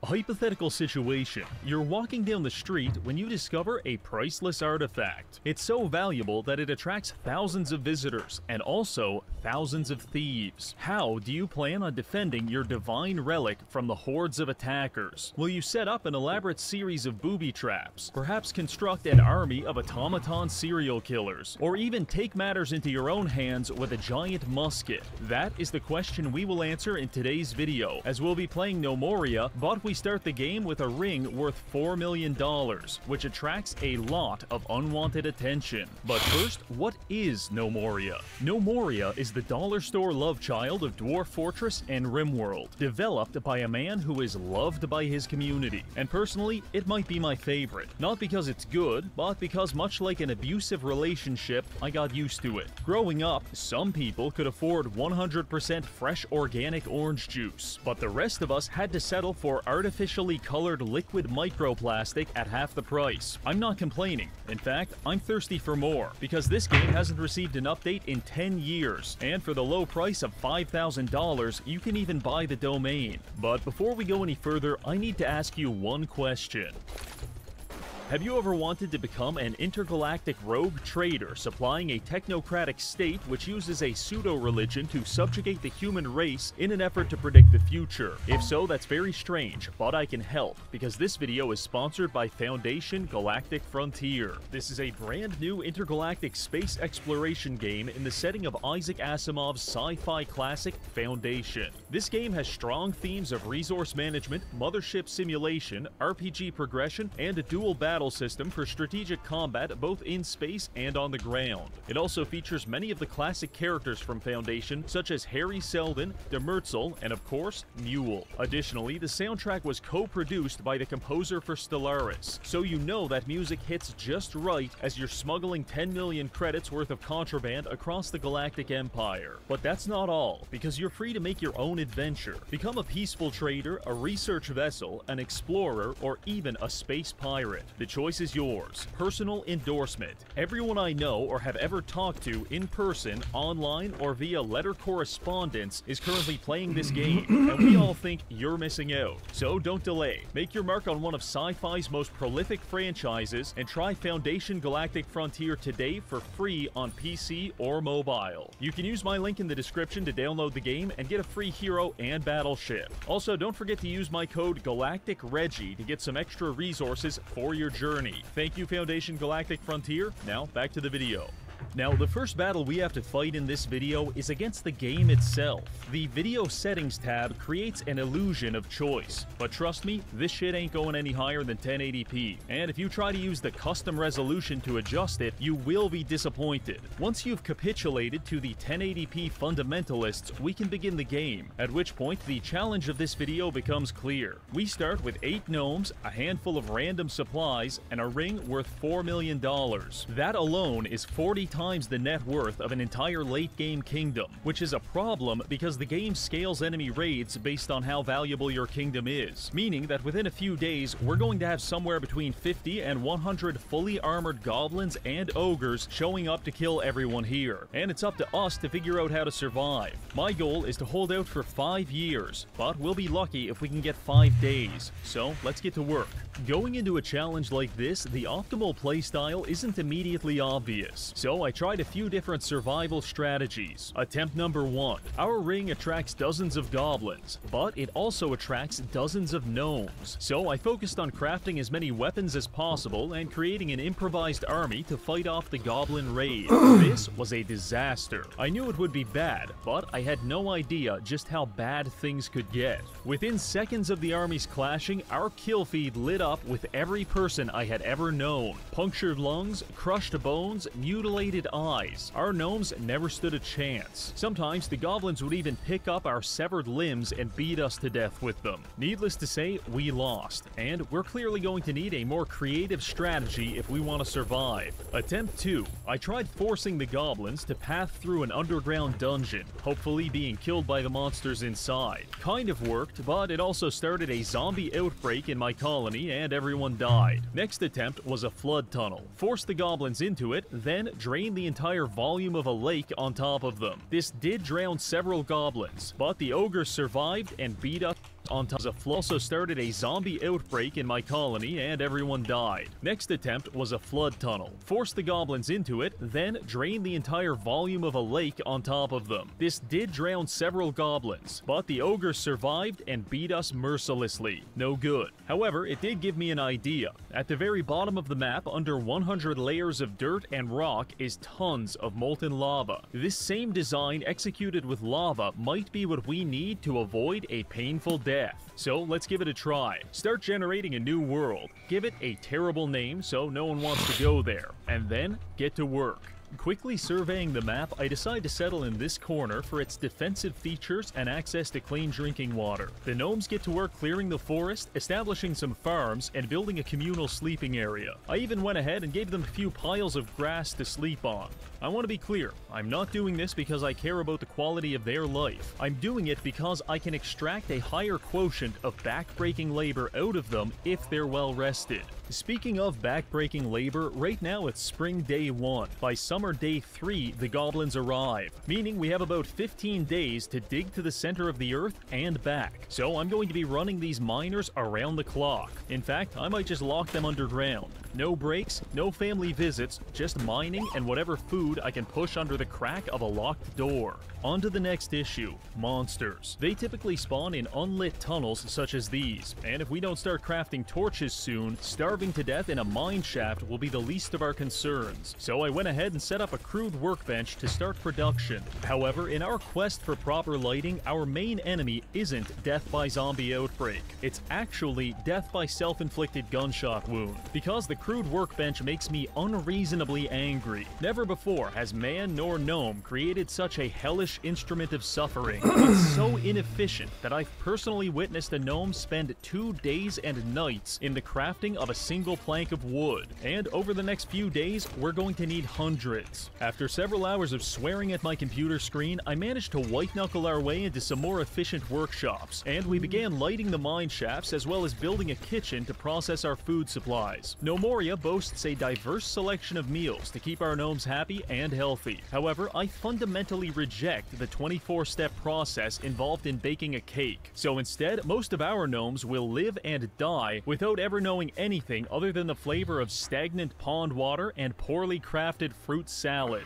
This is the path to utopia. With the end of spring quickly approaching, our tunnels are about 90% of the way done. We just need to go a bit deeper, connect them, and then put up some walls such that the only entrance to our base will be through a 70,000 step staircase that passes through the center of the earth. Summer is upon us, and with that, a new wave of 55 gnome immigrants. This increases our population by a factor of 8, which means we've got about 2 days until everyone here is starving to death. This is remedied quite simply. Select the forage tool and highlight the entire map. Then sit back and watch as 55 gnomes scour the surface of the earth like a swarm of locusts, rapidly consuming every apple, dead body, and blade of grass in their path. I can only imagine the mental flashbang of being a tourist in our goddamn herd. And they're heading straight for the tunnel entrance. I send a gnome to race them underground and open up the floodgates. The lava begins flowing and several of my citizens are painfully immolated by accident. However, other people's suffering is a small price to preserve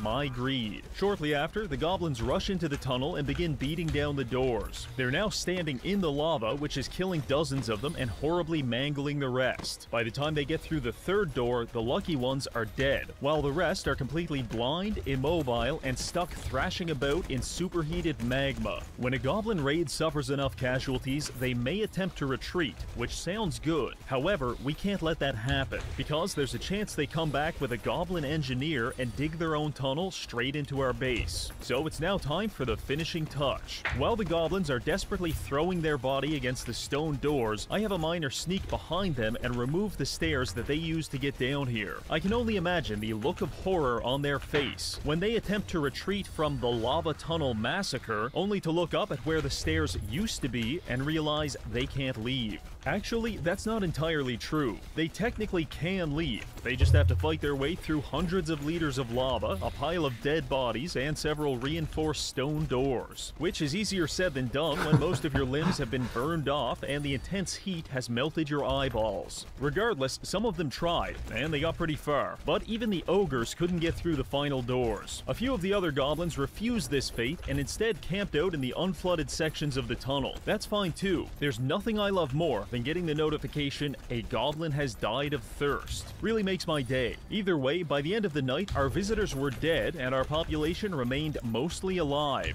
I'm sure we'll be hearing from the Goblin Rights Committee, but this is a huge step forward for all of gnome kind. Now that was great, but successfully timing all of it is a nightmare with a high probability of failure. And even in the best case scenario, it usually involves at least a dozen gnomes being incinerated. I don't know why, but the lava tunnels seem to be a very popular spot to take naps. This is natural selection on the highest level. So for the time being, we may be safe from the goblins, but soon we'll be dealing with a far more insidious enemy: starvation. Winter is about 20 days away, and during winter, none of our crops will grow, meaning that if we don't have a huge stockpile of food by then, our population of 60 gnomes will quickly become a population of 60 emaciated corpses. So I get to work doubling our farming infrastructure and producing an industrial quantity of fruit salad. The next goblin raid shouldn't be for another 6 to 8 days. In this moment, I genuinely believed we were safe, until I was reminded just how far down the food chain we are. Because when one of our lumberjacks was attacked by a honey badger, I drafted 20 people into a militia and sent them to beat it to death with their bare hands. Little did I know, I was dealing with the strongest honey badger to ever live. 20 of our gnomes jumped him, and the combat log was an endless flood of punches and kicks. Actually, it's probably just easier to let you hear it. That's the sound of 20 people punching, kicking, headbutting, and biting the badger every second on 4 times speed. We have broken all of his legs, permanently blinded him, crushed his upper body, lower body, head, and neck, and collapsed both of his lungs. And yet, he refuses to die. In fact, I left them to fight and checked back 4 hours later only to find that stupid little bastard still alive and staring back at me, as if to say, "I didn't hear no bell." It took 20 people an entire day and night, and several of them collapsed from exhaustion. But eventually we did kill the honey badger. However, at what cost? It is theorized that the scientific development of Western Europe was delayed hundreds of years as a result of the Dark Ages. Similarly, I cannot help but wonder what harmonious utopia we might be living in currently if 50% of my population didn't have to spend 24 hours pummeling a weasel to death.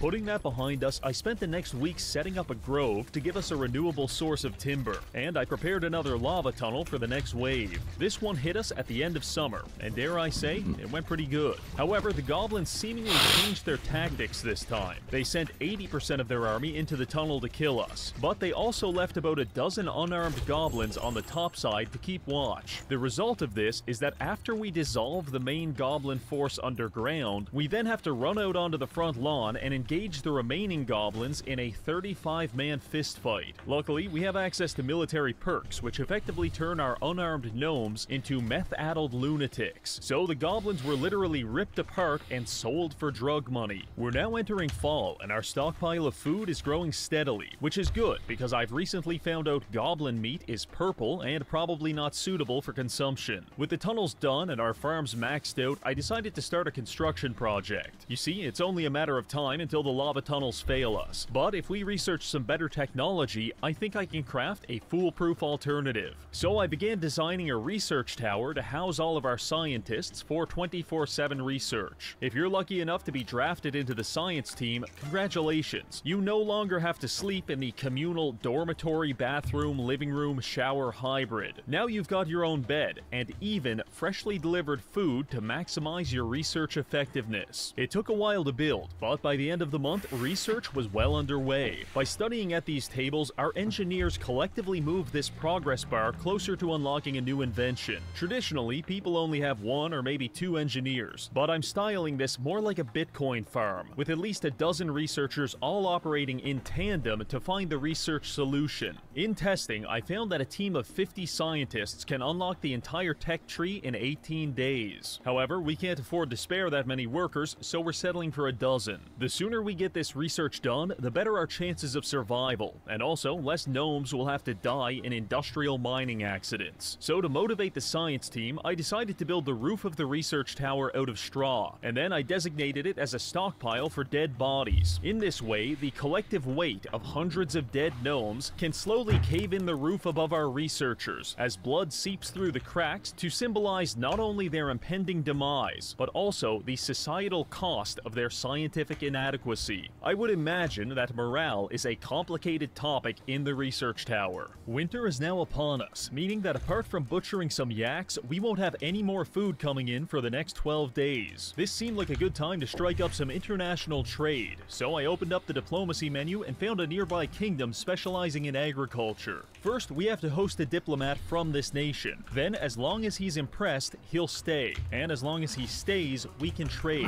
A few days later, he shows up. A gnomish ambassador from the kingdom Superdrip. Unfortunately, we haven't finished building his bedroom yet. So far, it's a completely unlit dirt pit with a pile of grass for a bed. That is, until a yak wanders downstairs and starts eating it. So every night the diplomat goes to sleep, he has to spend hours wandering around the darkness trying to find a bed that might not even exist, while dealing with the psychological torment that he could be gored by a wild yak at any moment. Unsurprisingly, he didn't stay long, but he did stay long enough for us to do some trading. Upon speaking with the foreign merchant, I realized we own almost nothing of value, and our most numerous commodity is dirt clumps. Luckily, we managed to scrounge together enough actually valuable items to trade for a male and female camel. With this, we'll be able to start a camel farm for extra meat and milk. However, as soon as I completed the trade, one of my butchers stole a camel, ran to the kitchen, and butchered it before I even realized what was happening. That camel cost 1,000 gold and several sexual favors, and now it's going to be a fucking sandwich. Sometimes I think these people don't deserve to survive, but I push on. On the topic of survival, winter is actually going quite well. Going into this, I was prepared to lock half the population in a cave and let them starve to death if need be. But we're about halfway through the season and we still have 75% of our food left, so we'll save the cannibalism for another day. The rest of the month proceeded relatively smoothly. Our researchers came up with their first inventions, such as a hand crank, spike traps, and levers, which are all useful tools, but we need to go even further. Other than that, I spent the season refining our lava tunnel design to reduce the gnome fatality rate. Unfortunately, some goblins did manage to sneak into the base and kick the shit out of one of our camels. Now, if there's one thing you don't do in No Moria, it's fuck with another man's livestock. Up to this point, I've been treating these little skirmishes as friendly fist fights between rival soccer teams. But now, they've gone too far. As we speak, I'm building a weaponsmith, and next time, we're going into this fist fight with a goddamn battle axe. We made it through the winter with about 20% of our food remaining, and we spent all spring and summer researching like our lives depended on it. The only notable occurrence during this time was when this one guy got pushed into the river by some goblins. Gnomes have the approximate density of a tungsten cube, so he didn't survive. However, a much greater and less hilarious tragedy was already looming on the horizon. That is, the great slowdown of Fall Day 1.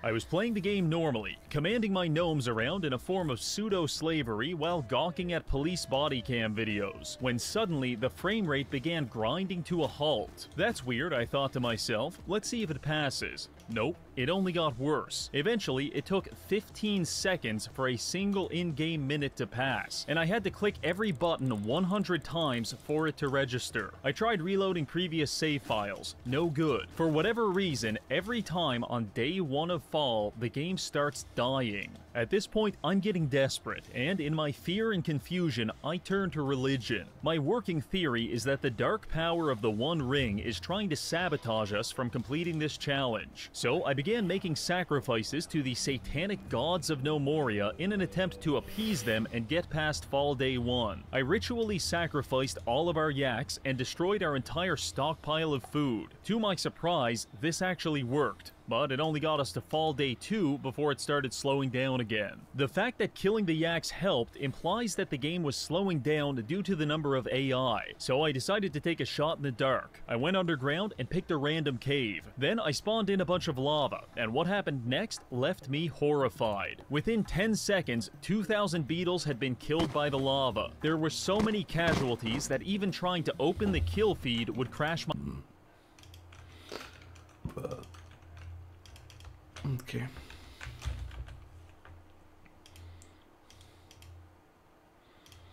Yeah, there is a patch there. Interesting.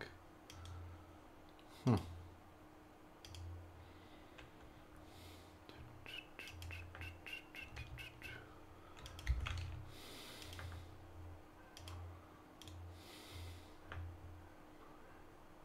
Huh.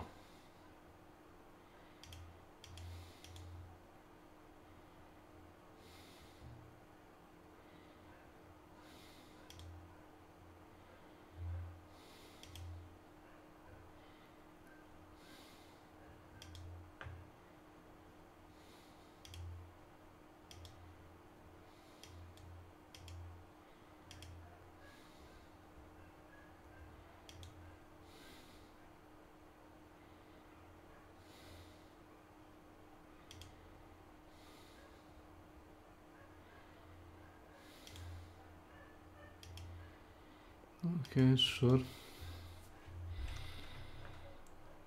Control to Major Tom. Commencing countdown, engines on. Detach from Soyuz Edge, may the God love be with you. This is Major Tom to ground control. I left forevermore.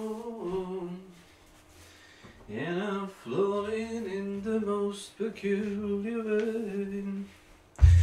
The stars look very different today. Major Tom, hear me, Major Tom. Can you hear me, Major Tom? Can you hear nothing? Far above the earth, planet Earth is blue, and there's nothing left to do.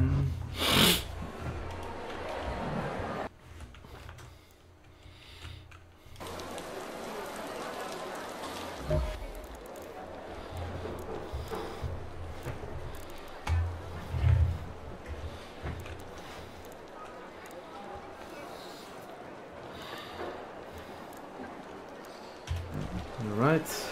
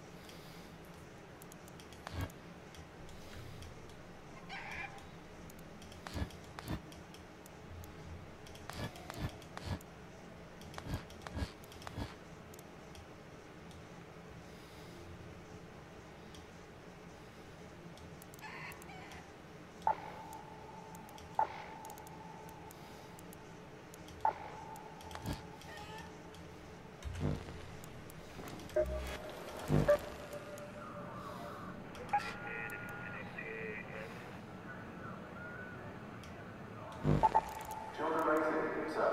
On your ankles.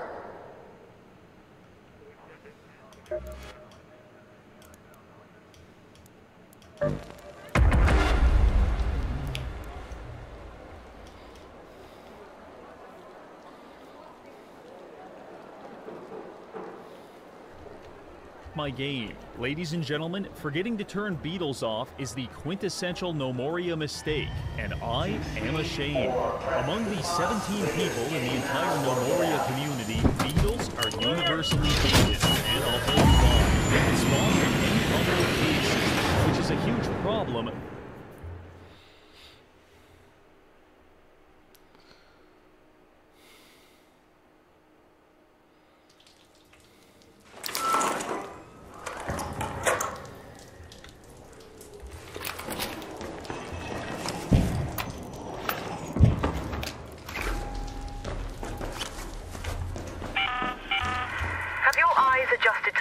Yet, Raider. Loot is ripe for the picking while most of Toledo is asleep, though my suppliers say that Ark is twice as vigilant after sunset. Head home at the forest air shaft.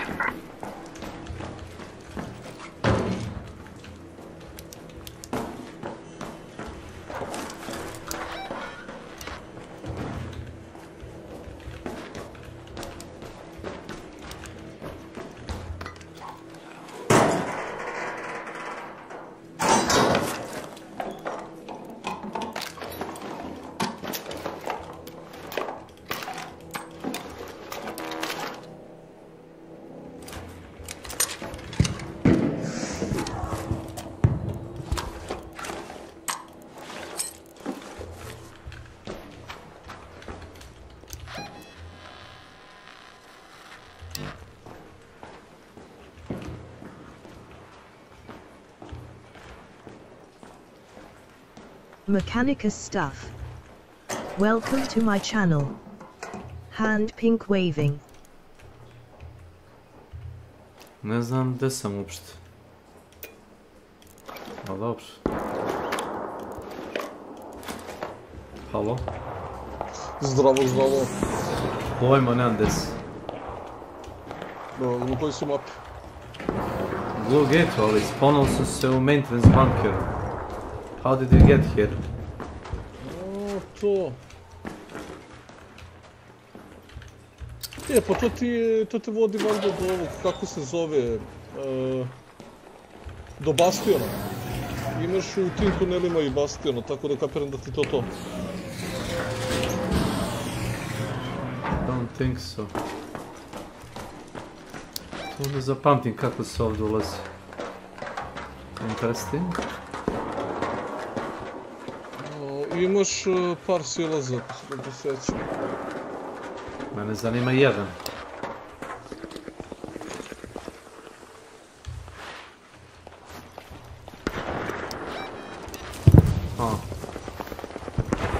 Okay, I see.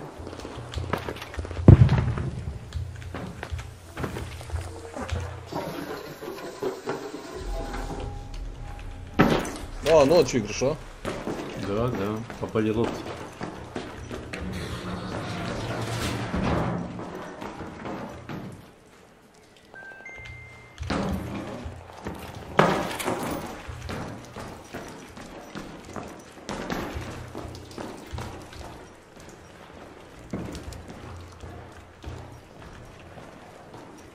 Još nisam znao da imaš secure locker ovdje. O, to, da.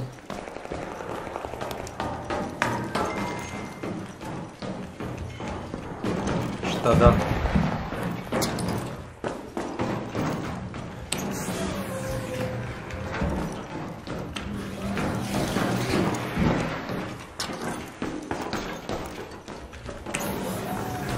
Za secure lockera.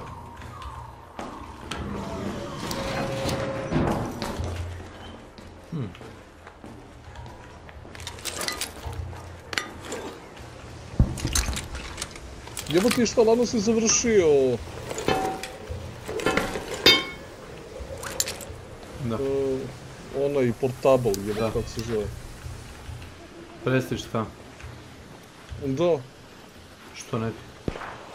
Da, pa nemam pojmu činu, ne znam, ono, bili smo zajedno valjda na onom trećem koraku da ti trebaju mi fajderi i šta je bilo dan posle toga ti kačiš sliku, ono kao gotovo.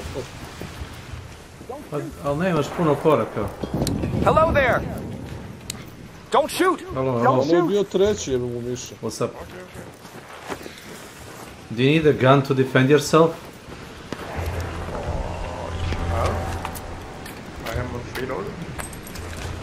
Yeah, I found that in a security locker downstairs. I didn't know there was a security locker down. Yeah, don't die. Now you're armed, don't die. See you later. See you in the exit. See you.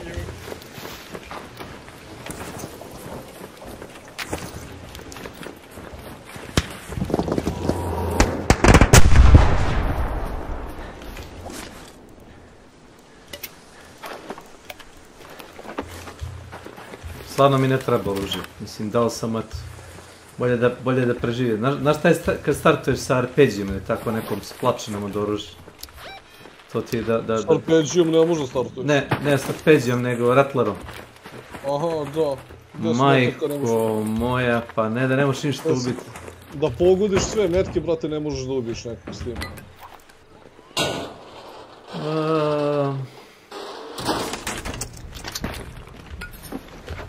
Rattler... Rattler da bi mogao da ga uzmeš ono u obzir kao da je koristan, mora da bude makar na trojici.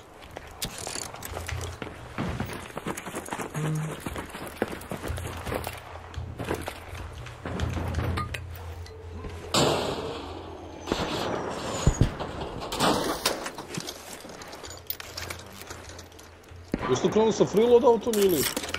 Jep. Stitcher je dosta dobar freeloadat. Dobar start.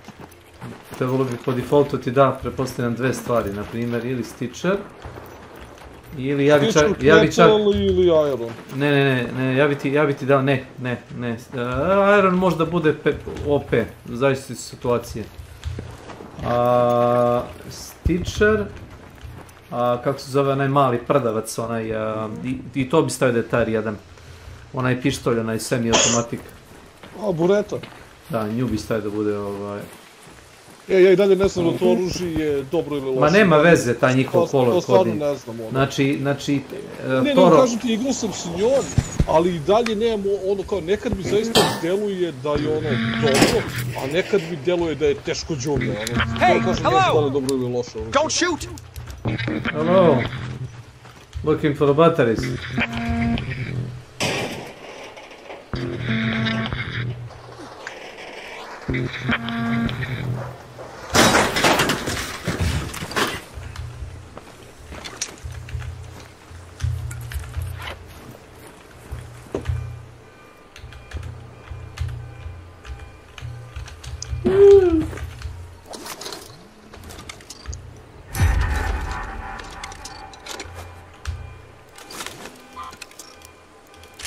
Imaš trials za to, znaš? Zašto? Hey! Thanks a lot! Hey, don't shoot! Did I see you? Do you need help with the batteries? Hello. Okay, good luck. Ma miči mi se. Znaš da sam skontao, možda jedeš voćke za staminu. Znaš? A onda si znao to. Jedeš, ali nisam znao pune stamine, mislim pune health. Pa to ti je kao buff, kako hoćeš. Jeo sam one, kako se zove, ono kao aloju. Za aloju ne znam, ali... Zato što mi u tom momentu trebalo, ovako mi nije trebalo, pa nisam ih nije jako. Ali baš ono malo, poni kao da se bandažiraš sa običnom krpom. Watch out, there is a guy with sniper behind us.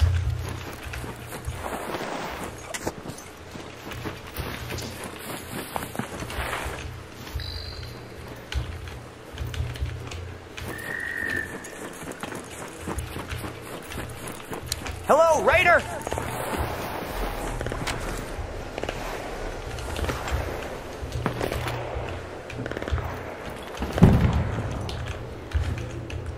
Manje više dobar mi je taj skill redistribution. Možda bih 1-2 pomerio levo desno, ali to je to, ne više. Znaš, 1-2 skill poena. Ne puno.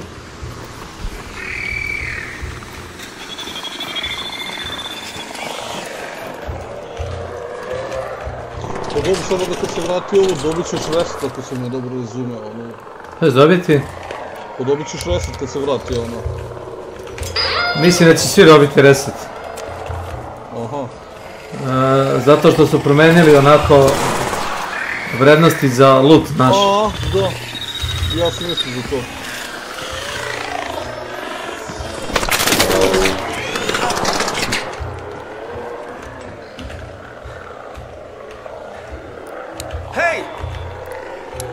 Don't shoot! Hello, the guy with the ferro. If you could shoot anything, I would be grateful. Thank you.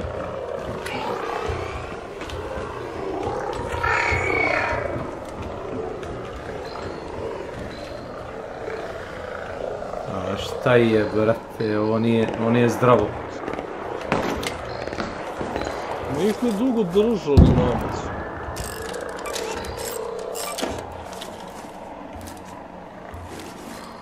Zašto skupljam gumu? Pa ovo sam rekao i Slavku.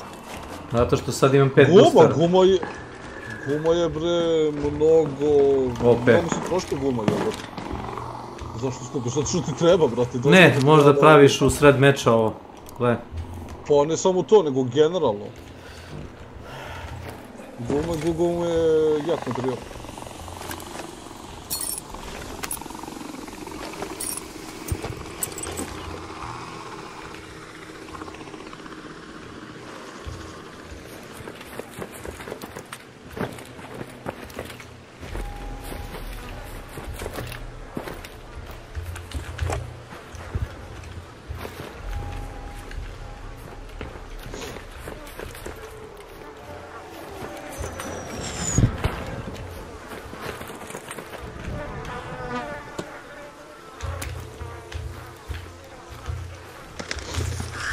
Okay.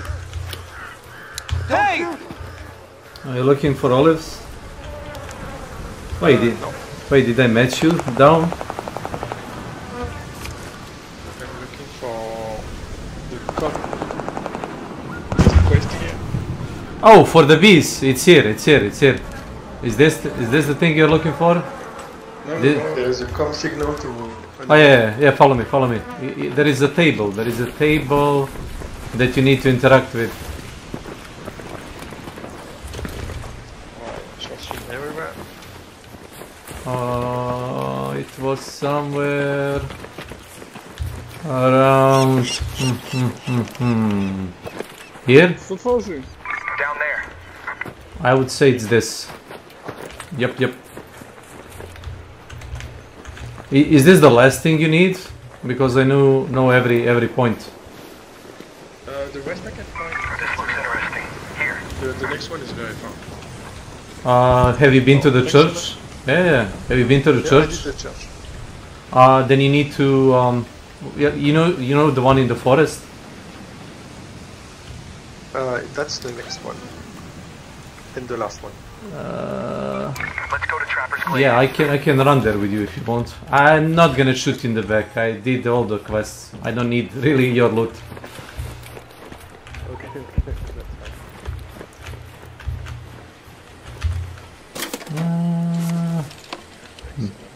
Oh, you got a snitcher. What's it called? The snitcher thing. Snitcher thing. If you need it, it can be used as a bomb. You know. Oh, I need 5 quests. Okay, okay. Thank you. I owe you.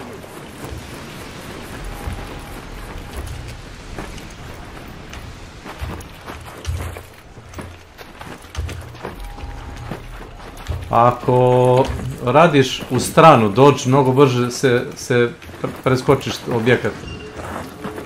Znaš? This one is a bit far, not too far I think. Kako misliš stranu?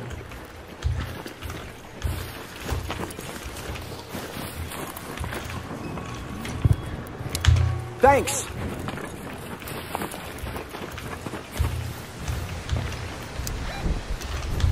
Nisam ni znao da ovdje ima oko... A zapravo znao sam. Watch out.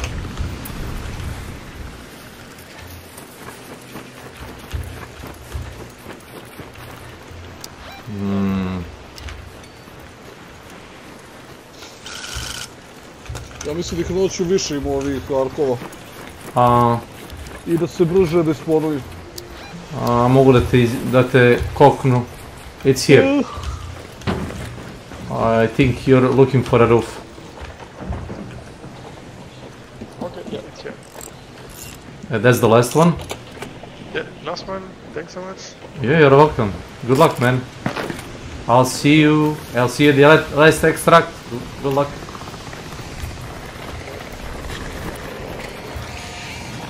Brat.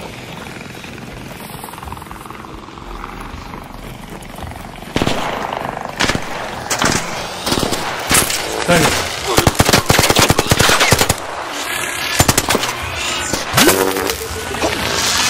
Oh god. I owe you one. Thank you. Oh, hello. No. Hey! Da nam zagineš od ovoga. Nice. So is the bastion down there?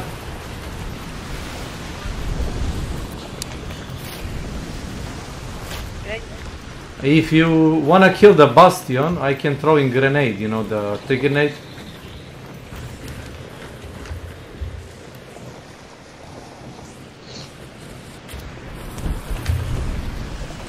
Naravno, nema mjesta za bitku.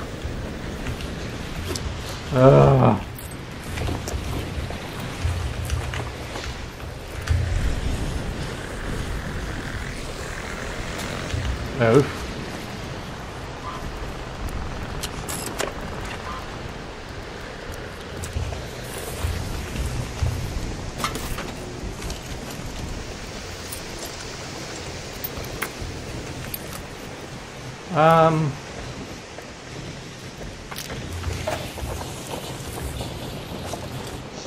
Nije, ja sam ih isto brao kad juče, prekjuče. Nestalo mi bandažer.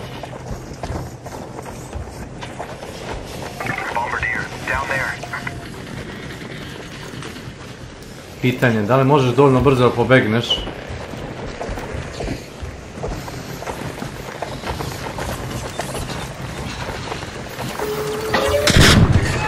Što da vjeraš? Šta da? Ne možeš ga ubiti, nemam pojma.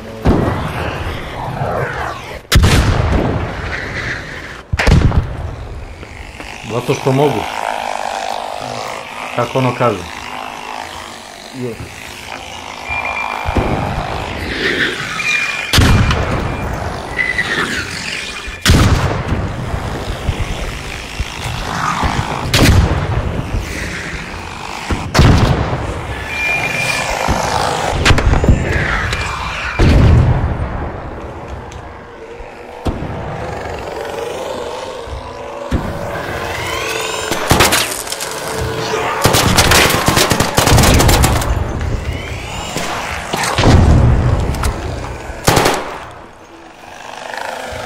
kad ti ubaci kroz vrata.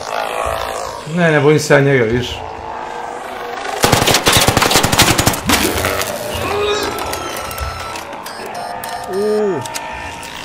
Ovo je veći problem.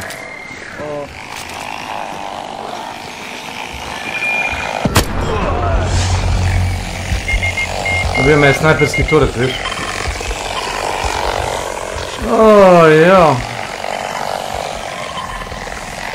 Vidiš, za ovo bi bio dobar Feral da starteš s njim, znaš? Pa, kao što si vidio,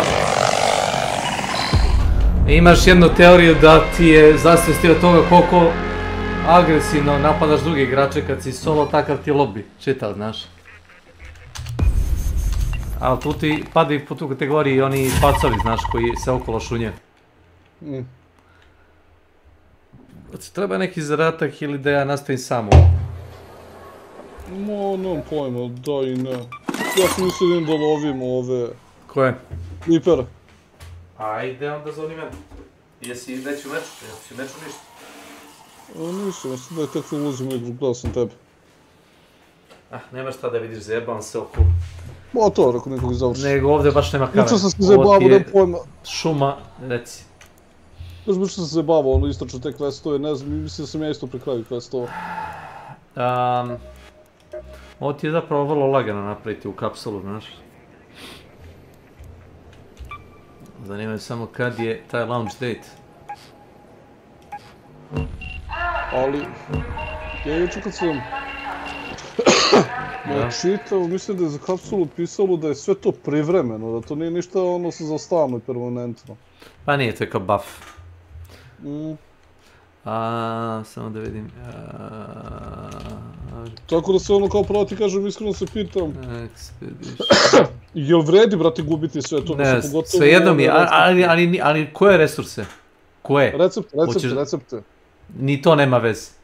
Znam uvijek da mogu da nađem pušku, razumeš? Manje više stvar napravim. Manje više. Expedition...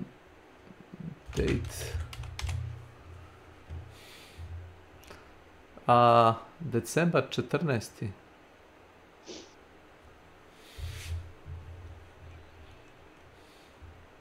Aha, imaš još finalization phase, will be from December 15. Jest. To sve tako. December 21st. A šta ti je? Pja.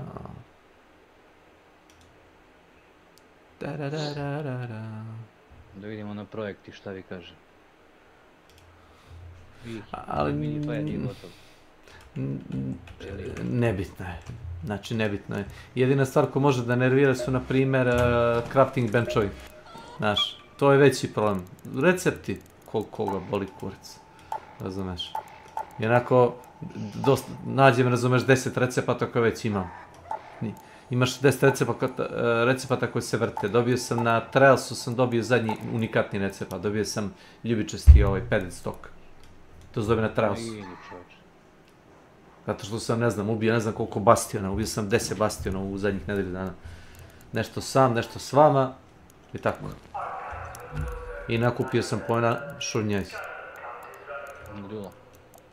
Da.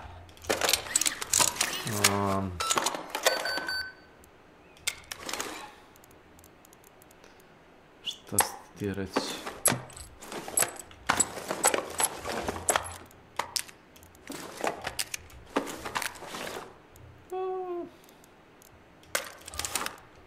I wanna rock and roll all night.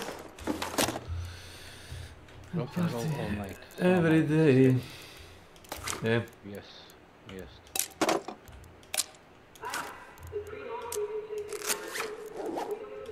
Pa nije teško biti fin.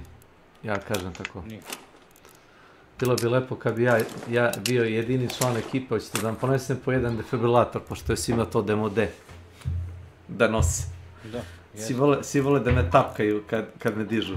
A ja bukvalno ključam u sebi kad to vidim. Samo opušteno. Pa nije opušteno, ali nemojte da me to radite. Znači ovako imam slabo srce. ovako... Žice i plastika.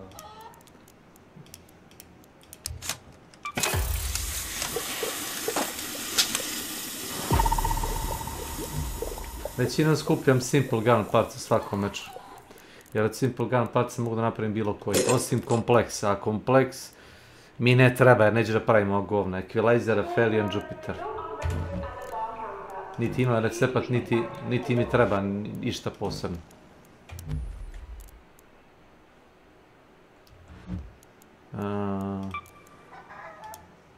Vidiš, ovo ti je betina, nebitna puška skroz. Zašto je ljubičasti Reddit, ja nemam pojma. Zašto se teško nalazi? Da je dobra, nije dobro, ima Winchesterka je bolja 3 puta od ovog govneta.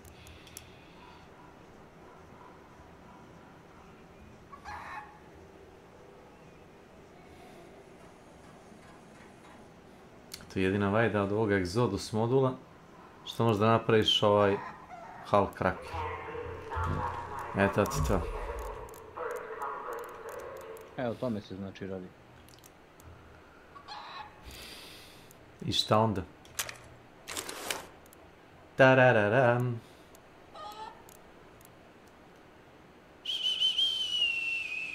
Da, šta reći? Kakvu posluhu porati? Kome? Jest.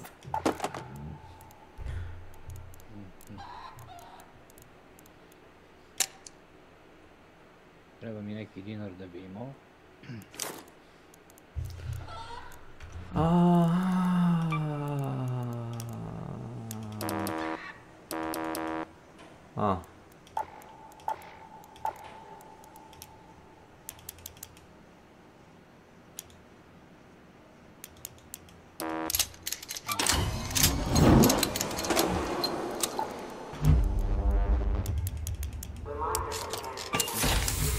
Mogu da nosim 3 oružja. Zarad čega? Ono pojem, ponosan hull cracker, ali ne znam da li da nosim još jedno oružje. Pa to sam sad ja gledao i razmišljam sad da treba da žongliram, razumeš, ako uletim u PvP da izvadim shotgun iz inventara. Pa to nosim shotgun, hull cracker, nego rekao da li da nosim i betinu. Ako me napadnu, betina ti je sranje, ti odmah objasnim oko srpsko-hrvatski. Ja nemam pojma, brati, ja ti kažem, meni nekad radi posao, nekad mi ne radi posao. Ne radi uopšte. Ono što, znaš šta radi? Desni klik, scrap. To radi. Nemam pojma, ali ja ti kažem, ne znam, imamo zaista pomešano iskustvo s njom. Nekad dođem, brate, pocepam ljude, brate, s jebenom većinom, nekad ne mogu da radim jebeno ništa, ono. I ne znam, stvarno ne znam da li je dobro ili ne. Ne, nije. Znaš, kao piše ima 10 tih damage-a, sada ima ga dobar kompenzator i ono sve, znaš, kao... I dosta municije u okviru.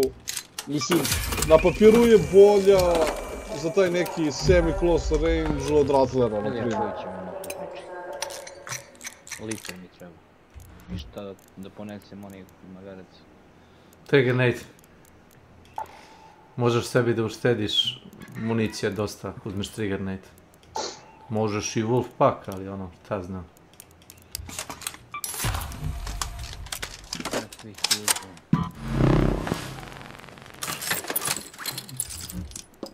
Uzem. 3 grenade. Com 2. Bobcat i Delta. To je to.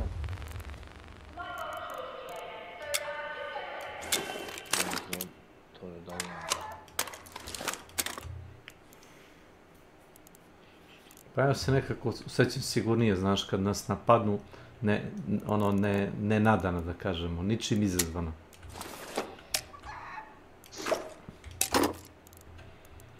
Osjećam se nekako lagodnije. Da uzmem jedan hedge kick da ponesem sa sobom. A ja nosim. Dobro. Ništa, to je to. Ček, Kecma nije s nama. Ne mogu da ga pozovem. Pa, nemam pojma da idete najgora vas... stvar, zašto? Ti ne želiš s nama ili želiš nešto drugo da radiš? Pa ne, pošto sam htio lipere za sebe... A, nećeš da se konfliktuješ sa Slavkom, šta? Ja mislim da je Slavko rekao da mora da ga ubije, ili mu trebaju baš delovi. Baš jedan deo mi. Trebaju mi delovi. Pa dobro, onda ubijete više komada i to je to. Što ste taki ulici. Za projekat, Ilija, za projekat. Jedan mi fali. Eto viš, nije teško. Pa jedan liper, jedan unit, nema veze? Nije obavezno. Pa, ne znam da bi drugo da ga ubiješ. Da ga ubiješ na onome kako se zove... Space Portu, morao bi da ga odvučeš negdje u ćošak, da te ne bi snajperom skinuli s kule. Jeste. Ili ćeš da ga ubiješ na livadu i onda dok kreneš da lutuješ delove, razumiješ da ti isepaju na otvoreno. Šta je Tomica teo da ubije tamo na... Nije Denver tu je Boris da dođe. Rekao idem ja gore, ja jurim za lipera, njega boli kurac, on je na zadnjoj stranici projekta. Ko? Boris? Ma bre, Tomica. Tomica svejedno juri. Ne mogu ja da pratim njegov pas. Ne mogu, brate. Ne mogu taj maraton kroz svaku mapu.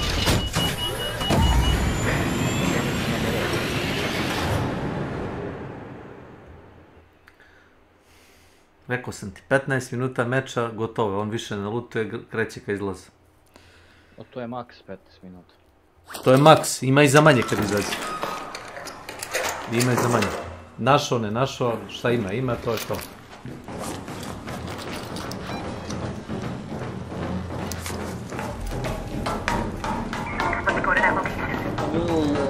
Pa prvo proveriš lift, znaš. Prvo proveriš lift, da li je pored lifta. Pa onda ako nije kod lifta, onda ideš kod vode. Znaš.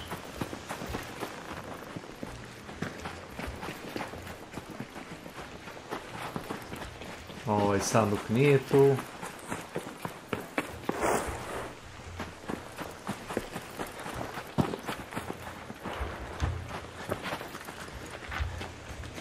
Ovo nije tu.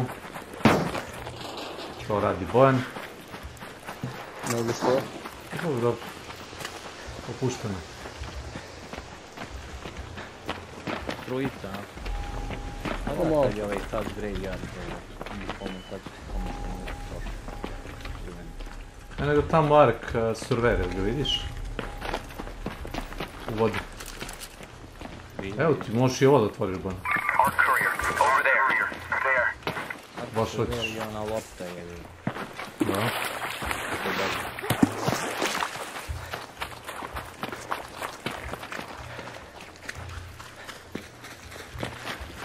Ja ga ne čujem, mislim da je već odavde se čuje ako je gore kod lifta, ali tako? Pa tako bi trebalo. Niti ga vidim da se šeće, niti ga čujem.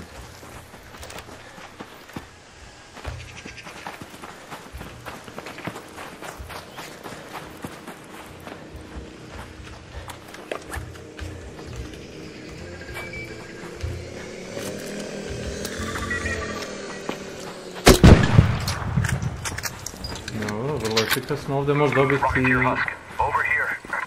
deo od roketira ako ti treba, to znaš. Ozbiljno? Stvarno ne znate to. Da, jesi, rekao sam samo što ja to nikad nisam vidio. Treba ti, ne, zato što ne otvaraš. Otvaram i kako ne otvaram. Treba ti onaj looter zlak, da povećaš sebi šansu da ga nađeš, to je to. Ako ti da 6 komada,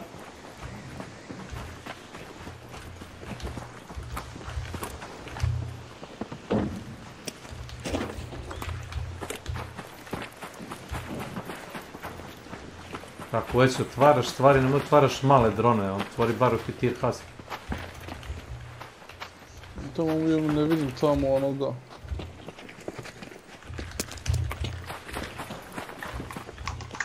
Da li se oni spawnuju na određeno vreme? Ne znam, pa možemo se proći opet tim delom mapa, nije to problem. Već sam bacim pogled ovdje na reku, ako ne idem u... Ne, koliki ti je render distance?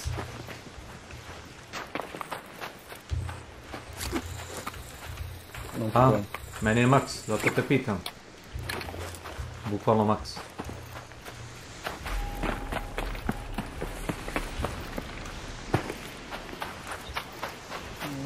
Mislim da ga nemamo ni ovdje.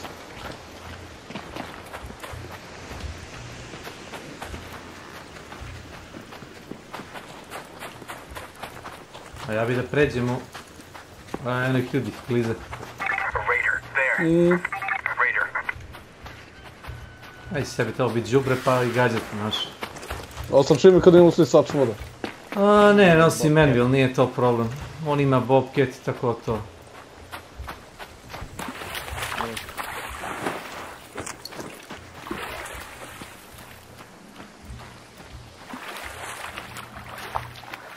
Kažem, Tomi, iznad glave su nam na polomljenom mostu. Tomas stoji u mestu i kaže ono gde, ajde pucam u njih. Jer Tomu, jebote, mi smo dole, oni su gore.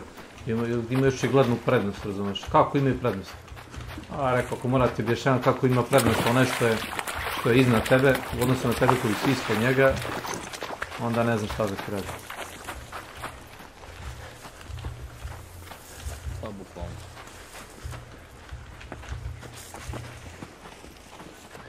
Ne znam gde su oni.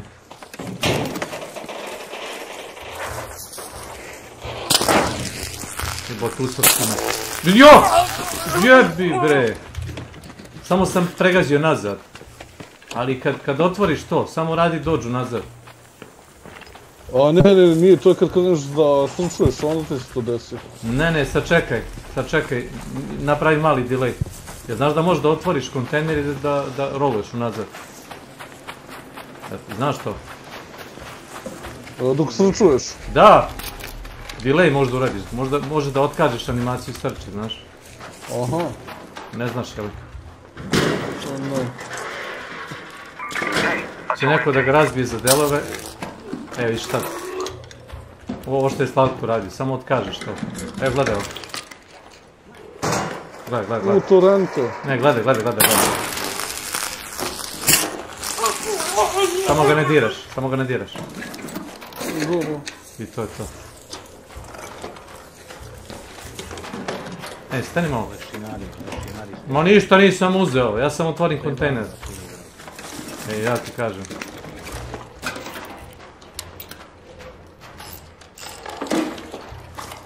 Stavio sam budilicu tu, ajmo.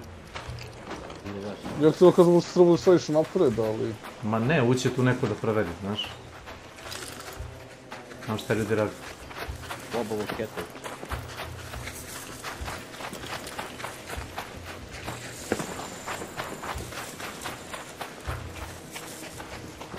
Sad bi ovo sam skupljao onu miriju municiju. Zbog? Pošto torrentea. Ma naći ćeš, znaš da uvijek nađeš tonu municiju.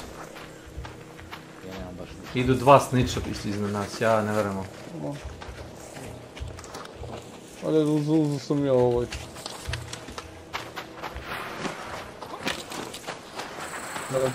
Vidi kako me vratio.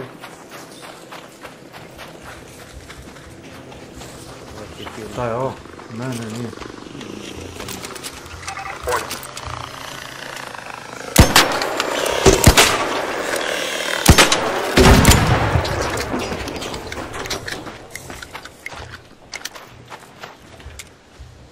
Eno ga dole. Neki đavo, čuš kako koda. Ne znam koji je, samo da vidimo šta je. Evo ti još jedna stvar, zapamti ovo kad sam.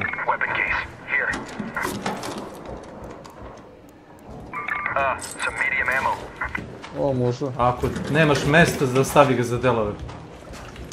Ne, ne pravim. To je samo svoju municiju. Ne, rastavi ga za delove, dobit ćeš municiju. Uzet ću ga Slavko. Ne znaš kako to radi. Rastavi ga, dobit ćeš municiju i delove.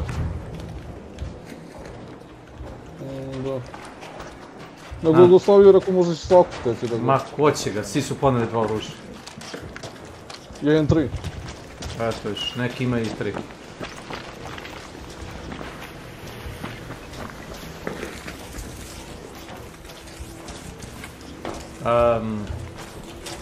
Probao sam da prođem, znam da može direkt ispod njega da se prođe, nije problem.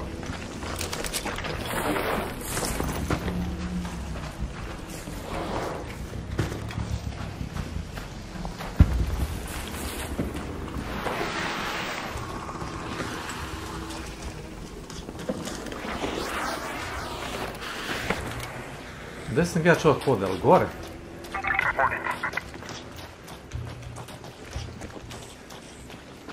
To ono malo govedo od onoga robota, gore onaj surveyor.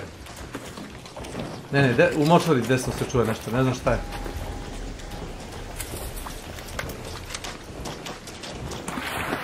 Evo, liper.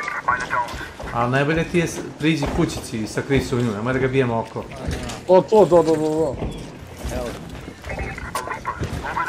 Sve je u redu, samo treba nekako da ga privučemo u zatvoreni prostor. Pa bi trebao prvo tamo da odemo i... Pa do doma.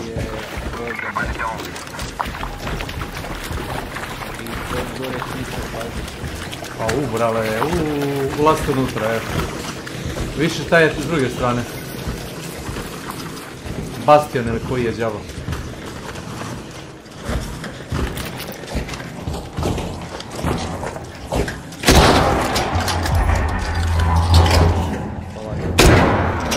Slavko, pokrivaj mu leđe.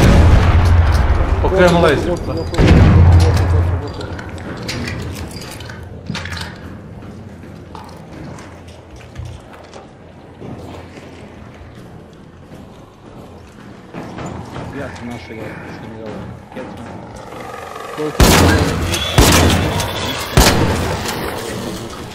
Ostalo mora da ima još neki garant. Ma ima još. Ima, ako imaš lutar, vlak.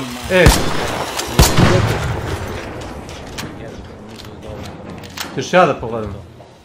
Pa pogledaj ću ja nego ukradili da pucaju na mene. Ja sam ti pucao iznad kuće, ja sam pucao iznad tebe.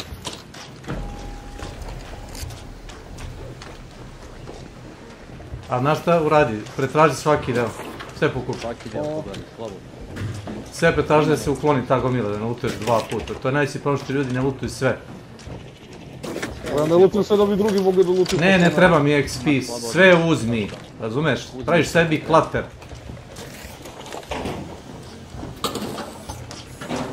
Sve ponesi da se dispone, sve to odatle. Jesi našao nešto? Da, jedan. Pa eto viš da ima. Ima još koji?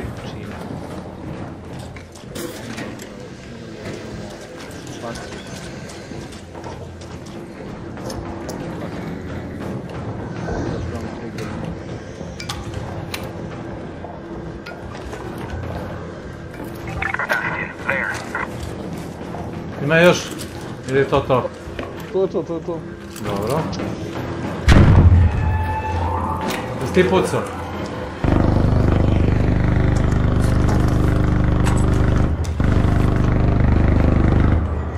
Koliko ovo? Ko je pucao od vas? Slavko, ali?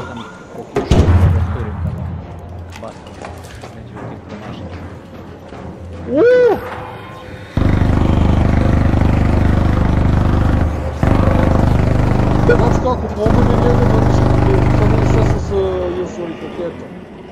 Samo da vas pitam, ste stavili vi te delove u save pocket? Da. Dobro, onda u redu. Ali više mi vredi svo ovo oružje koje imam na sebi nego taj deo. Pa to je pitanje da li hoćeš da završiš zadatak ili hoćeš da skupljaš opremu.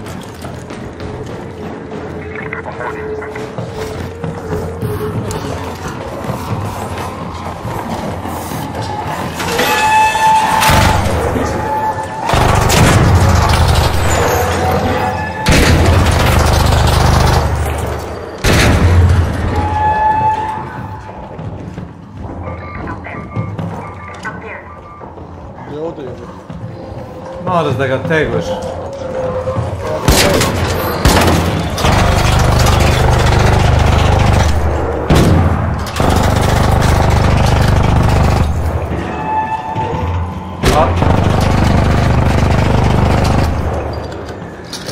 Čuvaj mu samo leđe, Slavko.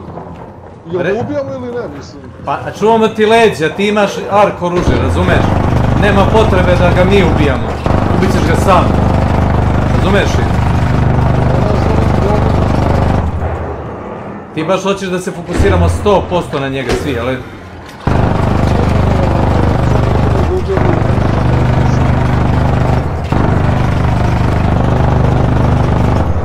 Ti znaš da sam ja ubio Lipera samo s Envilom.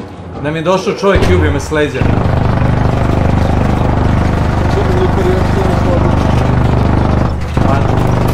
Samo sa Envilom solo, razumeš li? I zato što sam bio fokusiran pucanjem i skakanjem, čovjek mi je došao s leđa.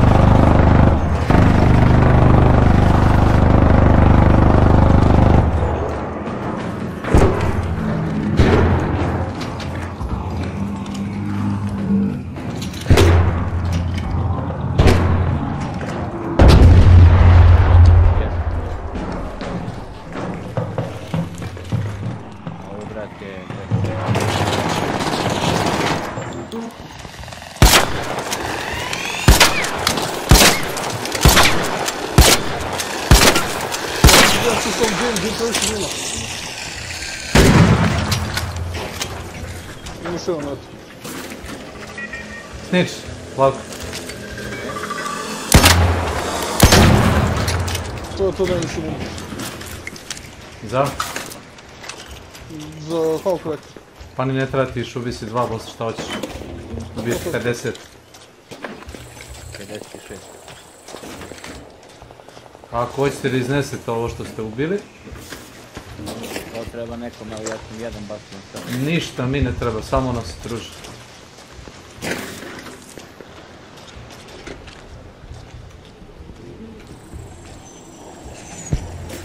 Moj savjet, opet lootujte sve da bi brže raštetili taj otpad tuda. Možda i ako idemo.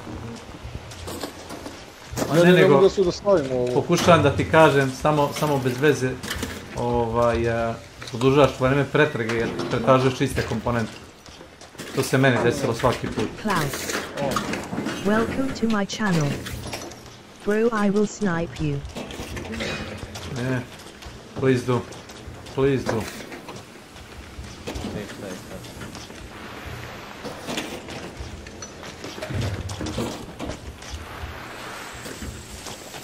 Would you look at that?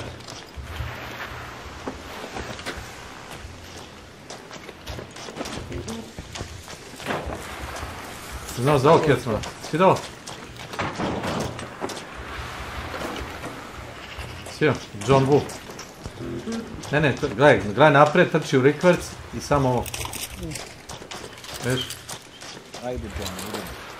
Sio, sprintu nazad, voli. Na, hoćete da izađemo? Ne mogu, ja sam over excumber. Onda izlazim, ti nemaš kud više. Dobro. Nisam selektovao taj catch, selektovao sam ovo zeleni.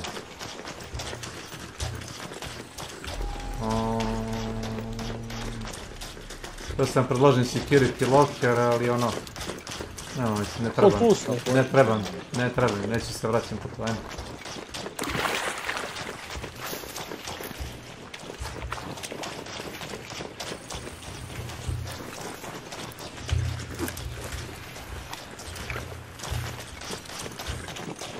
Ono je ispalo malo čudno da nas niko nije, ali dobro. Ajde. Nisi još izašao. Nema vremena. Znam svatko kako te stvari radi u igri.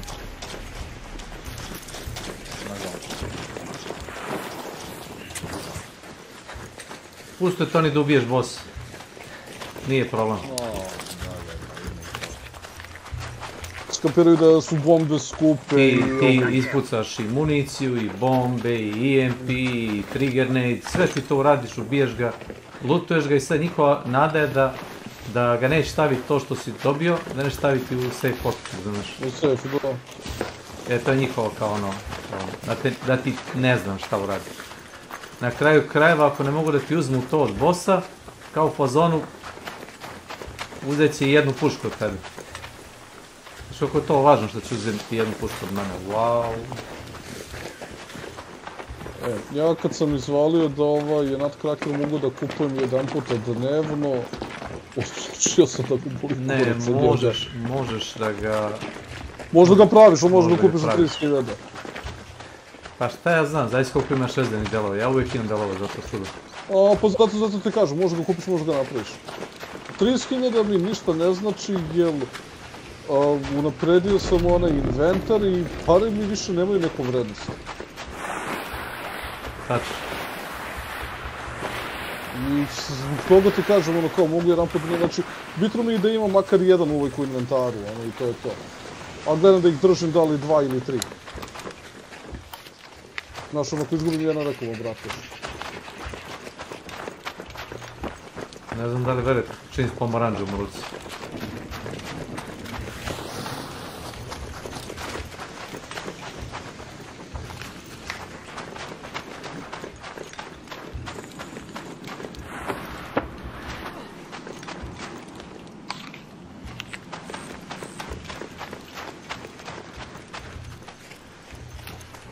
Jedi burek, bravo.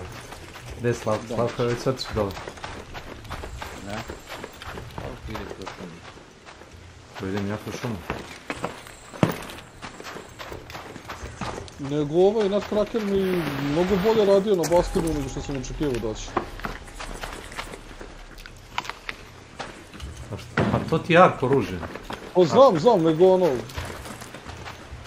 Ako treba da radi na bilo čemu, treba da radi na njima. Pa tu bukvalno još imaš jedan zadatak.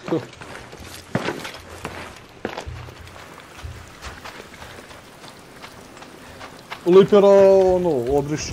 Da li mi trebalo 3 šota, jebote u oku. An arc orbiter is en route.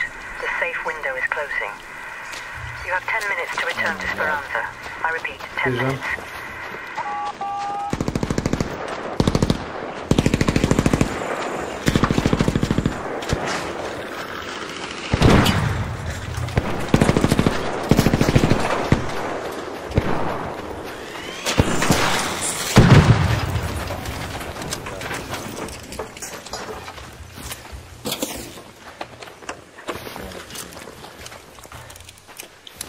To vrati mi municije malo, to.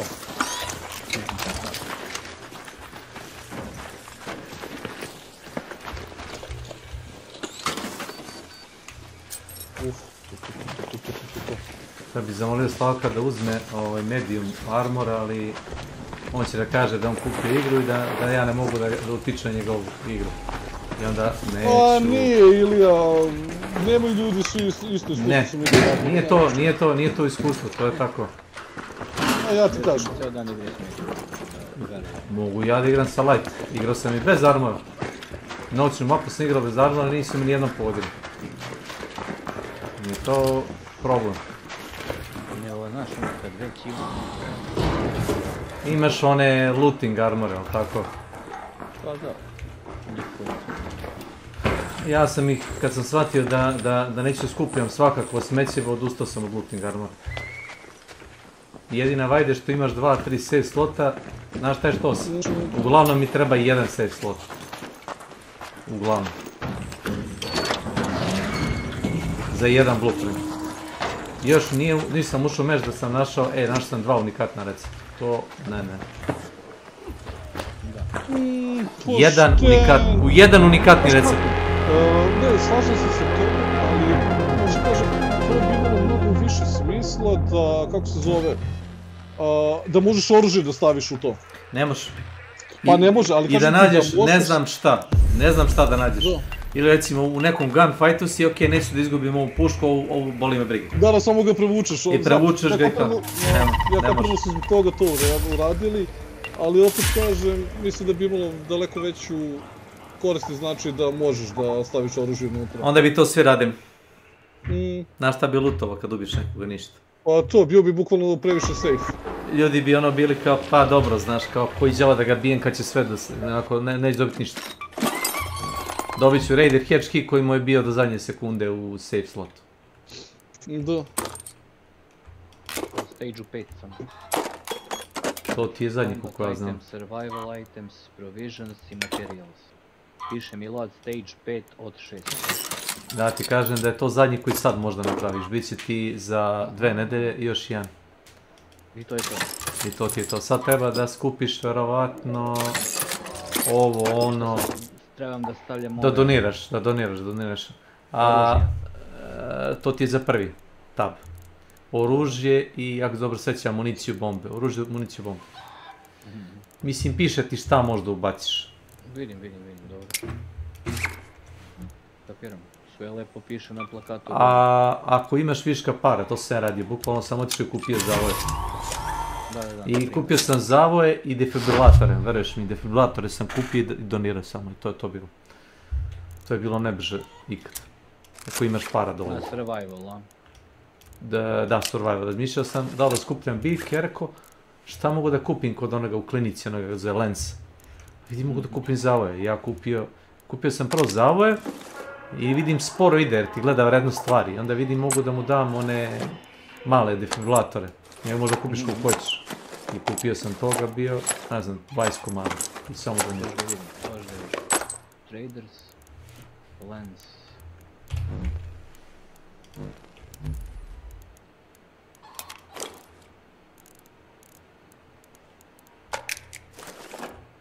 Aha. Jedan je Visomića, Nadinat.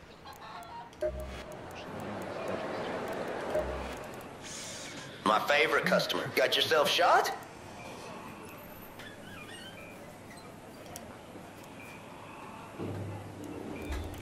Možda kupiš i ove herbal bandaže i možda kupiš i surge shield recharger i to da mu doniraš i sterilized bandage. Of course, I'm your go-to guy for all medical needs. Raiders are doing.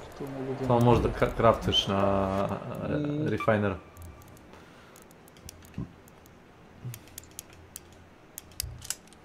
Nisam htio da napređujem ove stolove na level 3, ali sad ću morati samo da bi koristio materijal.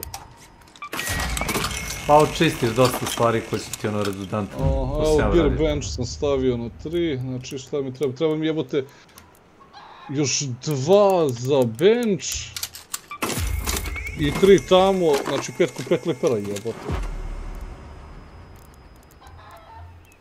5 litara? 5 lipera. Šta sam htio, znači Rider, Project. A da meni humifieri treba i 3 komada i liper za njega isto 3 komada. I to je outfitting 4 od 6.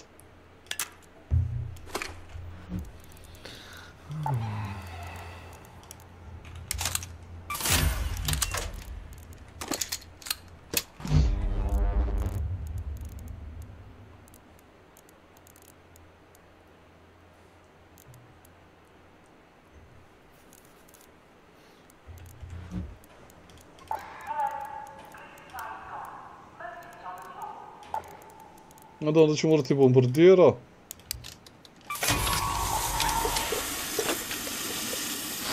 Dobro, znači, ček. Očistio si jedan tab, ili tako slabo? Ne, polako. Sada ću da dočistim. Neću odmah, mogu. Pa ja sam išao 1 po 1 dok nisam sve uradio. To ću. Reci bojno.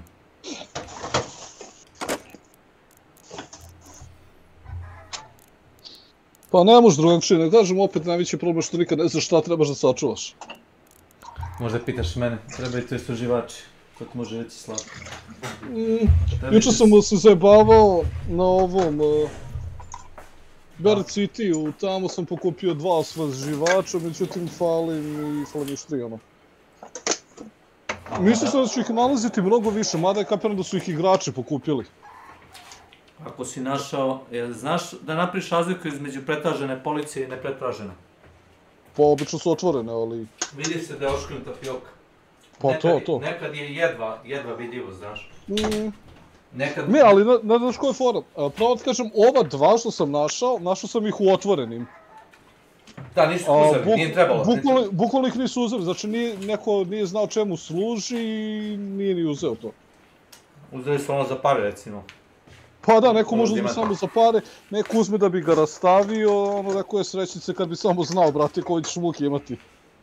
Ne, možda neko ne radi prestiž. Pa ima i toga. Ne, ja sam rekao, znaš kako, radit ću taj jebeni prestiž, otko znam, 1 puta, kapiraš, ono. I Hunt kad sam igrao, uradio sam prestiž 1 puta i rekao sam sebi, nisam siguran da želim da radim više ovo. Pa budući da je Krajtek u početku davao svaki prestiž, su dobija po jedan legendary skin. I onda im je to bilo skupo. I onda su rekli svaki 10 level imaš po jedan skin. Svaki 10. Da. Ja sam uzao... Za oni prvi prestiš dobiješ legendary skin, onaj kako se zove, za badaš, za healing kao dobiješ neki, plavi. Inače mislim da su random, ali nisam siguran. Ne, za prvi prestiž svi dobiju valjda taj bandaž skin. I kad sam video to, rekao, brate. Ne, ti si to možda, kada si to možda, pre godinu dvije uradio, ne? Pa tako. A ja sam pre 5-6 godina uzeo prvi prestiž. Ja, s kim god da sam pričao, svi su rekli da je bandaž, ono kao za prvi prestiž. Nije to bilo na početku.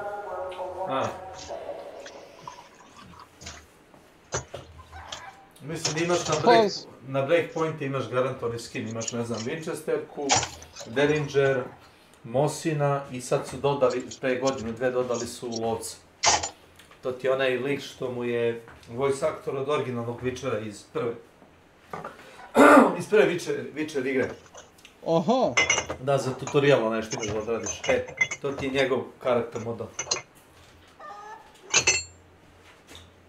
John Victor ili tako, ne znam kako se zove.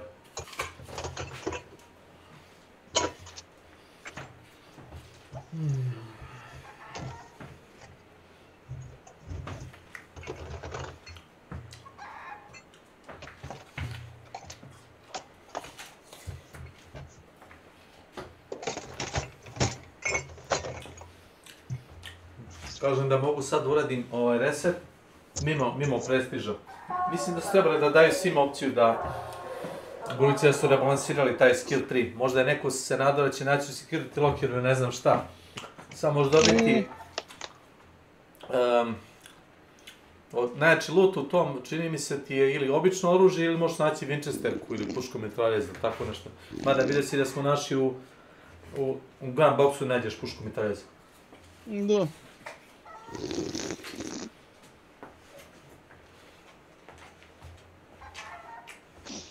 Pa znaš kako je, mislim, smanjili su šanse za tim jačim, vidi, Epic je, ljubičasto oružje više nećeš dobijeti, koliko sam ja razumeo, a za plavo su ti smanjili šansu. Većina ljubičastih oružja je govno, da ti odmah objasnim. Jedino ono što je Slavko našao, onaj Bobcat, kako se zove, onaj shotgun. Ja, SMG. To ti je kao Stitcher. Da, to je ono što si vada Kesiću dao. Dao sam i Slavko, ja.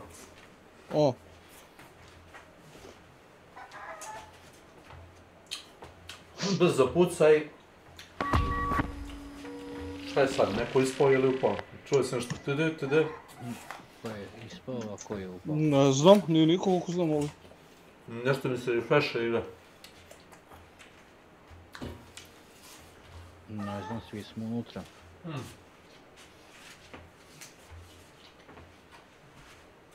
Ne znam šta radite, a dajte mi... Počekamo ovdje Slavko da završi inventar. Koliko sam ja razumio situaciju. Čekajte mene samo da obavim.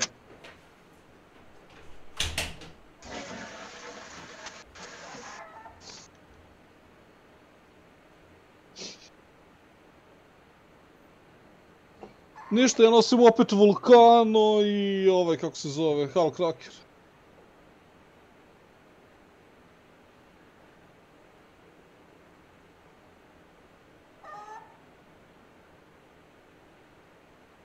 Jao, jel tu Ilija? Za sad je... Ajde da ne pričam ovo dok ne dođe, ne pričam 2 puta. Juče sam gledao na internetu neke te zajebancije. Ima fora da gličuješ jebena vrata. Ujebot. Ne treba ti ključ, znaš.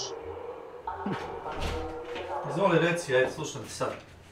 Kažem, juče sam nešto puštao na internetu te neke stvari i klikto naš kao sljedeći video i neki likovi pokazali neki glitch na vratima. Nemoj to da reći. Samo će ti uzeti ili loot ili će te resetovati prodec. Vidio sam. Da staneš pored vrata, ovaj stani iza tebe i gura. I kao valjda, da, trebaš valjda da trčiš u vrata, da gledaš dole, a ovaj lik iza tebe dođe i krene da skače kao na tebe i samo te progura. Jeste, i progurate kroz vrata, vaši. Da. Kao što ste rekao da ima i način da detektuju, razumeš, ako si čitovo, pa to mu je ubio čitar i oni mu vratili gear na kraju meča. Da su se rekli da je neko hakovo igra. Meč. To uopšte nije u redu. Pa nije lepo, priznajem, ali... Dobro, sad se ovi otvorili materijali, to kako se skupi se. A sad momci šta ćemo dalje, pričajte. Ne znam, treba kome neki boze subije nešto ili skupljamo osveživači za vazduh. Pa što se meni tiče možemo, ajde probamo još jedan puta lipera, a? Pa šta ti treba, još liper selova? Pa ja sam dobio jedan, a treba mi 6 komada ukupno, znači treba mi još 5. A za vrh bench, jel ne? Ajde. Pa treba mi možda za vrh bench i za kupolu. Aj kažem u vrh bench mogu da preskočim, boli mi korac za vrh bench, znači još 2 komada za kupolu. Za kapsulu. Kupolu? Gradiš nešto u dvorištu? Ekspedicija. Ekspedicija 33. Mapa, koja bi će? Pa ja bi isto ovu, znači tu ima šanse za 3 komada. Da se spomenu, znači... Ima, ali da niste ubili Bastiona i da se niste napunili s njim, rekao bi da probamo da nađemo još jednog, možda eventualno. Ali... Pa vi ste krenuli da ga bijete, ja sam vas 15 puta pitao jel ga bijemo, jel ga bijemo, jel ga bijemo, jel ga bijemo. Zato što ti je veći problem da se provučeš pored njega da te ne ubije, da ti objasnim. Kapiraš, toliko je blizu bio. Sad treba da napraviš krug oko močvare. Ne, apsolutno ni zašto. Koliko ja znam trebate isto za bench, da li 4 komada i to je to od Bastiona. Stajati za bench, to je to. I Rocketeer, pa i treba mislim Bastion i Rocketeer treba i za benchova. I treba ti 6 Grenadier selova, da bude rečeno. Ako to već nisi skupio. Jesi skupio to? Grenadier selova, ne. Da, 6 komada. Bombarder misliš? Pa, Grenadier se zove, ne zove se Bombarder, Grenadier. Da ja znam. Ne, Rocketeer, ona je iz vazduha. A ne, Rocketeer je onaj što leti, Bombardier je valjda onaj što... Grenadier. Grenadier. Znam da je finesa, ali... Zove Bombardier Corps se zove. Nebitno, zove se kako si rekao. Nemoj da otvaraš automobile, znači razbit ću te, kuneti se. Dobio sam motor, ajde pali, znači ne da mi je drago što te nisam poslušao. Onda otvara, ajde. Svako traži mu taj osveživač za vazduh. A tu može se naći isto? Pa šta misliš da sam ušao u zgradu, da skupljam sladoled? Nema zvezda.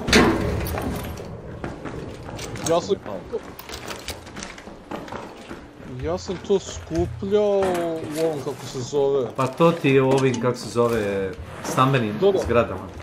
A mislim sam da sad to ima kao da ti malo jače napad. Nema veze, apsolutno. Čekaj, šta tražiš? Humidifier? Humidifier. Ne, humidifier samo. Stani malo, dođi kod mene, našao sam ti jedan. A to, znači treba mi ukupno 3 komada. Dobro. Šta još mi da se pokrit? Ovdje se rok. Ne, tamo sam čuo pucnjao. I falio mi je jedan motor, našao sam motor i to je to, znači. Ajde se grupišemo onda, tamo je sve gotovo. Jel imaš ti sad da ti dagnu? A imam, ali imam jedan. Pa jedan ti treba. Šta si to? Pa imam i motor. Hajde, ne znam šta da ti kažem. Nek ti ga čuva do izlaza. Znaš? Nek ti ga čuva do izlaza smeća. Može, nije problem. Evo kažem opet, ako ćemo rokati ove lipere... Polako, moramo doći do toga. Brzo će tu ne ostati sve iz poketa.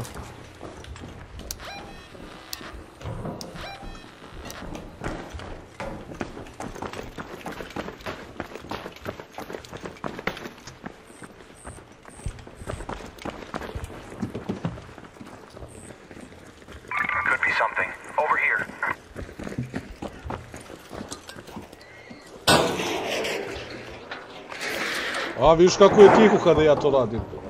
Vrlo. Inconspicuous. Inconspicuous. Inconspicuous. Evo ono što Slavko kaže, nemojte da pretražujete kante za smeće. Najjača fora, kaže Tomica čovjek našao recept za Wolfpack u kanti za smeće, znaš? Da. Ozbiljno. Da. E, to mi se sviđa ako je tako, znaš da možda nađeš bilo šta, bilo gde. Ali to ti je u high loot zonama. Da. Portable TV. Probaj diš u što se rasklapa portal TV. Ne, nemoj da potvrdiš, samo pogledaj. Dobro, kaže, nisi ga pokupio, samo se vrati nas. Ako se ja dobro sećam u senzore se rasklapa. A salvage wires, ne. Ne, samo žici. Bilo bi previše dobri su senzori, ili ja? Listen, medium ammo, here. Brother, I found grenades in trash and I found a defib and other blueprint in trash. Exactly. Kaže Cloud da je našao defibrilator i druge recepte, kaže, u smeću.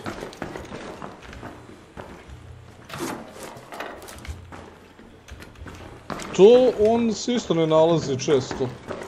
Šta, recept? Dajmo smeće. Defibrilator.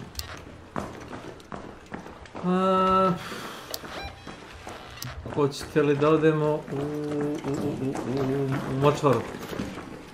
Ajde.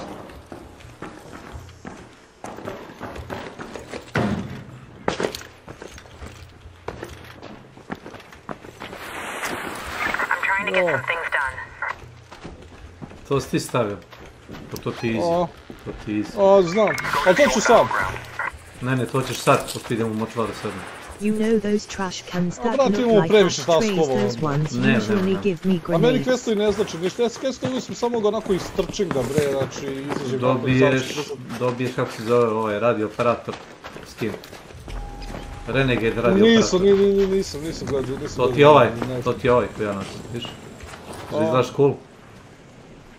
Sa sve naočarama, imaš i kap. Čekaj, Slavko, zašto ti ne izgledaš cool, objasni mi, molim te. Zato što ne želim. Čekaj, ti hoćeš da mi kažeš, Slavko, da si ti imao izbora da budeš cool? Ne, ima on to. Pa znam, zato i kažem, znači imao izbora. Slavko, ovdje možda nađeš ove svečarske. A ne treba ti više? Ne. Još da vidim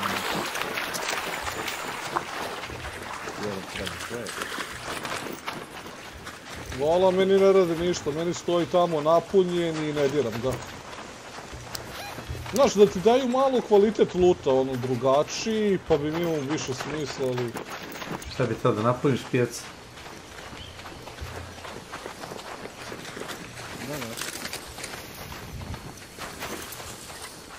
Slavko, imaš ti na ovom kontroleru VOK dugme? Ne, ima ono... Analogija.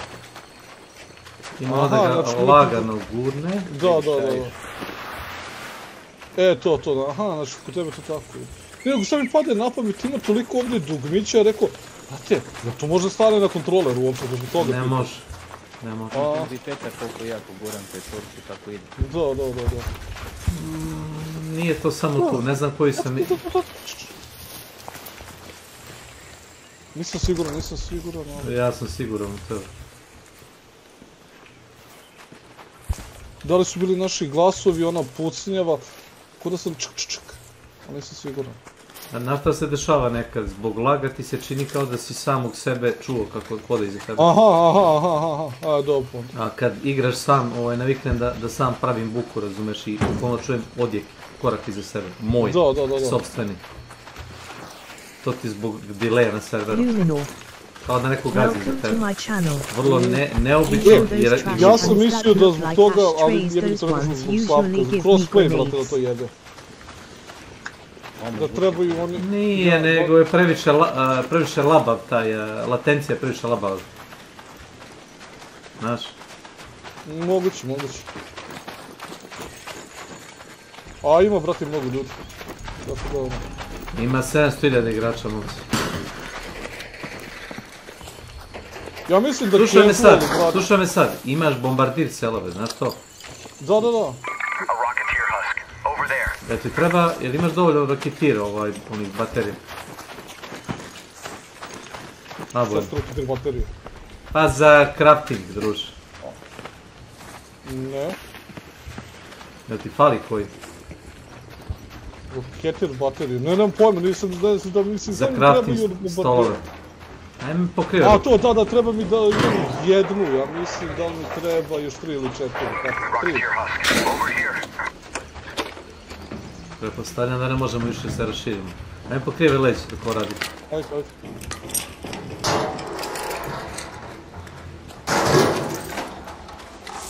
Ne. Znaš šta tražim? Senzore. Što mi si rekao, ne znam da li ih imam ja, evo te mogu sam... Svaki dan možda kupiš 6 komada, ja mislim. 5-6 komada. Da, pa znam da ti rekao, mogu sam ti ali nema veze, skupljamo walkie-talkie ti daje 2 komada. Radio ti daje senzor isto, znaš. Ej, Ilija, znaš što sam primetio na ovom vulkanu? A kad uđeš u ADS, da si neprecizniji. Misliš, postoji nekakav spred nešto, šta? Da, veći ti je spred kad si u ADS nego kad si ovako hip. Kad uđem u ADS, bukvalno se poveća ovo mišljenje. Da, znači ono, hip-fire. Da, mislim da je ovo hip-fire oružje. Znaš koliko ima je TTK kod igrača koji ima light armor? Time to kill. Time to kill mu je 0,8 sekundi. A za Toro? Malo veći, zato što je pump action, znaš. Da, zato što ali... Pa mislim, opališ jednom, a neznatno je duži. Opališ jednom, a kao pumpuješ i drugi put i mrtav je. To ti za light armor. Ja nisam nikad uspio, mislim... Vojne, pump.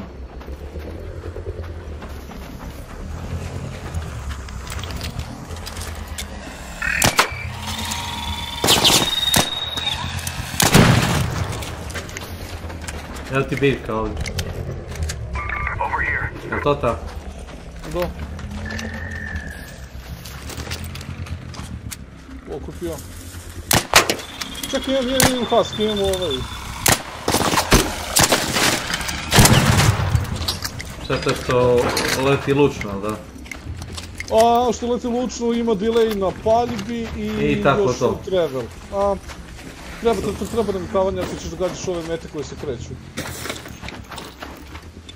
To ti je ono analogno da gađaš bombom leteći arkove.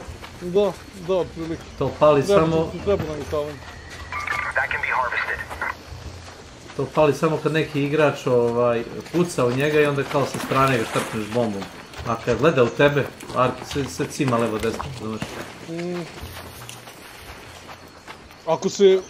Znači ti si upalio na njega i on krene da se pomera, pomerit će se. Promašit ćeš ga. A ukoliko je ovo daleko? 400 metara drži. Izlazi.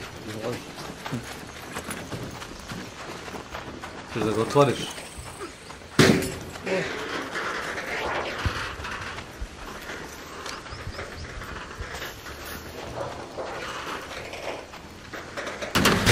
Kad igram sa Kesićem, ja otvaram, on gleda u mene, razumiješ, kad ću da otvorim da može da lutuje. Ja mu kažem, gledaj oko mene. Sentinel firing core, ja ne verujem, jebate prođe.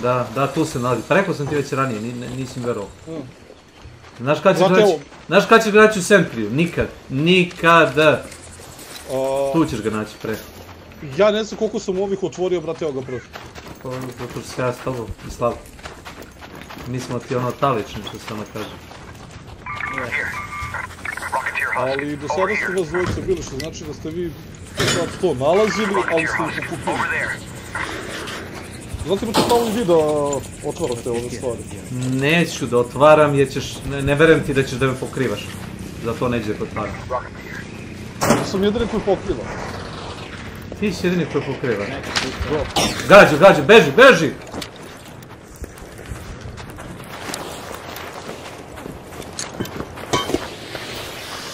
Metak ti proleti iznad glave, samo da vidim ekstrakt. Znači, toliko lupanja po onome moralo je nekoga da privuče u djelu. Ja mislim da nisu za to, nego da su možda zbog roketjera to, ali... Pa jel ga iko gađe? Treba mi da me ubije neko da ga ubijem. Ne treba mi. Ako mogu brzo da ga sredim, da li su 3-4. A nećeš ga lutovati. Si čuo da ti pukao metak iznad glave.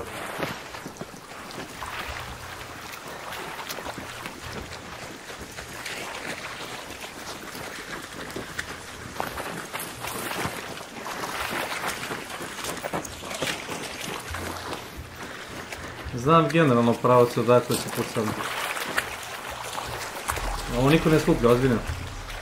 Pa ja sam vidio da ti to skupljaš pa rekao da to skupljam. Znaš zašto skupljam. Zbog zavoja, da. Ne, trajalo ti daje pojene. Možeš dobiti recept na tome. Ja sam dobio ljubičasti stok recept, znaš. Na trajalu. Dobio sam epic stok.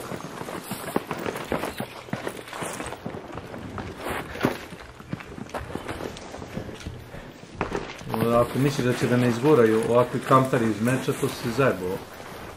Ali...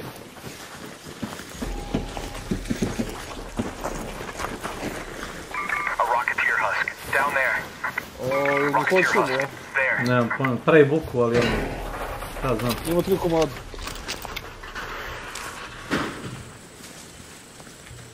Zato ti kažem, jedan treba da smatra, ništa drugo da radi. A ne da gleda kad može da lutuje. Jes. A što ti je to palo napoved baš ono? Nemoj tako mu. Nisam rekao da je on, možda i jesam ga. Ja sam ga video. I svaki put mu kažem, ono kad smo igrali. Ako u pitanju Warman, dolazi iza tebe, gleda Warman, ako nije prvi, da on lutuje. Ja kažem, gledaj oko mene, molim te. Ne, on insistira da lutuje. I onda, znaš šta radim? Ne lutujem. Pustim ga da otvori sve. Znam, pa svi on lutuo. Znam. Ne, pustim ga da otvori jer će nas ubiti tako. Ako dvojice igrača gledaju jedan kontejner, to je smrt.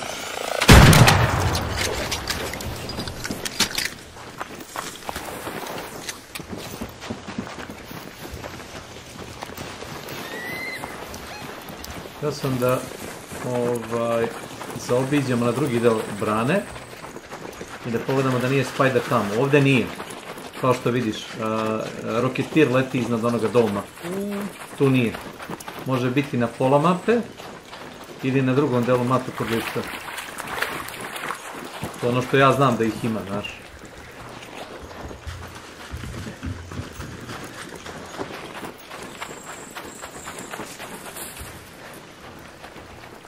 Kaže Tomica, idem previše okolo. Ne idem previše okolo, nego ne trčim po sredinom mape, razumiješ, drogiran sa ovim, kako se zove onim adrenalin shotovima. Stamina. I tačno imam osjećaj da čovjek uzima adrenaline dok god ima i kad mu nestane adrenalin shotova izlazi iz meča. Jer nema više ono kondicija trči. Odmah ti kažem. Tačno ima određeno vreme, razumiješ, kad on izlazi iz meča. Mislim da je to kad ispuca zadnji adrenalin. Kad više ne može da sprinta.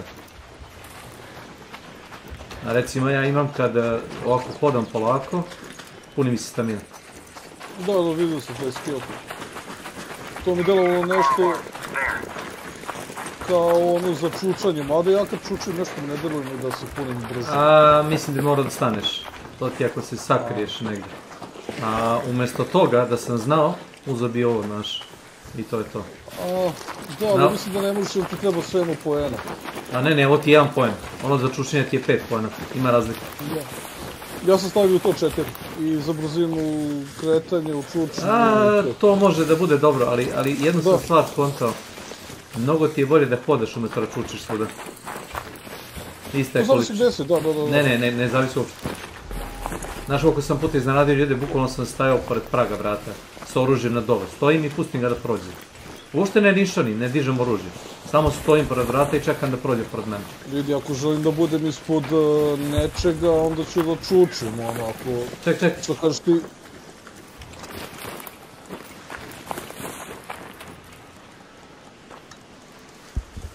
Čak čujem 2 komada.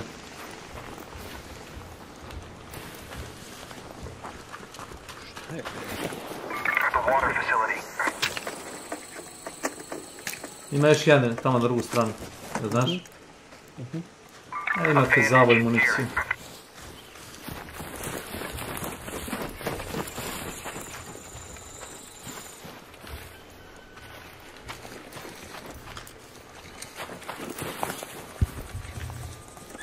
Svaki 700 XP, meni ne znači ništa, vama verovatno znači. Ovo je pun, a ovo je pun.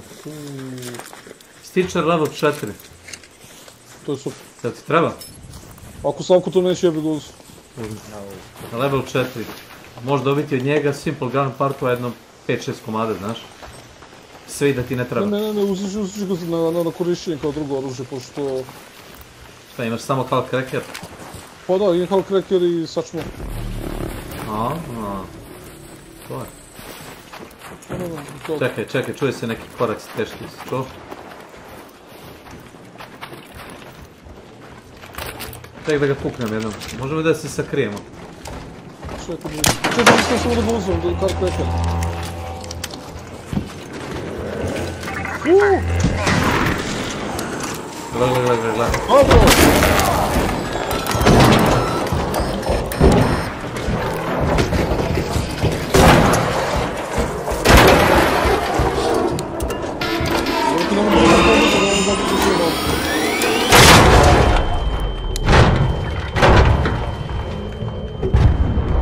Gotovo. Čekaj, mi smo ga odvukli bukvalno ćoše mape, znaš. Sad ako je neko iza nas, jebi ga, ali ono, generalno je dobro mjesto da gubiš, ja mislim. Jedan deo. Ajde lutujte ili... Neću da lutujem ništa, samo traži. Ne treba mi ništa. Kažem ti, skuplje sve, ako možeš i kako. Mnogo brže ćeš da uradiš posao ako ne birkaš ništa, samo shift, levi klik. Glup je, lokao se bio na mene, znaš, ja bežim unazad, on i dalje skače, znaš, leti. Nikako da prestane da se lokao na mene.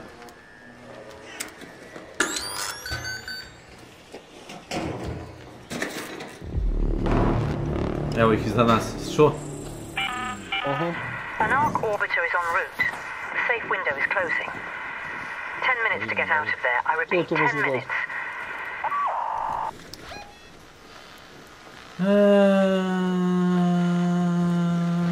Go to that location. Samo sekundu vidim. Sredim, polako sam. Vi ljudi ne tražite ove arc baterije, trebaju nekom arc baterije na male. Ne razumeš, ne pretražujem ništa ako nisi shvatio. Osim ako mi ne fali nešto. Ako ti? Ne do sad, ja radim na projektu. Ako imaš baterija... A ne, ti treba arc baterija generalno, ti vam pa možeš li naprediš. Arc power cell, over here.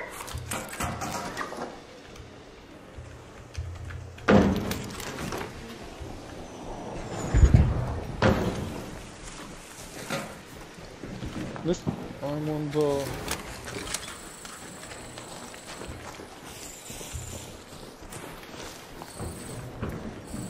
Evo ovaj deo da onako malo izmarširamo polako. Ovaj deo? Da. Mislim da je ovo baš za pretrčavanje ili dobro. Ne, jer kažem ti, čuo sam gore neko da nešto krši iza nas, znaš. Pa nemaju ovdje ugao da nas gađaju zbog toga, mislim. Pa teoretski nemaju, praktično, ako hoćeš sprint udari, Ajde. Ako misliš da je to dobro, ajde.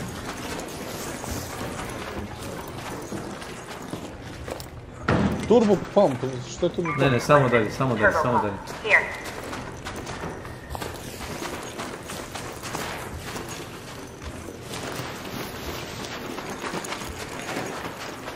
Nije da nemaju ugao, nego imaju solidno loš ugao, ne mogu, i da te pogode, mogu jednom da te tagu, ja mislim da ne mogu baš... Jednom će da skoče dole za nama. Jeste, da skočit će dole da se razbije, može s onim ninja kanapom možda to bude razbije.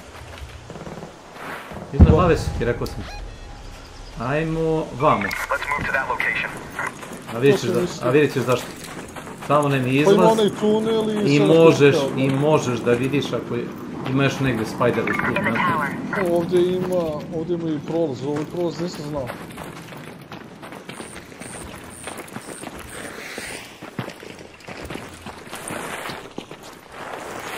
Čekaj da ja vratim na Kal Cracker. Ne bi ja stavio na Kal Crackera budući da trenutno ne vidimo ni jednog ark neprijatelja. Ovi su nam iznad glave, u onoj kuli, vidiš?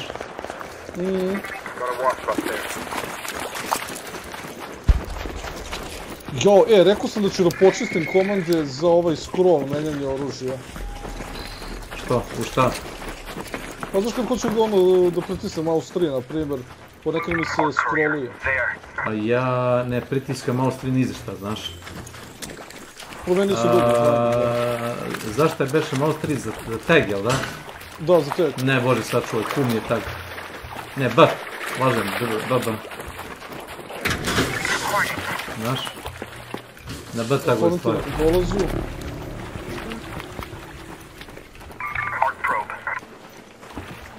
A mora to brzo da radite. Da, Slavko, imamo probove.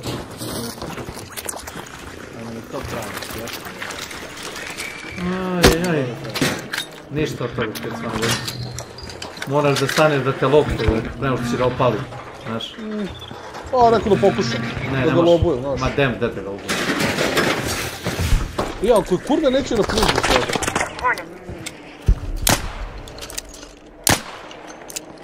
Aj jebote, gde stoji kilometar daleko, razumeš?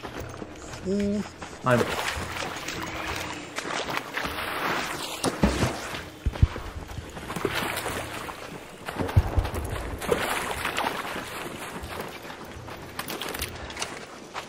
Nešto gađalo ili je otkunuto? Ja sam opalio iz prigušivača jedan onaj, pa si vidio tracer od mene. Ja, volim bi da nađem, brate, taj recept za prigušivača. Ne znam ko mi ga dade. Boris Makić ili neko, ili Tomica.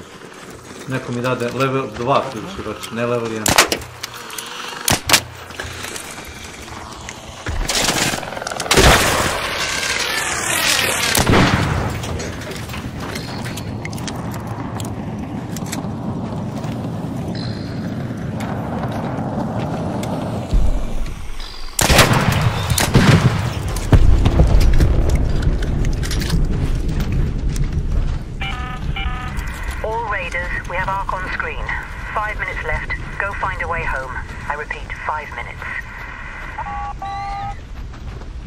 Ja bi novu mapu da čitam. Ono što mogu da uradim je, budu sam da nema ovdje džunglaša, da otresem par drveta. Ej, čujem nešto.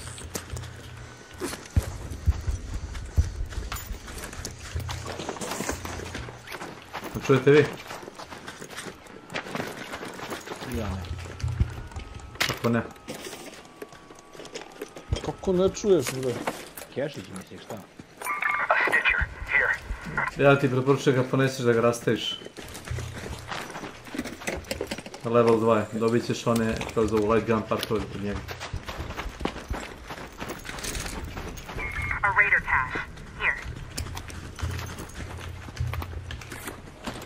Sad kad mi ne treba i sad nalazim ovaj čuda u koji ćeš ovih vodkica. Znaš? Ko vaš kad nalaziš ovdje? Aj prikot. Mislim da ni nema ništa drugo.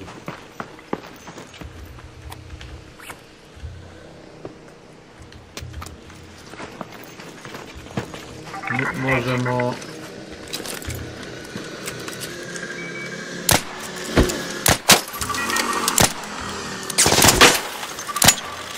Da li... No, neću imati puštam, bre. Gdje? Imaš od njega onaj kako zovu snitch... Tenzora. Da. Snitch tenzor. Znaš šta to radi? Da. Pozoveš njih na... 3 spona. To nije loše kao backup. Nije loše stvar koliko se ne okrene na tebe. A ne, baciš je prema neprijatelju. Da. O jebik za svog se neprijatelju blizu. Mada meni se desilo da su se par puta okrenuli na mene. Budeš u coveru, baciš je ka njima. Neće krenuti na tebe ako si u coveru. Jebi ga i oni ušli u cover.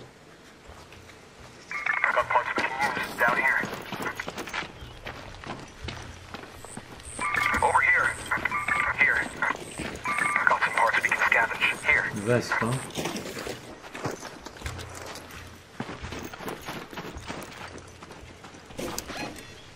S obzirom da 2 minuta mogli bi polako da odjebemo. Pa znaš gdje je keč uopšte? Da, pa imamo izgled. Upravo tako. Nego rekao našo kao ne ono...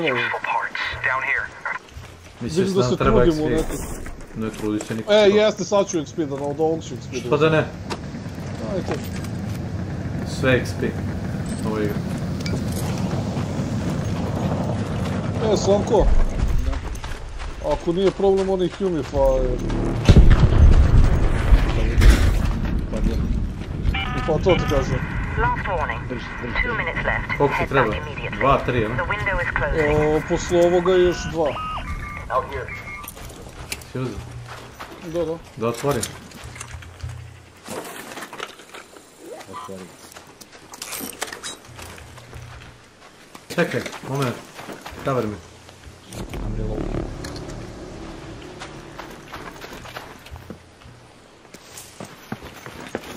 Čujem ga.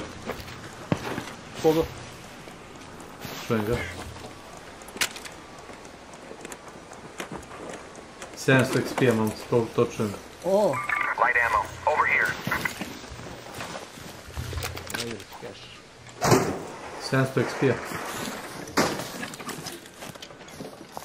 Džina bomba! Daj. Fantasija. Ne, free. Obično ih pravim, znaš. Svaki meč nam pravim 3-4. Imaš ovdje XP, Slavko. Ajmo. Otvaram.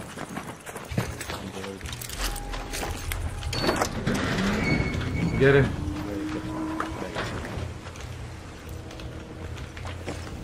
A što ja moram da ga begam? Zato što si tu srazno.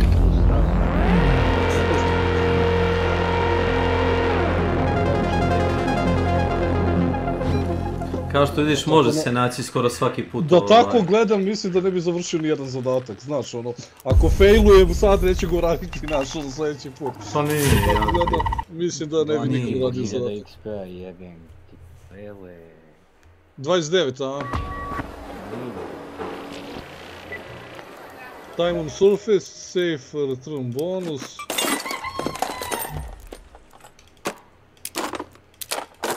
Pjevac samo navlači. Jest. A ja da vidim u projektu šta kaže.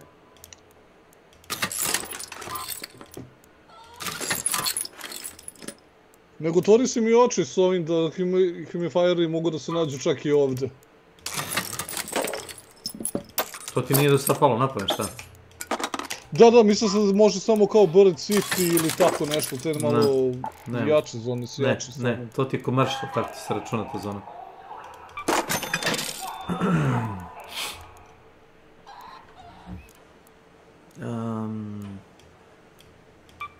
Treba još koji? Još koji šta je? Humifier? Još 2 komada. Ako me na to pitaš. Liper. A Liper, pa s obzirom da smo bili 2, znači još 1 za projekat. Još 1.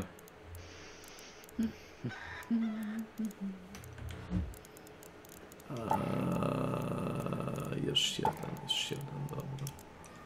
Tebi treba Slavko neki neprit. Još ja sad samo stekam ove provision, sve ovo pomalo porušam. A šta trebaš da štekaš za provision? Za provision? Sve ono što ima dijamant. Za provision treba da štekaš recimo kartice, seeds, isto tako. Ako baš nemaš izbora možda napraviš one Raider Hedge Key da to doniraš. Ja sam donirao bio 10 komada, mu vjeruš. Čak i to. Možeš, ko ćeš. Pa ne, to pitam, znaš ono kao da znam da unapred obratim neku pažnju. No, opušteno, čak i semenke prihvata, znači lagano. Da, ako imaš semenke i viška možeš to da odradiš. A, jeste, bombardir, sel treba 6 komada. Ali to me mnogo i ne interesuje. Znači, ili ovo je, znači još jedna stranica izlazi i to je to.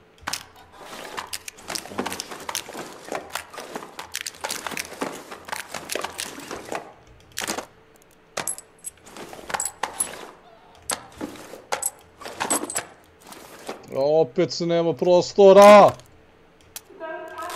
Da vidiš moj inventar, vidio bi šta je, nemaš prostora.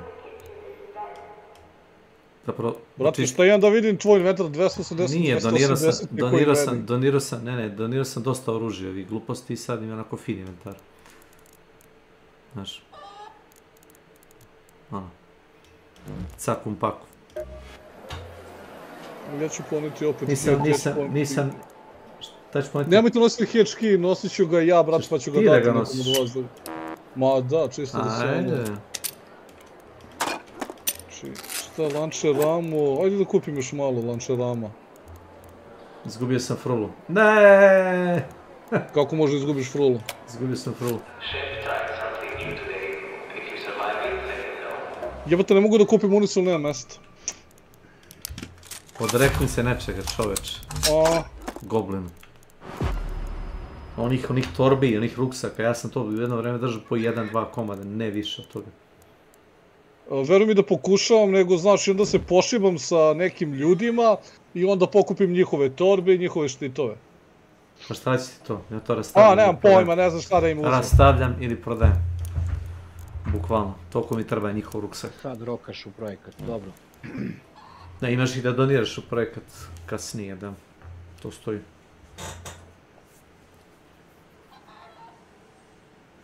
Ponosan ključ. U suštini, taj projekat nije...